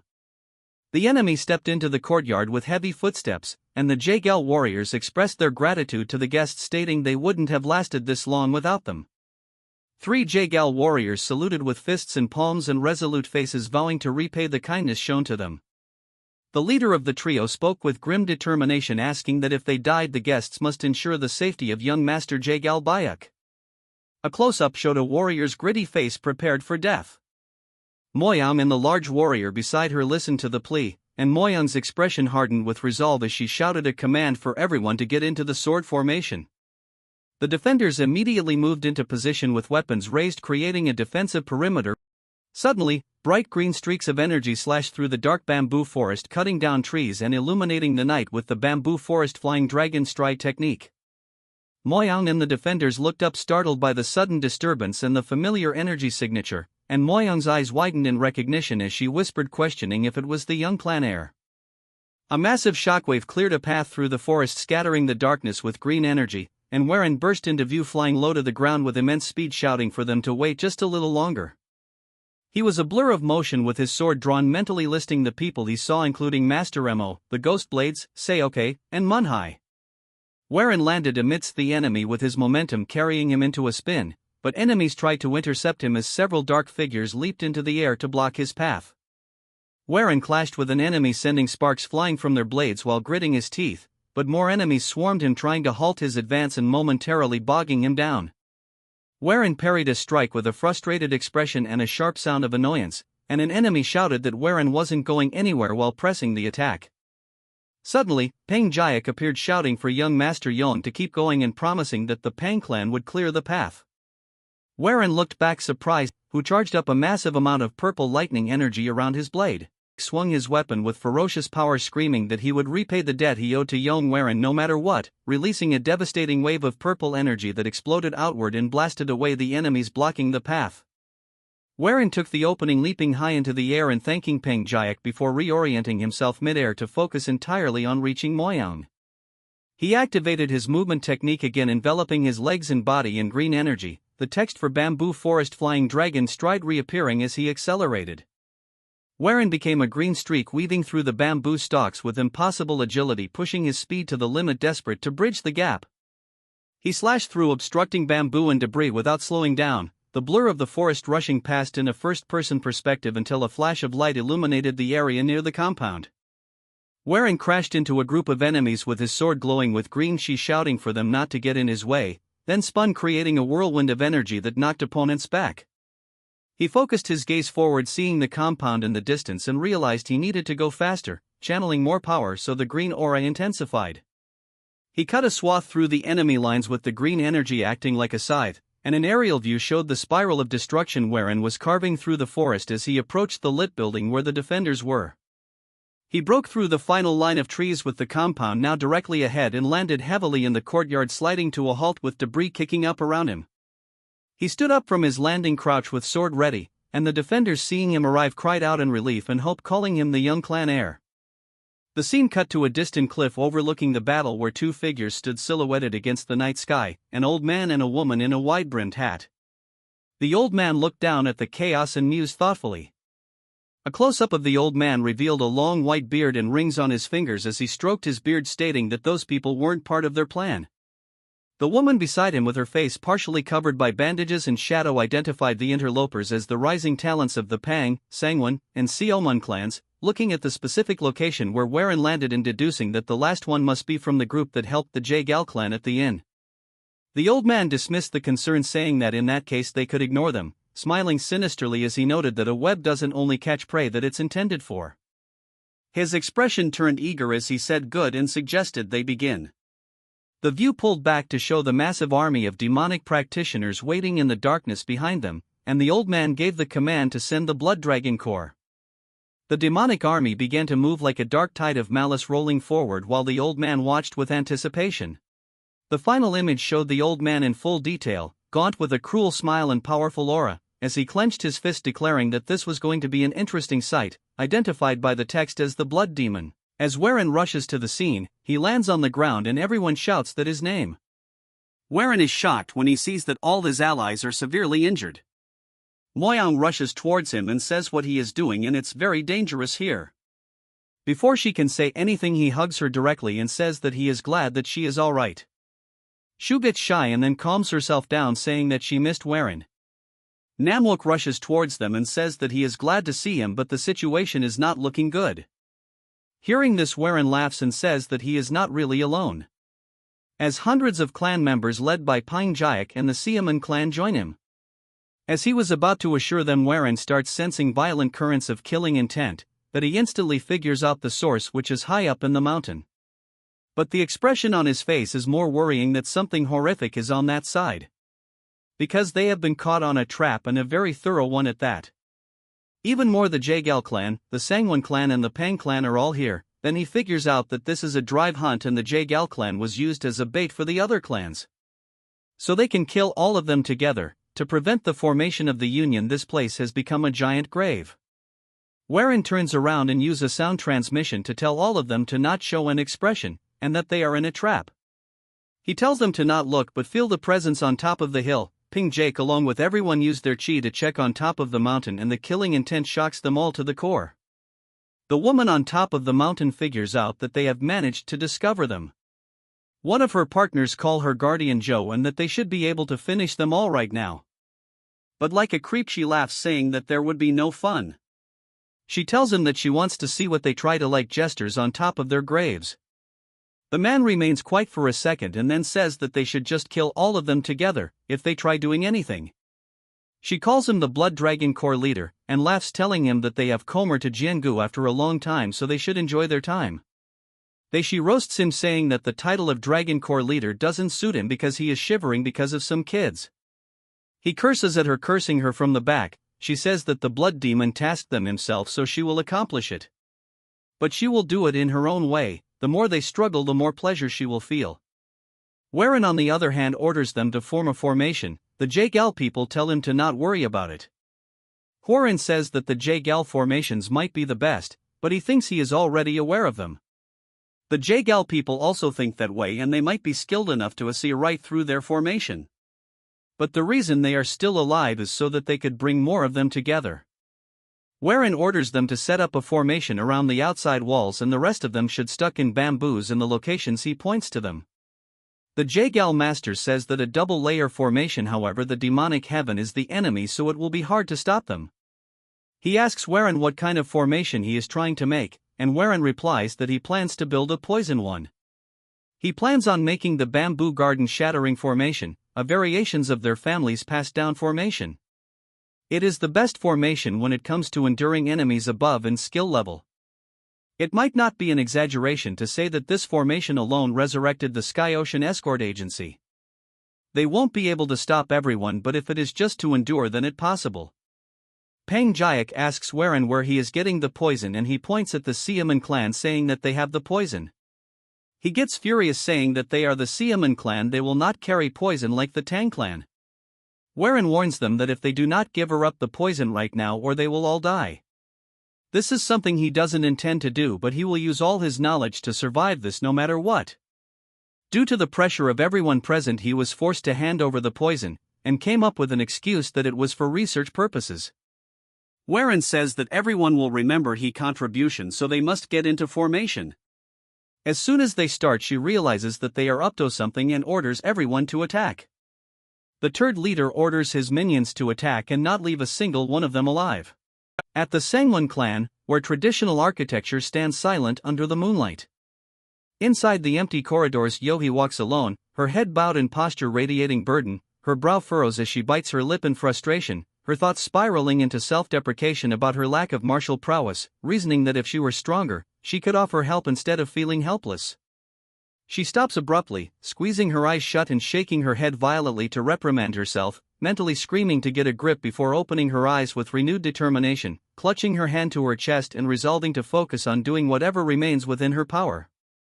The silence is shattered by frantic footsteps, and Yohei turns sharply as a messenger bursts into view, pale with fear, crying out to her as vice leader. He skids to a halt, trembling as he thrusts a scroll toward her, insisting an emergency letter from the main clan must be read immediately. Yohei takes it with confusion, questioning its origin, but as she unfurls the scroll and scans the calligraphy, her expression shifts to sheer horror, her hands tremble violently, and she stammers, unable to articulate the magnitude of the disaster. Rage overtakes shock, and she crumples the letter, screaming at the messenger to know why this intelligence arrived so late, letting out a guttural scream of frustration before grabbing him aggressively to remind him the initial report claimed the attackers were merely demonic path followers. She demands to know the enemy's true identity, and the terrified messenger stammers that he believes the forces belong to the Blood Demon Castle and are led by one of the notorious three demons.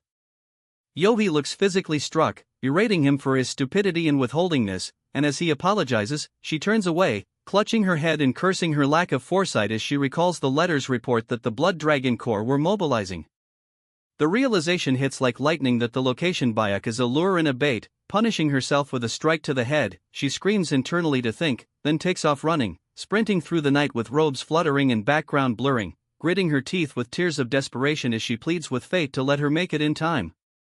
The scene transitions to a forest clearing where Alliance forces stand ready in eerie calm, rows of martial artists with weapons drawn, and Warren stands at the forefront, looking into the dark forest as he raises his voice to order everyone to their positions. The warriors obey instantly, mesmerizing Moyan marvels internally at how seasoned martial artists entrust their lives to such a young leader, and when a young warrior volunteers for a task, Warren instructs him and Brother John to prioritize preservation by assisting anyone on the verge of collapse. A sudden wind sweeps through, and Warren's eyes narrow as he senses the enemy, drawing his weapon and booming the order to get ready just as heavy movement echoes from the tree line and hundreds of blades are unsheathed.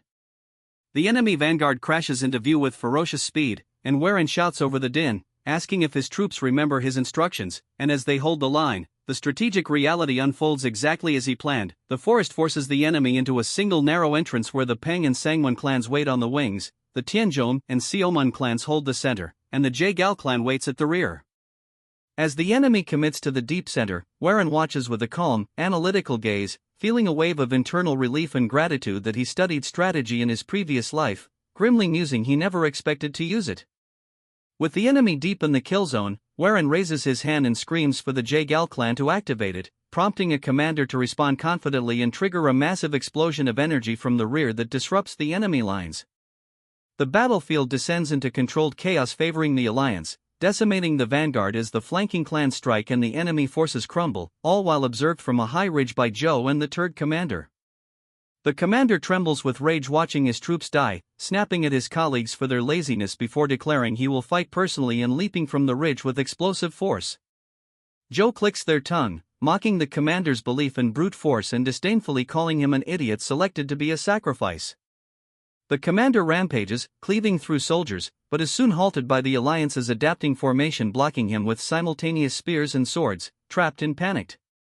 But suddenly, a blur of motion tore into the scene from the periphery, a heavy, dark presence rapidly interposing itself between predator and prey. A massive, deafening collision dominated the space as Waren's sword, moments away from ending a life, was stopped dead in its tracks, generating a shockwave of displaced air and dust that burst outward and blew back the commander's hair and robes. Standing protectively over the cowering commander was Jo, her posture effortless despite holding back Waren's full-strength strike.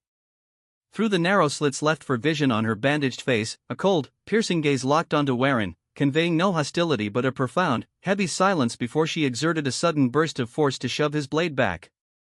Waren skidded backward, using the momentum to create distance before landing gracefully and flipping his sword to a guard position, though his expression turned grave as he instantly assessed this new threat while the woman stood motionless, her arm lowering slowly to her side.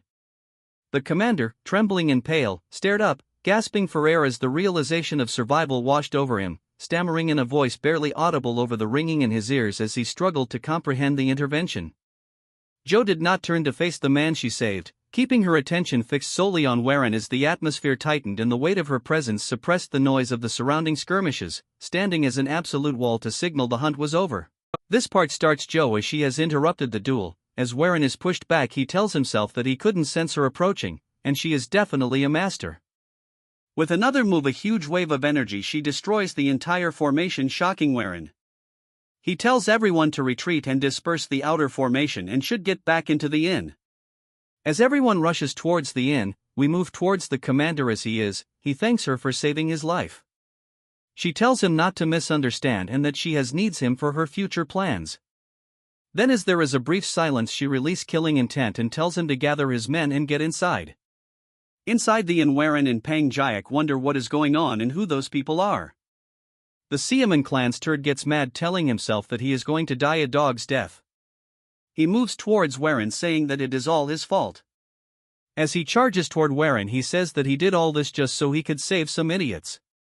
Moyang interrupts, as she stares at him with intent. He say how he can lay a hand on him. Waren, seeing all this, gets pissed, telling him if he really wants to die here.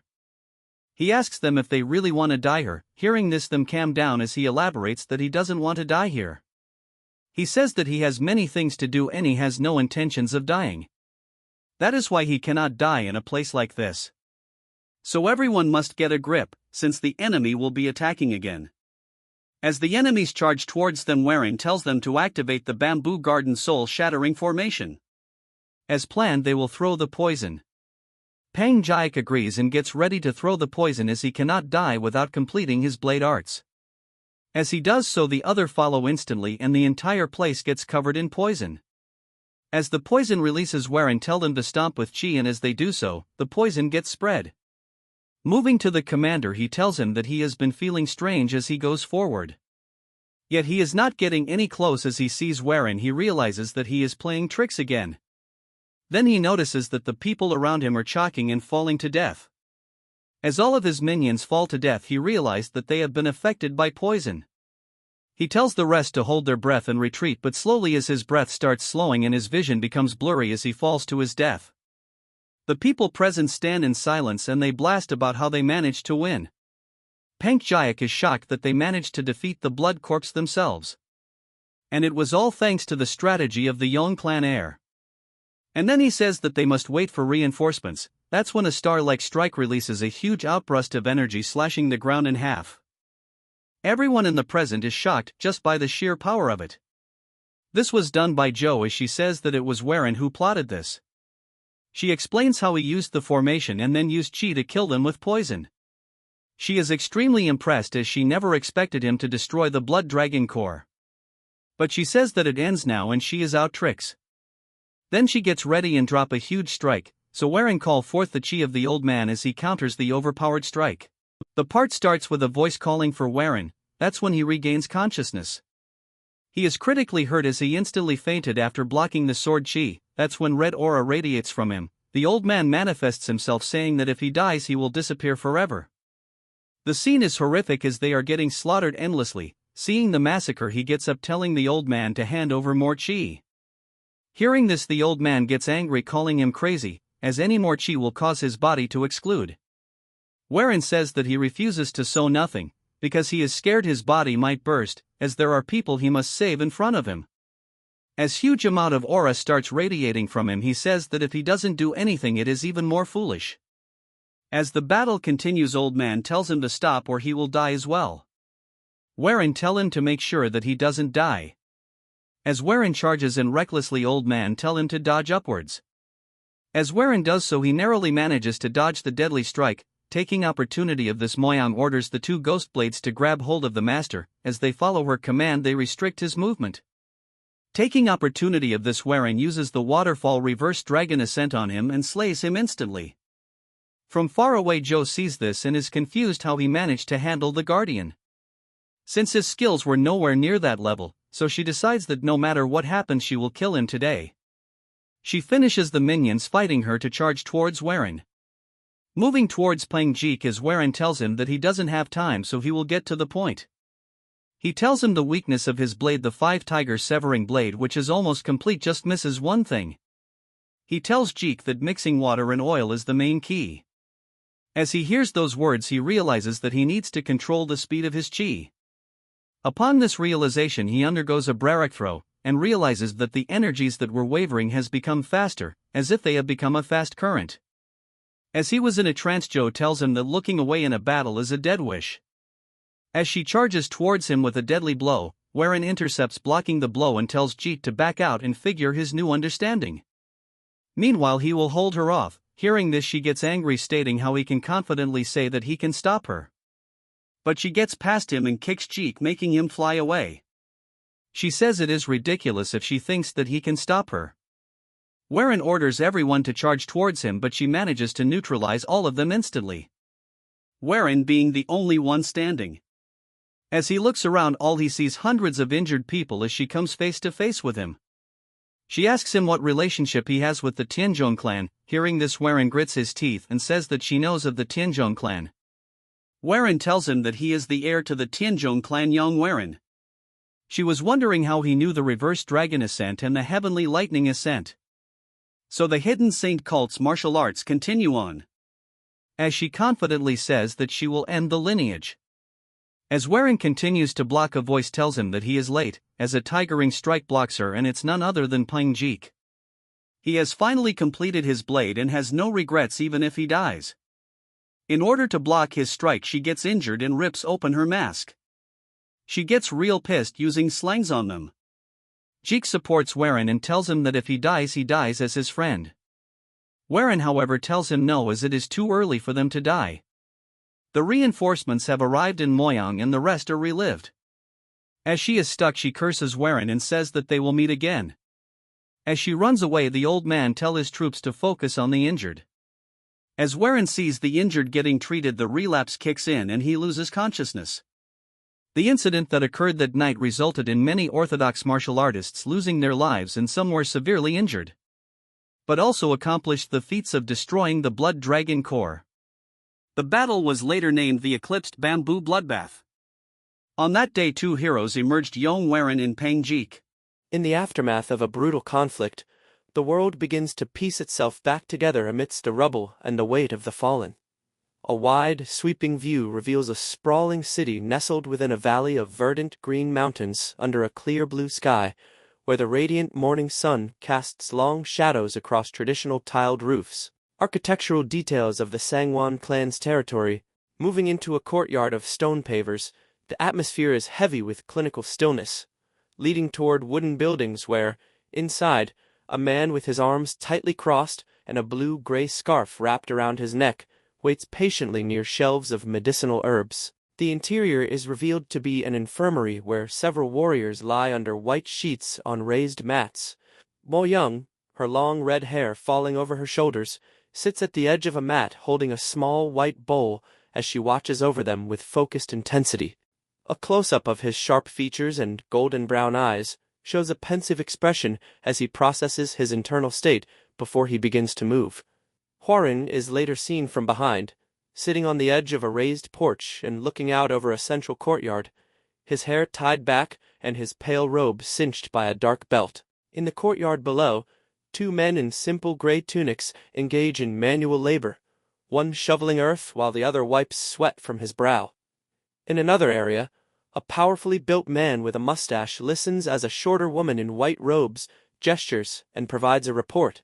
Hwarin brings a small ceramic bottle to his lips, drinking the liquid with determined focus, before exhaling a sigh of relief as his expression softens, though his eyes remain alert.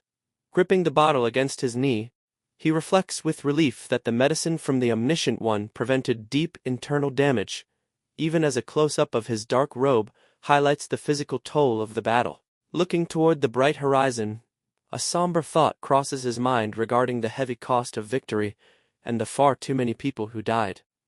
He remains seated in reflection until the sound of steady footsteps approaches, and Jacques drops down beside him. Jacques greets him as a friend and asks what he is drinking, causing Hwarin to repeat the word back with skepticism. Jacques maintains his grin, suggesting that good things should be shared. When Hwarin asks what he means by this sudden friendliness, Jacques points out that surviving a life-or-death battle together leaves them as nothing else but friends. Offering a quiet acceptance, Hwarin explains that he is taking medicine for internal damage and asks how the Peng clan is doing, which causes Jacques' eye to flicker with momentary sorrow as they both look out toward the distant mountains. Jacques admits that many of his clansmen died, but affirms his pride in them for dying honorably as martial artists. Hwarin observes that the Peng clan fought as if they had no fear of death, which he finds impressive, but Jacques' eyes narrow as he corrects him, stating that everyone is afraid of dying. He explains that they simply believed something was more important than death, which allowed them to lead the way, and he tells Hwarin that he is exactly the same. Hwarin is taken aback and asks for clarification as Jacques places a hand on his shoulder, citing Hwarin's formations, prowess, and determination to protect people as the reason they all survived. With a small chuckle, Jacques remarks that even so Munyon would agree, and Hwarin looks down, admitting that he must agree with that final statement. Erupting into a boisterous laugh, Jacques promises to give Hwarin some of his clan's carrier pigeons and warns him with a smirk that a monstrous woman might visit him soon. Suggesting they have a drink next time, Jacques stands and looks back one last time before walking across the courtyard and through a large wooden gate. Alone once more, Hwarin gazes at the sky as his hair blows in the breeze, thinking that since he never knows when such a crisis might happen again, he must prioritize completing the Taiji Depths Heaven Tome. He contemplates what is required while holding a glowing golden object attached to an ornate tassel, which illuminates his hand. Shifting to an interior room, Hwarin meets with his bandaged subordinates. One addresses him as Clan Heir and asks why they have been called together.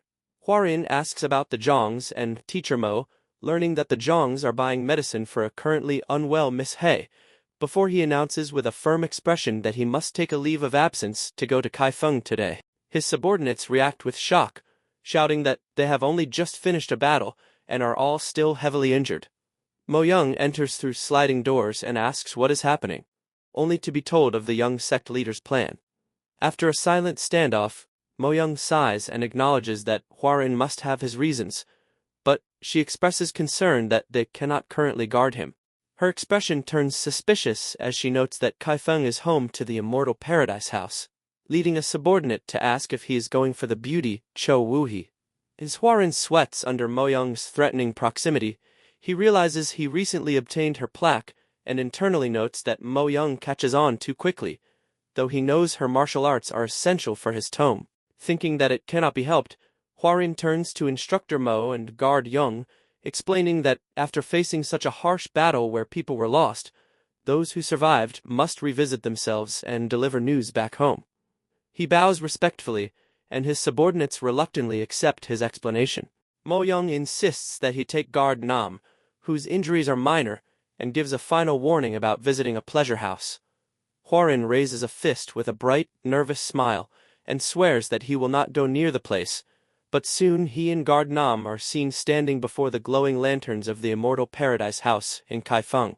Meanwhile, in a dark blood cult hall, the white-haired Zhou kneels before her leader, an old man in red robes seated on a throne who coldly asks for results.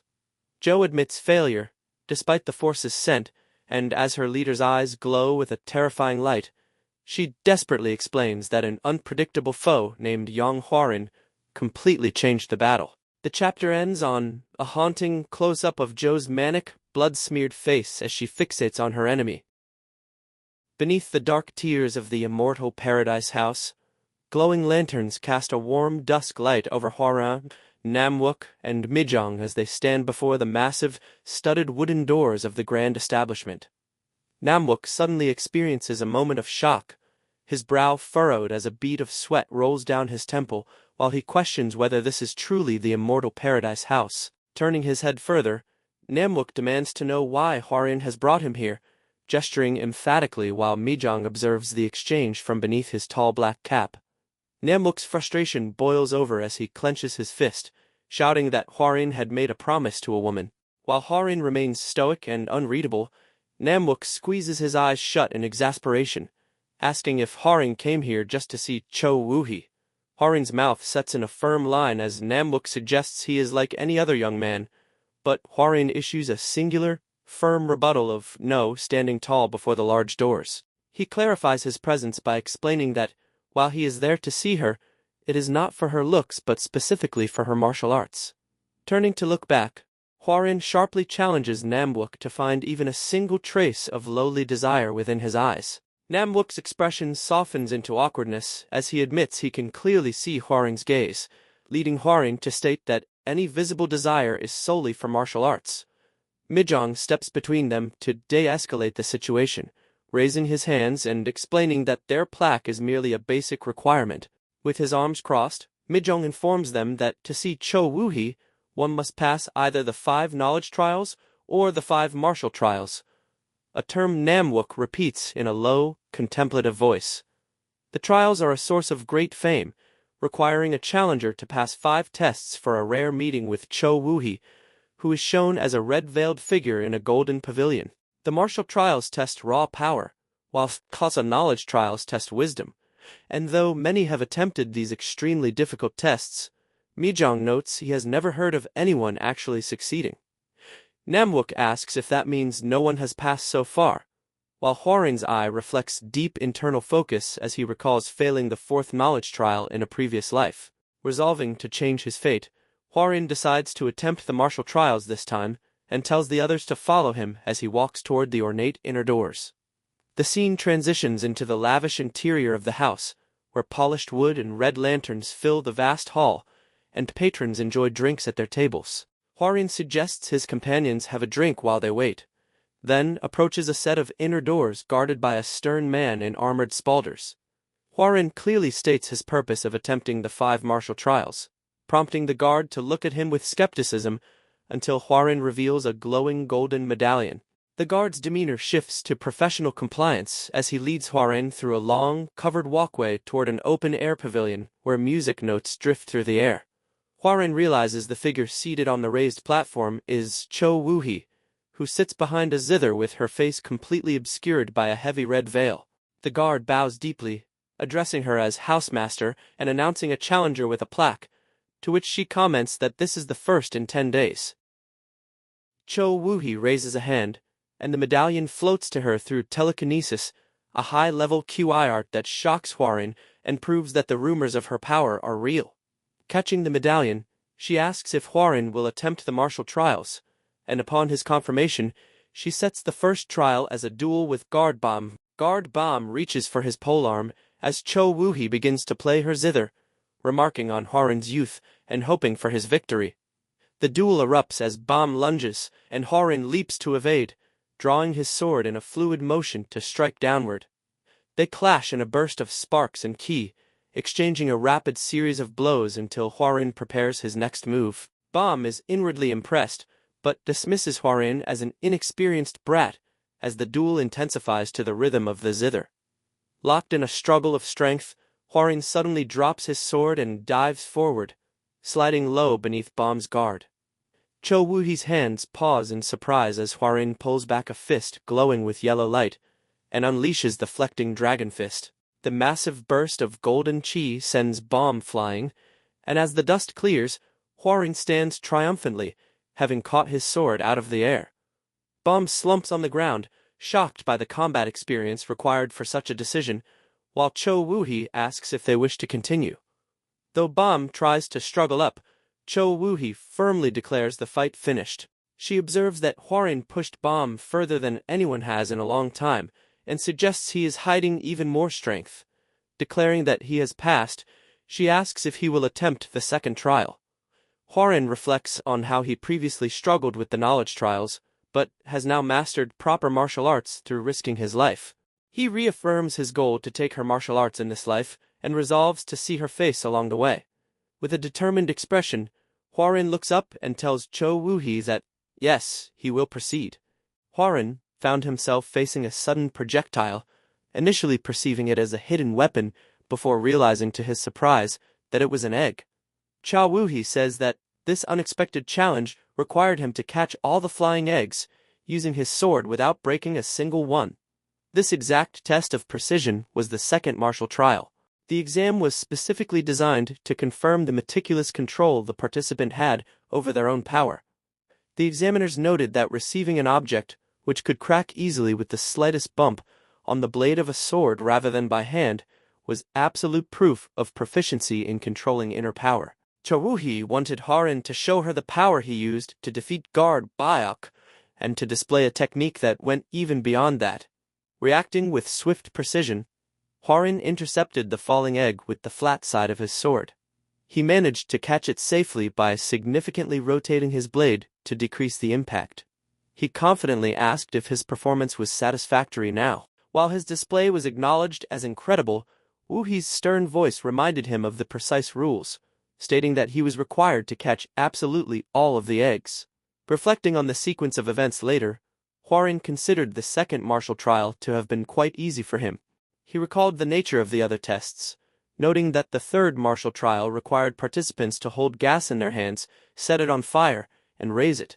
The fourth trial had demanded the creation of a formation to destroy terracotta warriors, though Hwarin admitted to himself that he had simply destroyed them through sheer power. Ultimately, for his current self, none of the obstacles had proven to be that difficult. With only the fifth martial trial remaining, Hwarin was instructed to enter. He made his way to the immortal paradise house. Woohee's voice playfully noted that the interior was likely not as fancy as he had thought, inviting him to come in and sit down. Hwarin expressed that having a private meeting was a great honor for him. Hwarin sat across from Cho Woohee. Observing him, she remarked that while countless challengers had faced the fifth martial trial, none had ever been as young as him. She then realized she did not know his honorable name, and asked for it. He replied simply with his surname, Yong. Cho Woohee found this response intriguing, stating that normally people desperately wanted to reveal their entire names, which marked young Master Yong as a uniquely different person. She observed that he displayed no nervousness or anxiety in front of her, possessing a noble martial art presence that felt completely unfitting for his age. Assessing him as more cunning than he looked, she admitted she was getting more interested in him, and asked how they should proceed. Internally, Hwarin reflected on the absolute futility of his actions in his last life. He remembered misbelieving that whatever affection or comfort he could not obtain from his betraying wife, he could somehow extract from this veiled woman whose face he did not even know. It had been a twisted form of revenge against his wife, serving as a sort of reward to comfort his abandoned self. However, he had belatedly realized a profound truth. A person who cannot be satisfied with their own reality will only end up chasing things with no real substance. This hard-won understanding was exactly why he could maintain such absolute calmness in front of her right now. Cutting through the tension, Hwarin requested they get straight to the point and asked for the details of the fifth martial trial. Cho Woohee confessed that his direct attitude was only making her more eager. She announced that the fifth martial trial would consist of fighting her in a sword debate. While she acknowledged her awareness of his outstanding martial prowess, she warned him that she had never lost before, and asked if he would still agree to the challenge. Hwarin accepted the challenge, but before commencing, he sought to verify a rumor. He asked if it was true that she would fulfill one wish for whoever successfully passed all 5 martial trials. Cho Woohee confirmed without hesitation that she would fulfill absolutely anything. Acknowledging that she had never lost, Hwarin took up an ink brush and declared that he would take the first turn.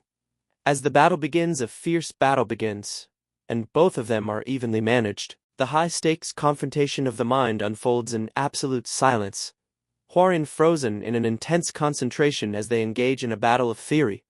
From a dramatic overhead perspective, the scroll reveals heavy, aggressive strokes of black ink slashing across the paper, representing a clash of martial intent as Hwoarin leans into his work. This mental battle manifests visually as a sequence of high-speed maneuvers, where the veiled Cho Woo-hee leaps with ethereal grace, her light blue robes fluttering as she parries an unseen strike. Below her, Hwoarin reacts with sharp focus, his eyes narrowed as his physical hand moves the brush with the lethal intent of a drawing sword. The theoretical combat intensifies as Hwoarin's mental projection lunges forward with a heavy blade, the linework thick and jagged to emphasize his power, while Cho Woo-hee responds with a defensive spin, her red veil whipped by the force of her movement as she maintains her elegant posture. She demonstrates her mastery in a blur of motion, holding a blade in a reverse grip with her golden ornaments clinking silently as she navigates the exchange. In the physical reality of the room, Hwoarin's steady hand drags the brush across the wood to leave a thick trail of ink representing a decisive strike, mirrored by his projection lunging with total commitment. Sensing a momentary opening, Hwoarin's expression hardens with grim determination, and with an explosive burst of speed, he drives his brush onto the scroll with a force that seems to shake the air. In the imagined world, he descends like a predator with his sword pointed at Cho Woo-hee, who looks up with hands raised in a desperate warding gesture. A smirk plays across Hwoarin's face as he gazes at the scroll, internally declaring his victory just as the imagined blades collide with a violent flash and a massive shockwave. Cho Woo-hee is left reeling in her mind, stunned that her sword was blocked and her posture broken. Back in the room, Hwoarin holds his brush upright with sweat on his temple, watching as Cho Woo-hee's hand trembles against her own brush. Suddenly, she grabs a second brush and sits perfectly straight, dual-wielding the implements as her aura shifts. Her voice carries a cold, mocking edge from beneath the veil as she reminds Hwoarin of her warning, and suggests he underestimated her.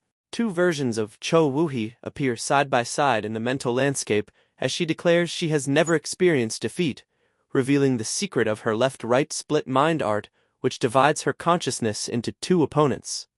The pressure becomes immense, as Hwoarin feels himself being overwhelmed, admitting he is losing ground against the dual-pronged assault. The battle becomes a swirling vortex of ink, where Hwoarin is a small, isolated figure surrounded by twin shadows of Cho Woo-hee. He is forced onto the defensive, acknowledging the terrifying effectiveness of her technique as she uses two distinct Chui arts as a single entity. Realizing that he will inevitably lose if the duel continues at this pace, Hwoarin maintains a spark of defiance and prepares to reveal his own hidden depth. He strikes the scroll with a single, uncompromising vertical line to regain the initiative, countering her declaration of duality by stating firmly that he is not alone in this fight either. A sudden, violent explosion of red-tinted energy erupts from the scroll as an old man's presence enters the combat, shattering the flow of the duel. Old Man intercepts Cho Woo-hee's twin projections in the mental landscape, catching her completely off guard with a sudden and powerful intervention. Back in the real world, the shock of the exchange causes Cho Woo-hee's brush to fly from her hand and clatter onto the floor as the mental connection is severed. She sits in stunned silence with trembling hands, her composure shattered by Hwoarin's final gambit as she breathes raggedly and eventually brings her hands to her face. After a long silence, she lowers her hands to the table and concedes the match, acknowledging that it has reached its conclusion and officially declaring his victory. She reflects on the history of the 5 trials, noting that years have passed since she last opened them and that no one else had managed to pass until this moment. Her eyes become briefly visible through the red veil, filled with respect as she explains that the trials represent the goals and dreams of those who attempt them. Addressing him formally as the Yong clan heir, she confirms he has reached the end and identifies herself as Cho Woo-hee of the Immortal Paradise House while admitting her defeat. As the scene transitions to a wide shot of the house at night with its glowing lanterns, she offers a sincere word of congratulations. In a significant move, She removes her veil to reveal a striking beauty with long brown hair and a white floral ornament, looking at him with a calm smile. Hworin is startled by her face, and she surprises him further by identifying him as the flying dragon sword hero. While momentarily captivated by her beauty, Hworin questions how she knows his identity, leading her to chuckle and tease him about his thoughts, while accepting his internal praise as a compliment. She explains that his use of the soaring dragon emperor sword was an unmistakable giveaway, especially since he has become famous as a member of the Tianzhong Yong clan. Hworin realizes he was easily identified, and stammers a compliment toward her intellect. Cho Woo-hee leans back and decides to move to the main point, inviting him to ask for anything as his prize. Hworin's jaw tenses with the weight of his request as she reaffirms her commitment to grant any wish. She leans forward to tilt his chin up, telling him there is no need for shame and whispering that the outside world will never know what transpires tonight. She adds that the night is long, but Hworin breaks the tension by shouting that he wants her martial arts. Cho Woo-hee is left in genuine shock, her romantic atmosphere derailed by his blunt focus. Soon, a hand holds a bound manual for a secret mind art, and Hworin stands with it tucked under his arm, looking pale and haunted as a small ghost-like figure represents his drained state. He turns to leave immediately, but Cho Woo-hee calls out to him as he reaches the door, asking if he is truly leaving just like that. As he looks back warily, she reclines in a provocative pose with a sly smile, offering to grant him another wish. The next day at the sunlit entrance, his allies wait impatiently. Namwook with a bandaged neck complains that a full day has passed, while Mijong scolds him for inappropriate thoughts. They wonder if Hworin failed, but the Mijong insists his skills are too great for that, and they resolve to scold Hworin for the wait. When Hworin finally emerges, Namwook lunges forward to complain, but stops in confusion at Hworin's pale, sunken-cheeked face and exhausted aura. Hworin ignores them, walking past with a hollow stare and a command to return home. As they watch him stumble away, Namwook concludes with pity that the young sect leader must have failed the trials after all, running after him to offer help with his training to soothe his perceived disappointment. Following the events, the trio continues their travel. On the journey, Hworin analyzes the martial manual all day and night. As they finally reached the Sangwon clan, the imposing architecture signals the group's arrival at their destination. Standing before the gates, Hworin notes that they managed to return much faster than expected, and as he approaches the interior, he wonders what the others have been doing during his absence. The heavy doors creak with a distinct sound as he pushes his way inside, where the ringing of clashing practice weapons leads him to the training grounds. There, he spots Mo Young and engaging in a focused session, and he watches from the sidelines, impressed by Mo Young's fluid movements and observing that her martial skills have improved significantly. The sparring match comes to a halt as the practitioners notice his presence, leading to a brief, silent moment as they adjust their stances to acknowledge his return. Hworin notices Mo Young and his guard engaged in a low-toned, serious conversation, and wonders what could occupy their full attention before his light footsteps draw their eyes toward him as he enters the immediate training space. Mo Young turns to greet him respectfully as the young sect leader, asking if he successfully resolved his matters, and Hworin confirms his success while radiating a calm energy. Suddenly, the atmosphere shifts as Mo Young's expression hardens. She sniffs the air and asks about a strange scent clinging to him. With a blurring motion, she moves in close to investigate, catching Hworin off guard and causing him to recoil as he asks what she's doing. She identifies the smell as scented oils, and, with a voice tinged with suspicion, bluntly asks if he visited a pleasure house, reminding him of his promise not to set foot in such a place. Hworin panics and stutters that she is mistaken, holding up his hands and desperately pleading for her to listen before jumping to conclusions. Namwook steps forward to intervene, clarifying that the young sect leader did not actually enter a pleasure house, but he then adds with a straight face that Hworin simply lost during the 5 trials. Hworin lets out a dry cough of embarrassment, realizing Namwook's help is making him look worse, yet Namwook ignores this and emphasizes the experience was important for a martial artist. Namwook addresses Mo Young as the Dragon Flower Sword and tells her not to worry about such trivialities, leaving her in confused silence while Hwoarin leans in with a frustrated face, whispering urgently to Namwook that there was no need to mention his loss. As the two men whisper back and forth in a comedic side scene, Hwoarin eventually turns back to Mo-young with a strained smile, telling her she is mistaken but thanking her for her concern. Mo-young reflects that if Namwook deemed it an important experience, it must be something a man would never forget. Attempting to change the subject, Hwoarin praises Mo-young's skill and her recent progress, which she attributes to the battle in the bamboo forest, though she notes his guard is distracted by Ms. Zhang's recurring illness. Hwoarin's expression turns serious as he decides they should visit their companion to help, but he is interrupted by a messenger presenting a formal letter from his father. Taking the scroll with a sense of weight, Hwoarin looks at the seal in surprise, and lets out a heavy breath before reading his father's words, which express how much his presence is missed and how his siblings have grown.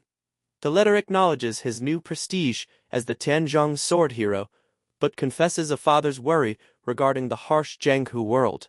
As the letter concludes with a reminder of the turning weather and a plea to return home before winter, Hwoarin is visibly moved, his eyes moistening as he makes a quiet sniffing sound. Later, under a clear sky at the sprawling Sangwon estate, Hwoarin prepares his companions for their departure, and despite Yeon's saddened wish that they could stay longer, he notes the hospitality they have received and the biting cold. They exchange formal martial salutes, and after the clan head gruffly commands them to hurry to their waiting carriage, Hwoarin bows in gratitude and smiles broadly, exclaiming that it is finally time to go home. The wind blows through his hair as he smiles with genuine relief, but the scene shifts to a dark, shadowy forest at night, where eerie blue mist rises and a creature's snout sniffs the darkness. A cat was sebiffing something when a man picked up the cat, saying he found he tracks. As he pets the cat, he says that the blood demon has personally requested a favor him, so he cannot refuse. As he says on the way, he will steal the treasure, with multiple bodies scattered around. The narrative shifts where Hwoarin looks out over the landscape, his expression thoughtful as he remarks that he does not even know how long it has been since they began their return journey to the Cheonjong Gate. The surrounding environment is focused on in silence, where the gentle rustle of leaves and the steady rhythm of their travel set a peaceful atmosphere on the open road. The perspective remains on Hwoarin as he continues his reflection, noting that so many chaotic events have transpired that it feels as though several long months have passed by in a blur. He turns his gaze forward with a soft look of relief on his features, expressing that the end of their arduous journey is finally coming into view. Hwoarin then addresses his companions, offering his genuine gratitude and acknowledging their silent, steadfast loyalty in following him through every hardship, which the group absorbs in a silent reaction shot under the open sky. Suddenly, an older, cheerful voice chimes in, as Mr. Nan stretches leisurely, his face bright as he casually observes that the weather today is truly splendid. A brief moment of silence follows, the peaceful atmosphere momentarily hanging in the air as the group processes the old man's carefree remark before the calm is broken. A silent beat of comedic tension ensues as the carriage continues moving and the characters stare at each other, letting the awkwardness of the sudden realization settle in.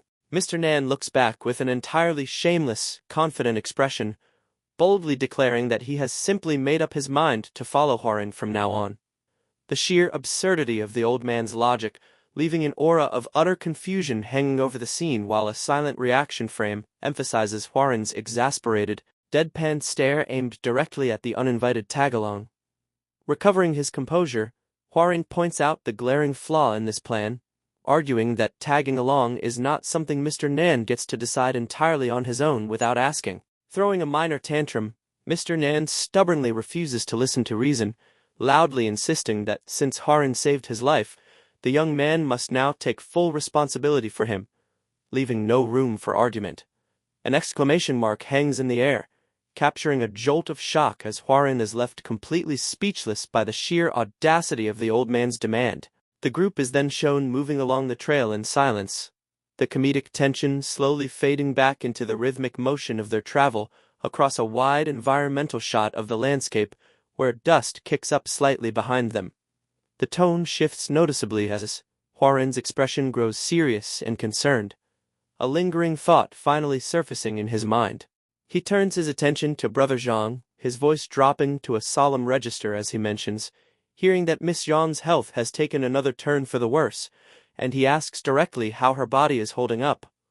Brother Zhang's face falls, his eyes lowering in sorrow and hesitation as he admits the grim reality of the situation. A silent frame focuses tightly on Brother Zhang's face, emphasizing the deep worry and helpless frustration etched into his features as he explains the true nature of the affliction, revealing that Manhwa is not suffering from a natural illness, but rather from the lingering effects of the violet lightning Q. Hwarin's eyes widen slightly in alarm as he repeats the name of the energy, the unfamiliar yet menacing term catching him off guard. The gravity of the revelation is captured in silence, the air between the men growing heavy with unspoken dread as Brother Zhang elaborates grimly, describing the dark energy as the residual internal force that violently embeds itself within the body of anyone struck by the violet lightning demonic art, explaining that it is incredibly insidious and destructive, constantly gnawing away at the victim's life force from the inside out. A silent beat of realization follows as Hwarin processes the terrifying mechanics of the martial art, connecting the dots in his head. Hwarin begins to piece together the implications, murmuring to himself and trailing off as he wonders if this specific demonic art could possibly mean a certain individual was involved. Suddenly, a sharp lurch disrupts the scene as a sickening sway overtakes Manhwa, and she physically collapses, prompting someone to immediately cry out her name in absolute terror. A frantic, silent flurry of motion follows as the group rushes toward the collapsed girl, the peaceful atmosphere shattering instantly as total panic ensues. Someone yells for Miss Zhang, desperately demanding that the emergency medicine be brought out at once. The view angles tightly on an empty container, conveying a dreadful realization without a single word, before a voice cracks in horror and disbelief, demanding to know if she has already consumed the entirety of their medical supply. The desperation turns into anguished frustration as a sharp, pained yell demands to know why she kept her worsening condition a secret from everyone. Manhwa's voice is weak, barely a whisper, as she struggles to speak, revealing that the frequency of her sudden seizures has been accelerating at a terrifying pace. She looks up with tearful, exhausted eyes, apologizing as she admits she genuinely believed her body could hold out for just one more day. A resolute voice cuts through the panic, declaring fiercely that they are nearing a village and will find a solution once they arrive there, just before a heavy thump echoes as Manhwa loses consciousness entirely, her body going completely limp. Absolute urgency takes over as an explosive command is shouted toward Nam Wook and Yong Wook, ordering them to push their speed to the absolute limit. A silent action sequence shows the violent lurch of their transport as it accelerates, kicking up a massive cloud of dust in their wake, accompanied by the sharp crack of a whip splitting the air as the steeds are pushed to a breakneck gallop. And they finally arrive, the dust settling around them as they bring their frantic sprint to a halt within the village bounds. The environment of the settlement comes into focus, easing the chaotic pacing slightly as they prepare to search for aid, shown in a silent frame as the group disembarks hastily, carrying the unconscious girl with utmost care.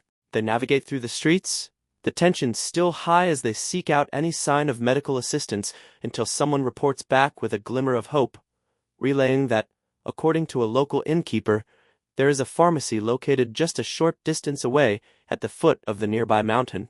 A silent moment of determination passes over the group, their objective now clear, and Heir steps forward with resolve, volunteering his own funds and insisting that they all go together to secure whatever medicine is required. Hwarin, his expression dark as his mind returns to the disturbing revelations from earlier on the road, and unable to contain his curiosity any longer, he addresses Brother Zhang directly, demanding to know the full story of how Miss Zhang ended up being struck by the horrific violet lightning demonic art in the first place.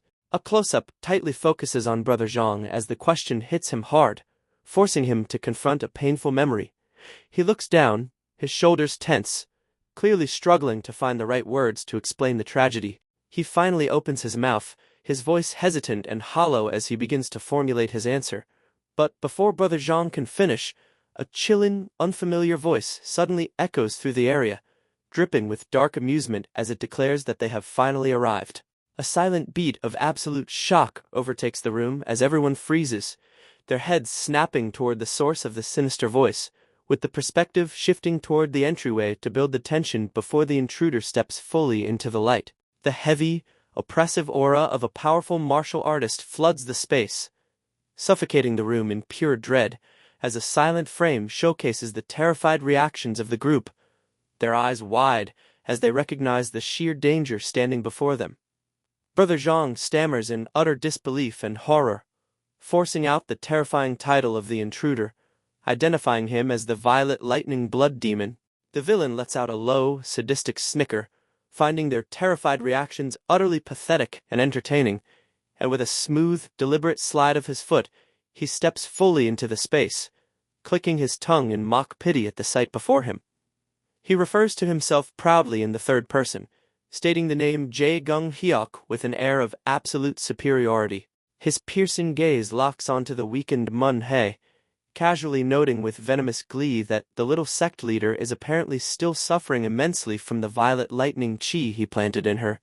Hwarin's eyes narrow in sharp focus as he zeroes in on a specific detail hidden within the villain's taunt.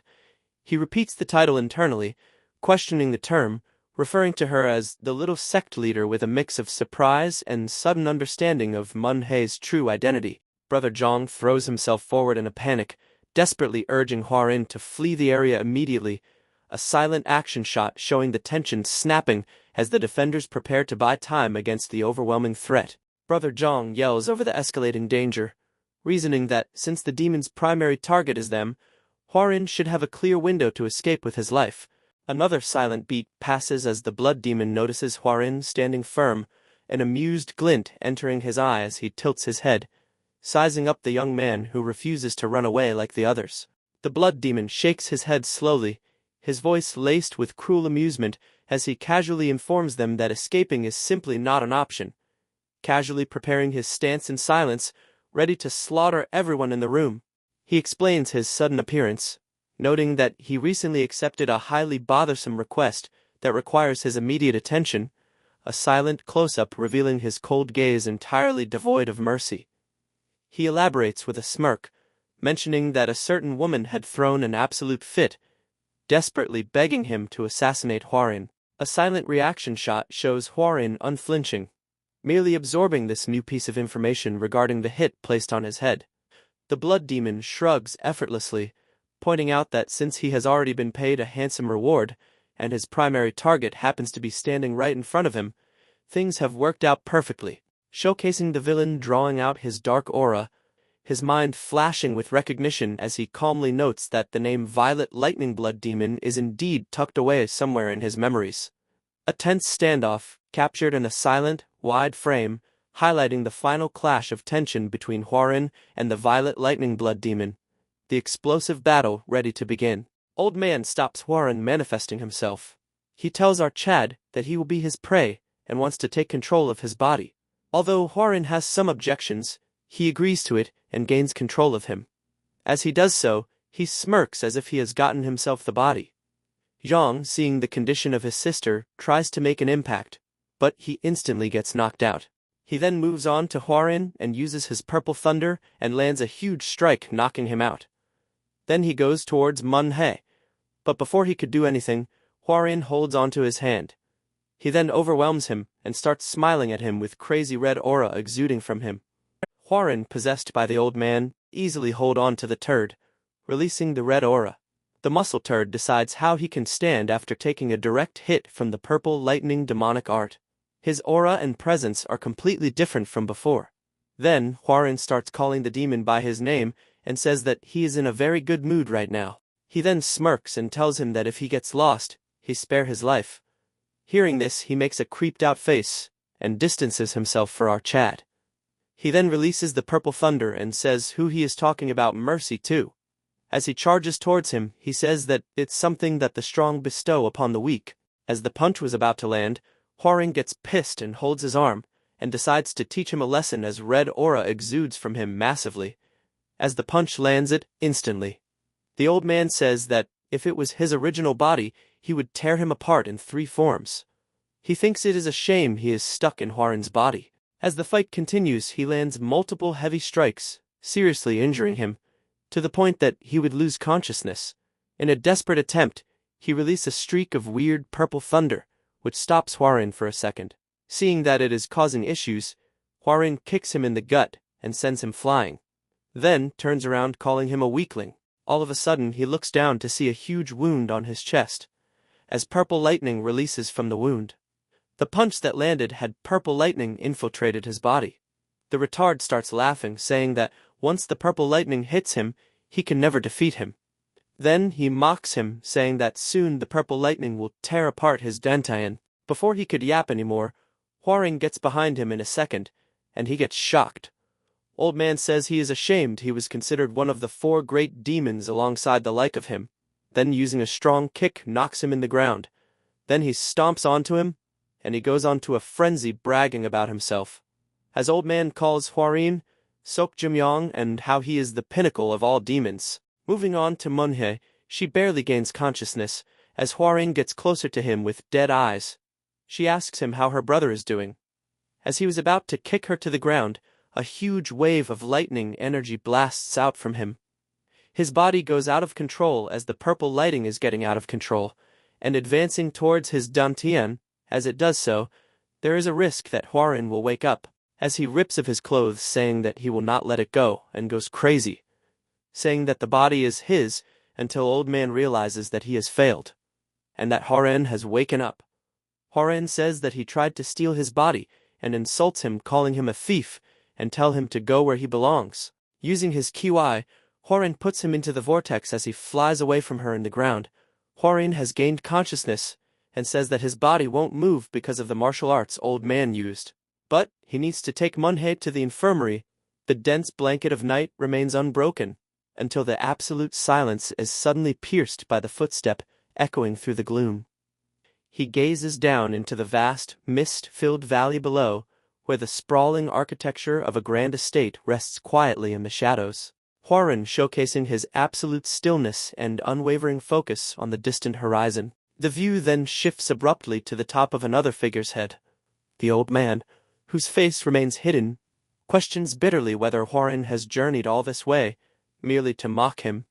Deep within a shadowed, ethereal forest setting, Hwarin sits with perfect posture upon a large flat stone, his hands resting serenely on his lap, and his expression completely unbothered.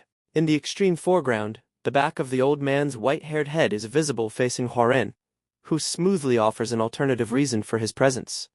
Hwarin points out a damning fact, noting that despite an agreement they had previously forged, the Old Man had still attempted to forcibly seize control of his body, only to suffer failure. The Old Man's voice drips with venom and wounded pride, as he demands to know if Hwarin's sole purpose is to project this pitiful, trapped manifestation of him into his own mental landscape, just to gloat. The intense standoff is captured as Hwarin's face is viewed tightly, his golden green eyes narrowed into a cold, piercing glare that lacks any trace of empathy, while the Old Man's rugged, heavily lined face bears bared teeth and a fierce blue eye staring upward with unadulterated, burning rage. The spatial dynamic of their inner confrontation, placing the Old Man aggressively in the foreground with his body tense and ready for violence, while Hwarin remains perfectly seated on the stone opposite him.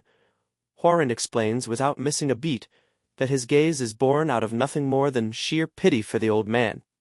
The Old Man is rendered temporarily speechless by the sheer audacity of Hwarin's claim, letting a moment of stunned silence pass.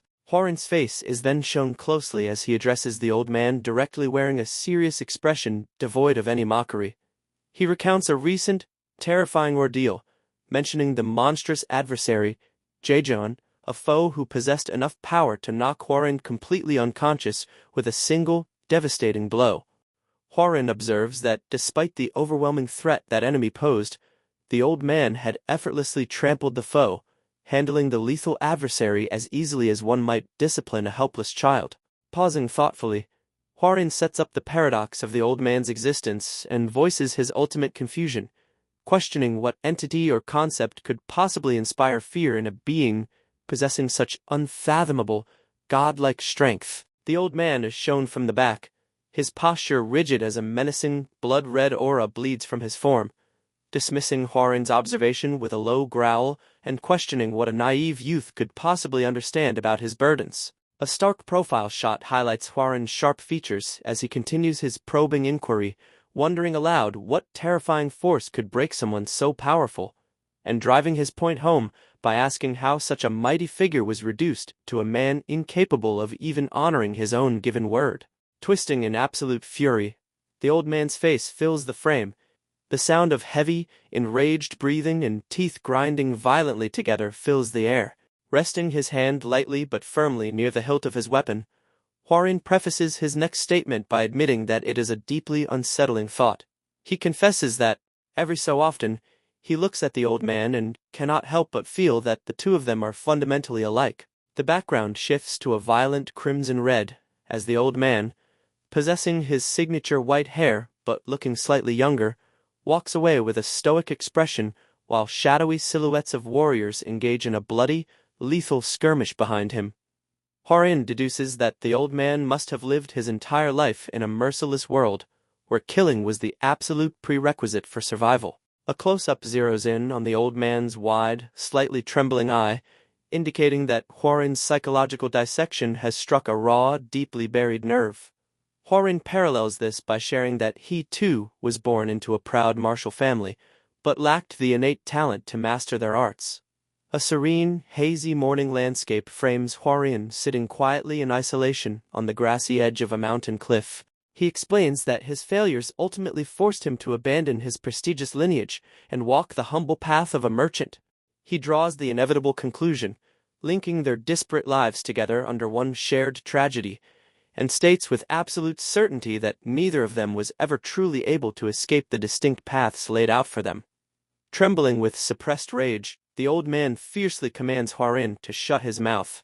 Ignoring the threat, Hwarin points out that even after the old man reached the very end of the demonic path and earned the legendary title of Heavenly Demon, it ultimately meant nothing. Hwarin's unyielding demeanor as he delivers the final blow, stating that the old man never managed to escape that blood-soaked road. The old man explodes verbally, vehemently rejecting the idea that a supreme being like himself could share any similarity with Hwarin, calling the notion utter bullshit, roaring at Hwarin and ordering him not to speak as if he comprehends the agonizing journey he has endured. The old man's face becomes a mask of pure wrath, his fangs bared aggressively as he spits out an insult, degrading Hwarin as nothing more than a lowly, insignificant merchant. Hwarin counters calmly, questioning if the old man truly still perceives him merely as a merchant after everything that has transpired, revealing his growth by stating that he has finally learned the martial arts that had eluded him in his past life. Extending his hand forward in a gesture of leadership, Hwarin is backed by 3 imposing figures, which are his comrades, declaring that he now possesses loyal comrades who follow his command, a visceral, laying his life on the line against immensely powerful adversaries. Highlighting his waist with his hands casually resting near his sword belt against the flowing blue fabric of his robe, Hwarin establishes his current authority, announcing his position as the vice-sect leader of the Shanjung sect, and boldly declares himself a true martial artist named Yong.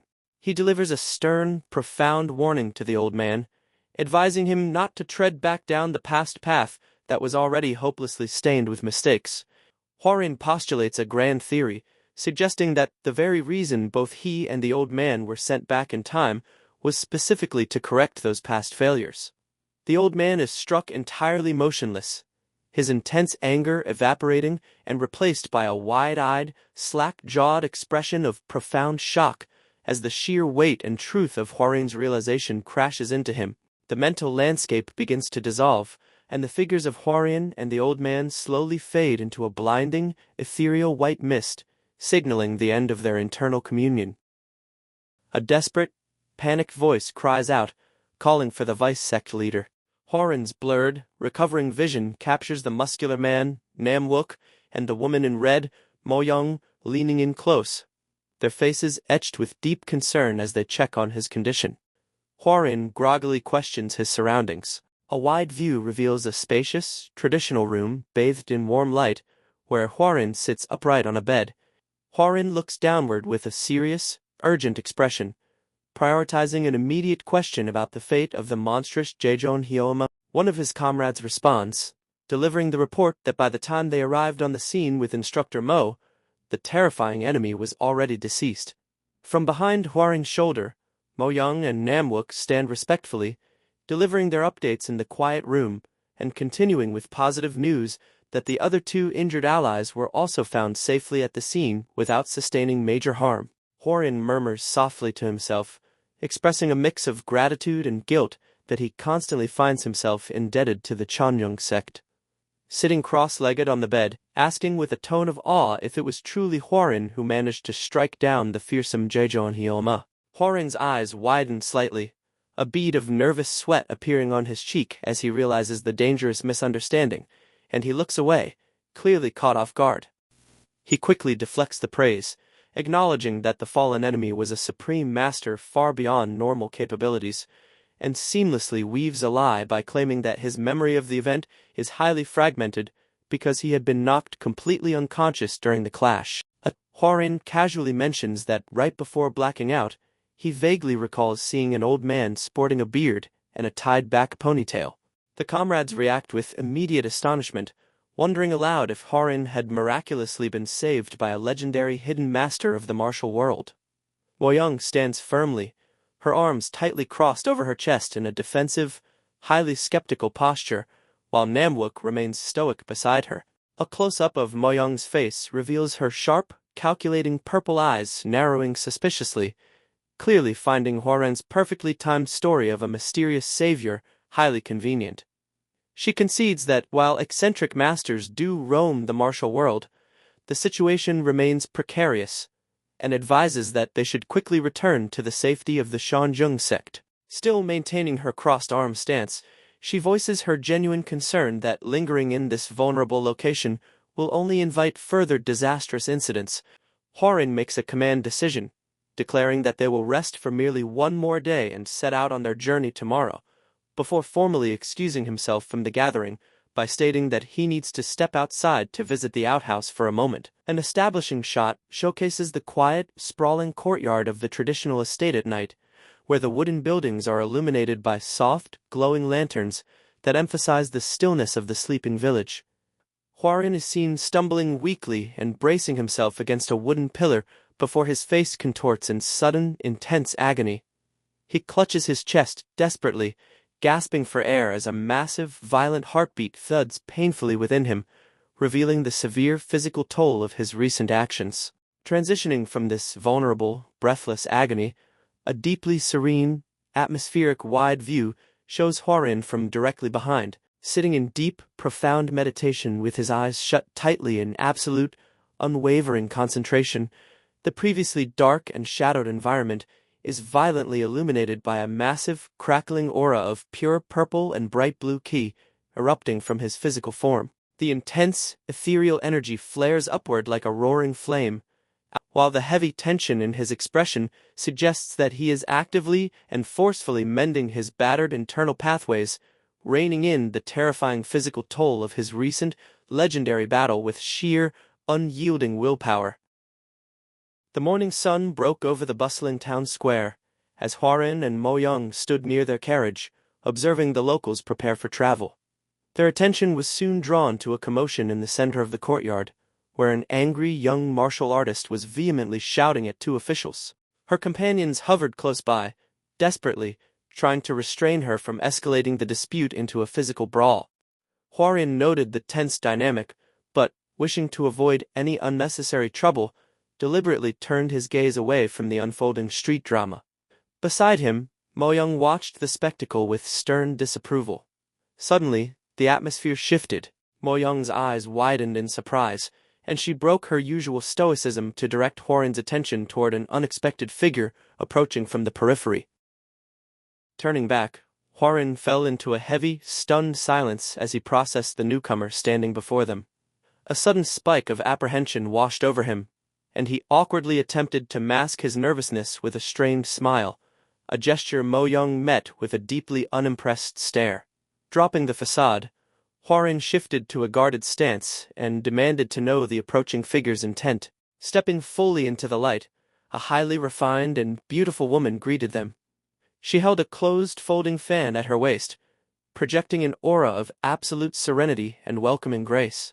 However, as Hwarin stared in shock at her arrival, the woman's harmless demeanor flickered for a fleeting second. From behind the raised edge of her newly unfolded fan, she fixed him with a sharp, calculating gaze and a deeply knowing smirk that promised unavoidable complications. Under a massive, glowing full moon that dominates the dark night sky, a grand multi-tiered oriental palace stands illuminated by dozens of warm lanterns, its architectural silhouette sharp against the hazy clouds, and casting a serene yet imposing presence over the walled compound. Inside, a steady stream of clear liquor pours from a dark ceramic jar into a small white cup as a hand with slender fingers holds the vessel firmly, the liquid splashing gently as it fills the porcelain.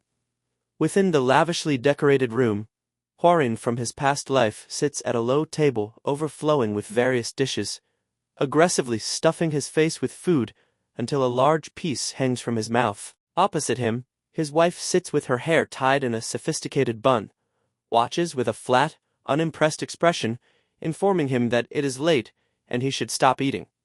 Hwarin pauses mid-chew with bulging cheeks, defending his gluttony by claiming he is merely maintaining a physique suiting a merchant union owner. Ignoring her judgment, he tilts his head back to consume his drink in a long pull. The woman leans forward, her hand making contact with his face as she mocks him, stating she married him for his face, but now he is fat. She pinches and pulls his cheek forcefully while he, startled and sweating, retorts that it is not fat, but all gold. After a moment showing the couple in their private domestic comfort, the woman looks at him with a serious gaze, addressing him as Hwarin and recounting how he was once chased out of the Tanzhong clan with no money.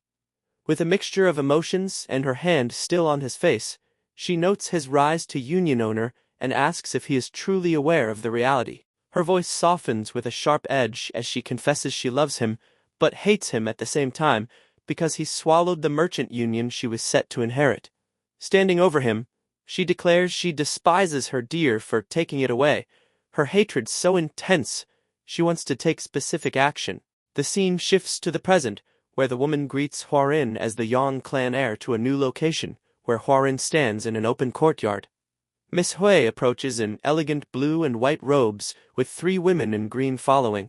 Hwarin offers an awkward martial arts greeting, acknowledging it has been a while, while Miss Hui hides her face behind a fan and asks what brings him there as she searches for the purple lightning blood demon and the black killer blade.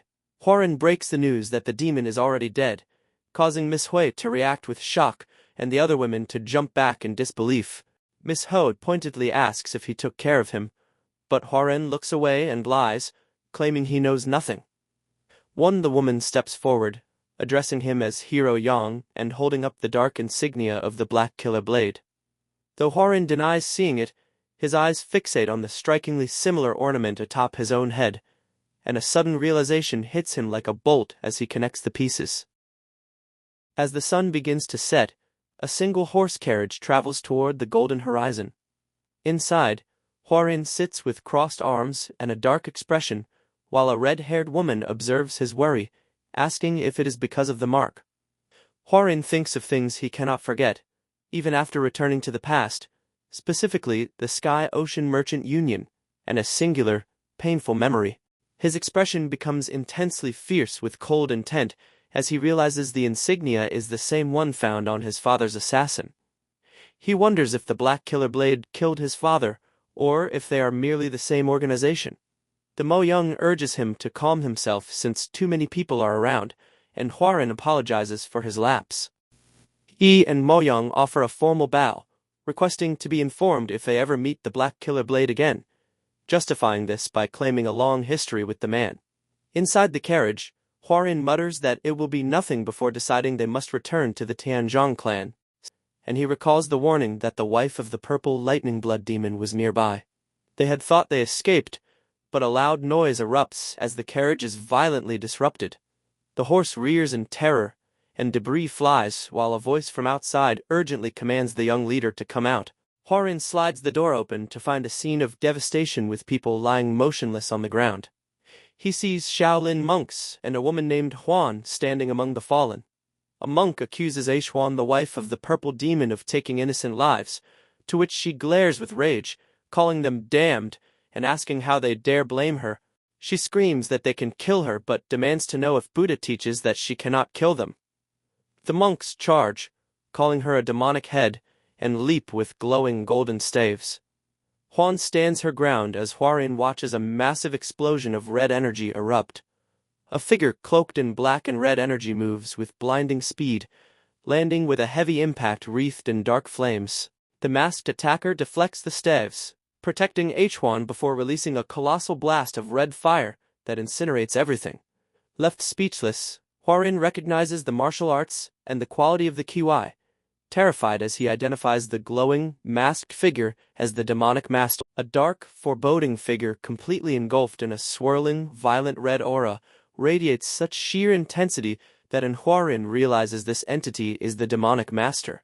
Huarin, viewed from behind with his long black hair cascading down his back, stands overlooking a dusty battlefield under a vibrant orange sunset sky, while others actively engage in combat with dark figures in the distance, prompting Huarin to wonder internally how such a situation is even possible. A tight, close-up profile reveals the face of the demonic master, presenting as a rugged man with spiky brown hair and a thick black mask concealing the lower half of his face. He notes with deep suspicion that, despite the concealing mask, the fighter battling the monks before him is visibly and undeniably younger than his original, infamous self, while the imposing, blood-red silhouette of his older, original self looms directly behind him, overlapping his form, leading the observing demonic master to hypothesize that because he regressed in a spirit form, it might be possible for him to exist concurrently in the same timeline as the physical demonic master of the past. Just as chaos erupts among the Shaolin ranks, a monk furiously shouts a warning to his brethren, identifying their opponent as a martial master and urgently commanding them to get into a defensive formation. A burly, bald Shaolin monk scowls fiercely, bringing his hands together in a strict martial arts prayer seal as he shouts a loud battle cry before gripping his long wooden staff and breaking into an aggressive, full-speed sprint across the barren terrain toward his target. His explosive momentum visually represented by thick, jagged black speed lines slicing across the frame. A massive, violent shockwave of golden energy and swirling dust erupts outward in a perfect circle across the battlefield, at the epicenter of which Deng Huan in her purple robes and the younger version of the demonic master in his black garments crouch defensively against the overwhelming force. Through the thick, orange-tinted haze of the battlefield, two Shaolin monks blur into motion, dashing horizontally across the frame at blinding speeds with their staffs held at the ready, prompting a menacing close-up of the younger demonic master's face, his eyes glowing with a terrifying, piercing crimson light above his black mask, and his brow deeply furrowed in lethal concentration. The high-speed pursuit continues as three Shaolin monks execute a synchronized, leaping dash. Two of the monks are captured mid-air, diving directly toward him with their entire bodies engulfed in blazing,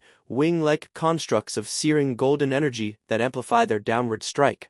Reacting to the airborne threat, the younger demonic master forcefully unleashes his internal power, his body becoming completely saturated in a violent, exploding crimson aura as he flexes his arms to prepare to meet the attack head-on. A colossal, blinding detonation of yellow and red energy consumes the space between the combatants as the younger demonic master intercepts the monk's diving assault. The sheer kinetic force of the clash violently blasts the two Shaolin monks backward, sending them tumbling out of control through the air, while at the center of the impact crater, the younger demonic master stands grounded and unyielding, enveloped in a protective dome of roaring red energy. He stands protectively in the foreground, shielding Deng Huan, who cowers slightly behind him, while above them, two more Shaolin monks launch a plunging attack with their staffs, screaming furiously and denouncing him as an evil criminal. The younger demonic master acts with ruthless efficiency, executing a devastating, high-spinning kick whose leg trails a lethal arc of crimson energy, connecting simultaneously with the chests of both attacking monks. The brutal impact knocks them away in a burst of light, eliciting cries of pain. Deng Huan is shown falling helplessly backward toward the dusty ground with her face contorted in distress, while in the background, the younger demonic master clicks his tongue in sheer frustration as the battle continues to devolve. A tight, tense close-up focuses on his chest and hand, his fingers twitching as a sharp sound effect indicates a swift, decisive physical action. Acting with explosive speed, he snatches Deng Huan and launches himself vertically into the sky, leaving long, sweeping trails of white kinetic energy following their ascent as they execute a rapid retreat from the monks below. Left behind on the ground, the remaining Shaolin monks point furiously at the sky as one shouts an urgent command to his peers, ordering them not to lose the fleeing targets and to chase them immediately. Hwarin stands firmly on the ground with his back to the camera, observing the escape, surrounded by thick vertical lines of white energy where Hwarin approaches a parked palanquin. Mo Young, wearing red clothes, slides the palanquin door open and leans out, urgently calling to him as the young leader, highlighting his immaculate purple robes and the intricate, circular silver medallion affixed to his dark belt. Standing with Mo Young just behind his shoulder, a bead of sweat rolls down Hwarin's tense face as he asks aloud, in genuine confusion, why the monks of the Shaolin are present in this location. As Hwarin pieces the situation together, stating that the Shaolin must be actively hunting the purple lightning blood, Demon's wife, Deng Huan, along with the demonic master, Hwarin and Mo Young, standing closely side by side on the wooden porch, before a tight, dramatic focus on Hwarin's amber eye reveals him correcting his previous statement, deciding it is safer to simply refer to the demonic master as an evil criminal rather than using his title, declaring that they risk getting caught up in the violent conflict and firmly suggesting that they go back. Mo Young looks entirely perplexed, echoing the name Deng Huan with a puzzled expression, but without waiting for her to process the information, Hwarin physically shoves her back into the safety of the wooden palanquin, raising his voice and urgently commanding her to hurry. Safely inside the palanquin, Hwarin exhales a small, visible puff of breath, looking slightly relieved to be off the exposed ground, though his face remains etched with lingering stress. As he moves to board the carriage, and when viewed from a distance, he smoothly steps up into the wooden palanquin. Dark aura lines manifest around his head, signifying a sudden shift in the atmosphere or an unseen presence, just before a mysterious, disembodied voice breaks the silence, directly addressing Hwarin simply as "child." The unseen voice continues speaking, informing Hwarin that it has a specific request for him. To the forest floor near the parked palanquin, showing several individuals wrapped in sleeping bags and blankets on the dirt ground, completely unconscious and deeply asleep. A wider establishing shot emphasizes the quiet isolation of their makeshift campsite within the dark, expansive forest.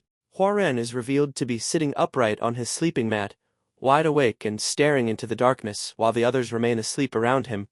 Now wearing a black lower face mask, he snaps his head to the side as a visual sound effect indicates he has detected a swift, subtle movement nearby. Propelled by his martial arts, he leaps high into the night sky, soaring far above the dense forest canopy and leaving a sharp, straight line of kinetic energy trailing behind his ascent. A visual abstraction of his rapid descent features heavily blurred tree trunks rushing past, scanning the dark environment with predatory focus. A profile close-up shows his masked face, partially obscured by shadow. As he moves, the memory visualizes the feet of two individuals standing motionless as a distinct, swirling ring of red energy materializes at the top of the mindscape. Hwarin stands face to face with an imposing, spectral entity, the original spirit of the demonic master, who appears as an older man with wild white hair, a thick beard, and a body radiating a profound red aura. Hwarin affirms the entity's presence by answering simply in the affirmative, as the demonic master speaks, questioning if Hwarin is seriously asking him to chase after his own past self. Remaining perfectly calm, Hwarin states matter-of-factly that such an action is not possible, explaining that he neither knows how the past version of the entity would respond, nor does he have any guarantee that the past self wouldn't outright betray him, concluding his reasoning by firmly stating that his current course of action is necessary. The demonic master drops a massive revelation, stating that in his own original past, he never saved Deng Huan, a detail that drastically alters the established timeline. Hwarin's eyes widen in sheer disbelief, his composure breaking as he exclaims his shock aloud. The demonic master leans in, his face hardened with stern seriousness, and demands the young man listen closely, explaining that just as Hwarin has actively changed the future, the demonic master's own future is continuously changing as a direct result of Hwarin's actions. The entity advises that learning exactly what has changed will help Hwarin as well. His glowing eyes and heavily furrowed brow captured in a very tight crop that emphasizes the crushing weight and intensity of his cosmic perspective. The demonic master then asks a pointed, rhetorical question, wondering if Hwarin isn't simply curious about his own self. A close-up captures Hwarin's unwavering eyes as he solidifies the bargain, stating that the demonic master will owe him a substantial favor after this incident is resolved. Closing his eyes and exhaling a soft puff of breath, Hwarin resigns himself to the task, while the demonic master stands solidly behind him, instructing Hwarin to leave alone at night since he has a sense of where their targets are headed, and offering to teach him a highly useful martial art to aid in the mission. Dropping his stern facade, the demonic master sincerely thanks Hwarin for agreeing to do this. Following a transition, a close-up shows Hwarin's dark hair blowing gently in the night breeze crouched in the dark forest. He reflects on the conversation, conceding that the demonic master's logic is flawless.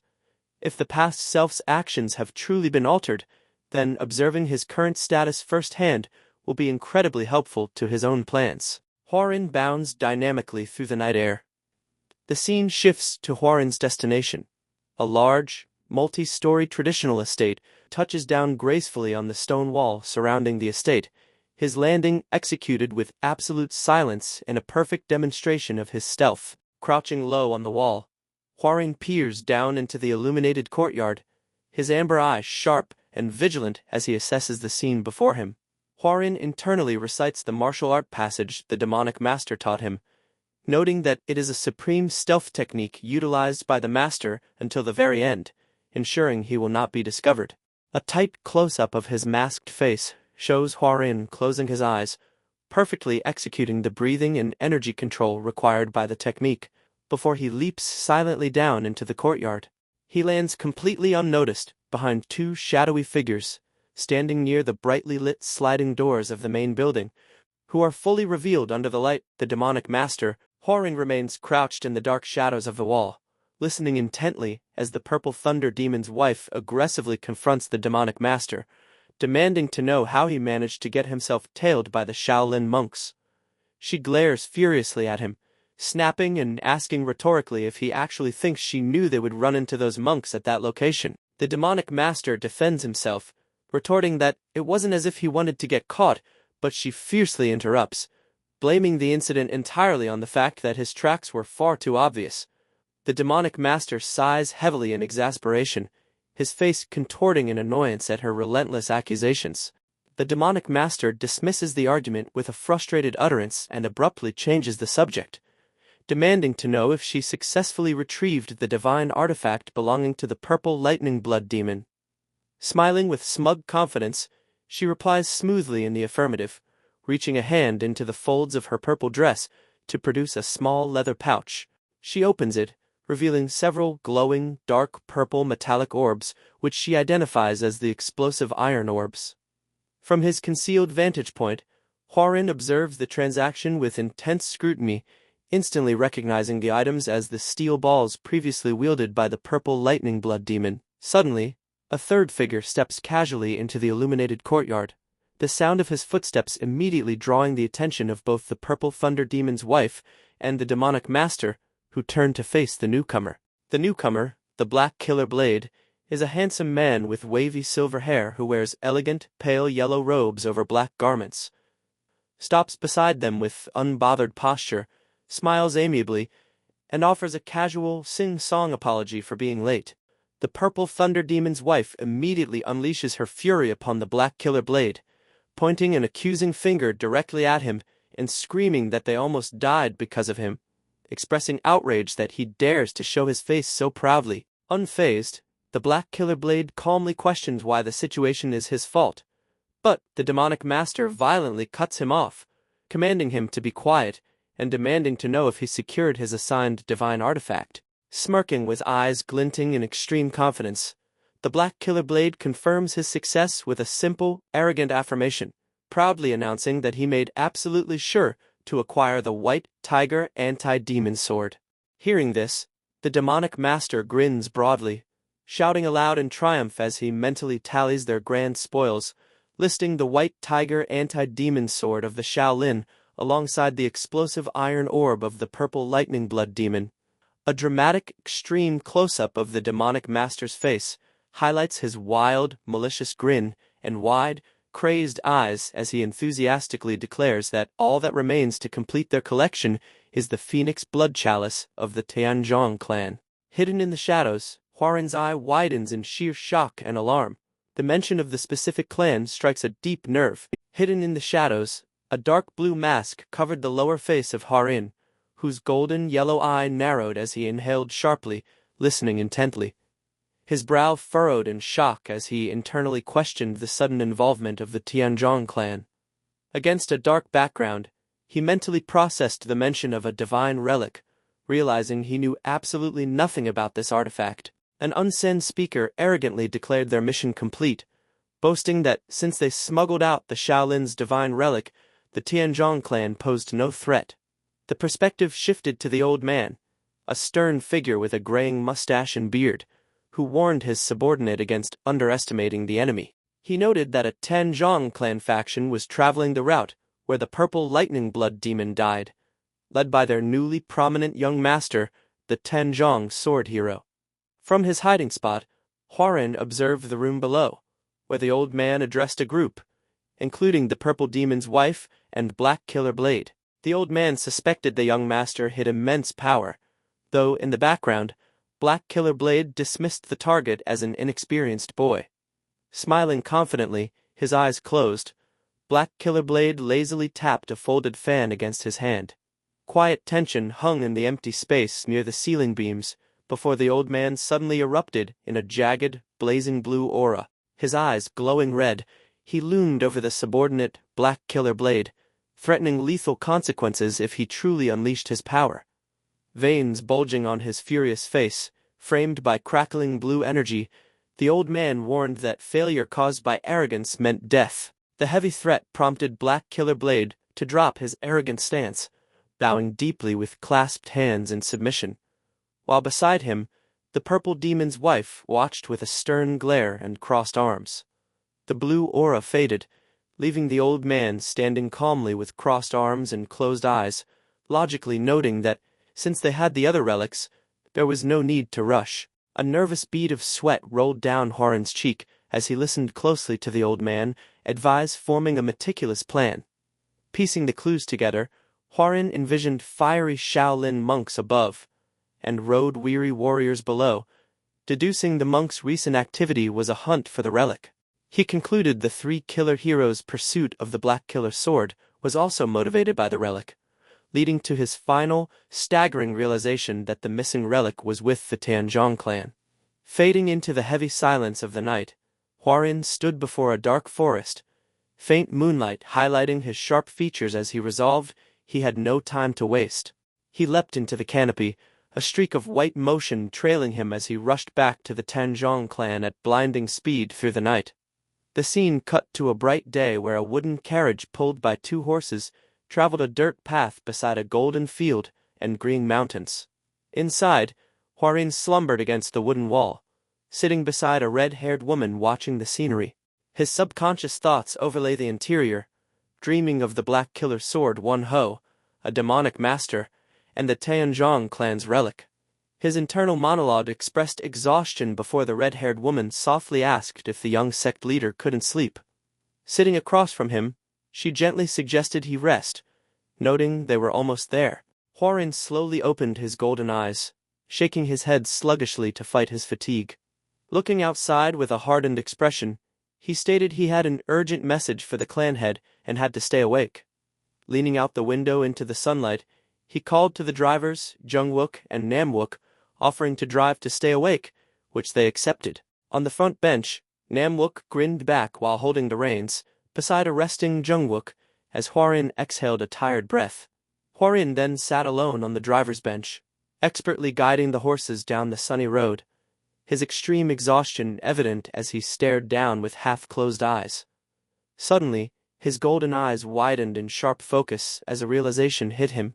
The carriage traveled into a glowing sunset. A black screen filled with the rhythmic rattling of the carriage gave way to a view of a massive traditional estate, glowing with floating golden lanterns. A sudden thought questioned if he had fallen asleep, leading to a first-person view of a large, unfamiliar hand touching a thick neck as an internal voice panicked, horrifyingly wondering if he was always this fat. The perspective shifted to reveal Hwarin in an older, heavier body with a mustache and graying hair, clutching his face in absolute shock. Staring blankly, he realized something major had happened despite his fragmented memories, exhaling a heavy sigh to calm himself. After a serene transition shot of tiled roofs, a young woman in a yellow dress frantically sprinted across the courtyard toward the carriage, calling for the young master. Older Hwarin furrowed his brow, perplexed, sitting frozen as she halted before the carriage. Hesitantly, he correctly identified the servant as Manhwa, who threw her arms down and frantically scolded him for being late on such an important day. Rooted to his seat, Hwarin ignored her scolding, whispering in shock to ask how she was doing, leaving Manhwa bewildered just as Hwarin clutched his forehead in sharp pain. After a tense pause, Manhwa pressed her palm to his forehead, noting no fever despite his grunts of pain, and grabbed his hand to drag him away, insisting guests were arriving. Hwarin stumbled clumsily, his panicked face contrasting with the small woman pulling his heavy frame across the sprawling, glowing courtyard of the Sky Ocean Merchant Union. Dwarfed by a massive pavilion, Hwarin's attention was drawn to a tall, red-haired woman standing victorious with a wooden sword over two defeated, exhausted men. The muscular man grinned in defeat, while his companion bowed respectfully, praising the red-haired woman's ever-growing strength. Hwarin watched, internally shocked that these men were the renowned two Risen Ghostblades. The victorious woman turned, allowing Hwarin to recognize her just as she called him young leader. Sweating in terror, Hwarin stammered her name, Master Mo. Turning fully with her sword at her side, she casually apologized for the informal title, explaining it felt natural since she taught him martial arts. She then heavily criticized his unconditioned physique, stating his exhaustion proved he skipped training, leaning in to authoritatively demand an answer. Flinching, Hwarin waved defensively and stammered. He was too busy, prompting Manhwa to shield him and proudly defend his heavy workload. Manhwa shoved Hwarin toward the pavilion to change, leaving an amused Master Mo watching. Under a twilight sky filled with lanterns, Hwarin stood bewildered in a messy room, recognizing the union but feeling out of place. As Manhwa sorted clothes, urging him to wear a rust-colored robe for the young master and young lady's arrival, Hwarin tied the golden sash, murmured thanks, and suddenly yelled in confusion to ask who was coming. As his logic melted down in panic, the doors burst open, and a smiling man and woman rushed in, yelling for their brother. Paralyzed, Hwarin whispered the names Sialin and Kijung in staggering disbelief before his panic was replaced by profound emotional longing. Sialin tackled him in a tight hug, crying she missed him, and Hwarin gently rested his hand on her back. Kijung laughed, teasing Sialin, before clearing his throat to offer a warm greeting, while Sialin buried her face in Hwarin's chest. Manhwa proudly mentioned the siblings were the terrifying Tianzhong deadly duo, a title Hwarin murmured softly as he gently patted his innocent-looking sister's hair. Sialin brightly announced their parents were arriving shortly for the moon-playing festival, prompting Kijung to playfully chop her head and scold her to use formal titles. Rubbing her head, Sialin glared and yelled that family didn't need formalities, only for a dark-haired woman in white and purple to burst in, grab the siblings, and drag them out to play. Hwarin watched silently before the woman shouted back a reminder to bring Yong. Left bewildered, Hwarin wondered if she meant the legendary Yahello Yong, which Manhwa confirmed. Stepping onto the lantern-lit exterior decking, Hwarin questioned why a shaman was there, watching a solitary figure in the glowing courtyard leave a brilliant arc of blue energy with her sword. Mesmerized by the display as the swordswoman spun mid-air under the moon and landed gracefully, Hwarin whispered shaman from the shadows. Recognizing the cold, focused face of Yahello Changyong, Yong, Hwarin stepped into the light, offered a hesitant greeting, and politely asked what brought her to the union. Looking at him deadpan, Yong delivered a single word, husband, leaving Hwarin's eyes bulging and his jaw dropping in absolute, unmitigated shock. Kijong, a young woman in a purple martial arts uniform with her dark hair in a ponytail, looked at the man she loved and called him her husband. Hwarin stood in shock. His eyes widened, and sweat formed on his forehead under his topknot as the words hit him. His mustache twitched, and he sweated more. He could not believe he and Kijong were married. He remembered her as a shaman who only cared about martial arts, not love or marriage, and asked her about it. Kijong sighed and looked at the night sky. She said that even though time had passed since their wedding, some things stayed the same. Hwarin stood in the background, confused and frowning. He wondered if he forgot their life, or if this was a joke. Kijong lifted her hand, her purple sleeve shifting. She admitted she still loved martial arts but found something more precious now. She stood under the night sky with a small blush and a soft smile. With her eyes closed and hand raised, she enjoyed the evening air. She stood near Hwarin under a full moon and floating lanterns as drum sounds echoed. She said the festival was starting. Her purple skirt swayed as she turned and reached her hand to Hwarin. Smiling brightly, she said his name and asked if he was ready to go. Festival lights twinkled behind her. Hwarin stared at her with awe and deep sadness. He felt she was a vision he could not believe. Then, their hands moved closer, and he silently accepted. At the festival, couples walked with sparklers near glowing lanterns and traditional buildings. Hundreds of lanterns filled the night sky. Children played, and families gathered, moving together across the stone courtyard. A freckled young girl, Solon, looked up with wide eyes and shouted at the beautiful lights. She grabbed Hwarin's arm and excitedly told her brother to hurry. Solon ran forward, her long dark hair flying. She laughed and said the fireworks were starting. Hwarin watched her with a pained smile, wondering when this reality began, before the scene faded to white. Pulled by Solon into the white void, Hwarin wondered if he finally knew this peace was just a dream. He thought maybe seeing Yunhwa, his own tan robes and rounder face, or thinking of Kijong and Solon gave it away. Then he realized the main proof. The scene changed to Kijong standing alone in a snowy, empty festival area. She looked back with a cold look. Hwarin knew the truth. The real Kijong could never love anyone. She stayed single and focused only on martial arts until the end. Standing with his back to the snowy void, Hwarin wondered if this happiness was ever real. He listed the impossible things. Yunhwa was alive. The Sky-Ocean Merchant Union did well, and his allies Kijong and Solon were with the Tianzhong clan. Feeling sad, he asked the void if there was no future where everyone was happy. He regretted that if he valued these things sooner, he could have lived this happy life. Tears fell down Hwarin's face as he cried.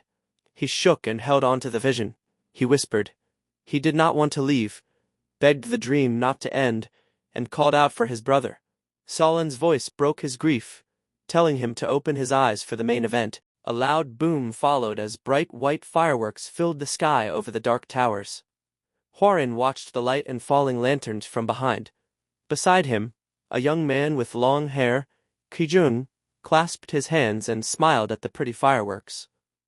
Hwarin turned his head slightly. He saw Kijong behind him with a calm smile. They shared a silent moment during the loud noise. From far away, they looked like small shapes at the end of a path near the festival. An old man with a long white beard and an older woman with pinned-up hair smiled, watching the younger people's joy. Hwarin's voice shook as he asked the old man if he was truly his father. The man turned with a kind but confused look. Hwarin then whispered to the woman, asking if she was his mother. Wanting to reach them, Hwarin ran across the wide, empty plaza. Kijong called his name, her voice echoing. Then, his eyes snapped open. It was a sharp, golden eye, fully awake. Hwarin sat up with a gasp. He was not at a festival. He was in a horse carriage traveling through quiet mountains during the day. His long dark hair fell around his face. A woman with long red hair, Yong, drove the horses. Yong turned back. She called him young leader and asked if he was awake. Hwoarin just held his head in his hand. Tears fell down his face as he felt the heavy weight of the dream and his real life. Mo-young looked at him with worry and asked if he had a nightmare. Hwoarin shook his head, his hair hiding his eyes. He looked at the floor and whispered that it was a very happy dream. Mo-young was confused. She did not know why a happy dream caused him pain and tears. Hwoarin stayed silent, staring blankly at the floor. The carriage kept moving toward a large, tall fortress in the mountains. It was his clan's home. Speaking to a man he called Master Mo, Hwoarin explained his pain with a flat voice. He said the happy future in his dream was impossible and would never happen. Mo-young called to him with worry again. Hwoarin's golden eye narrowed.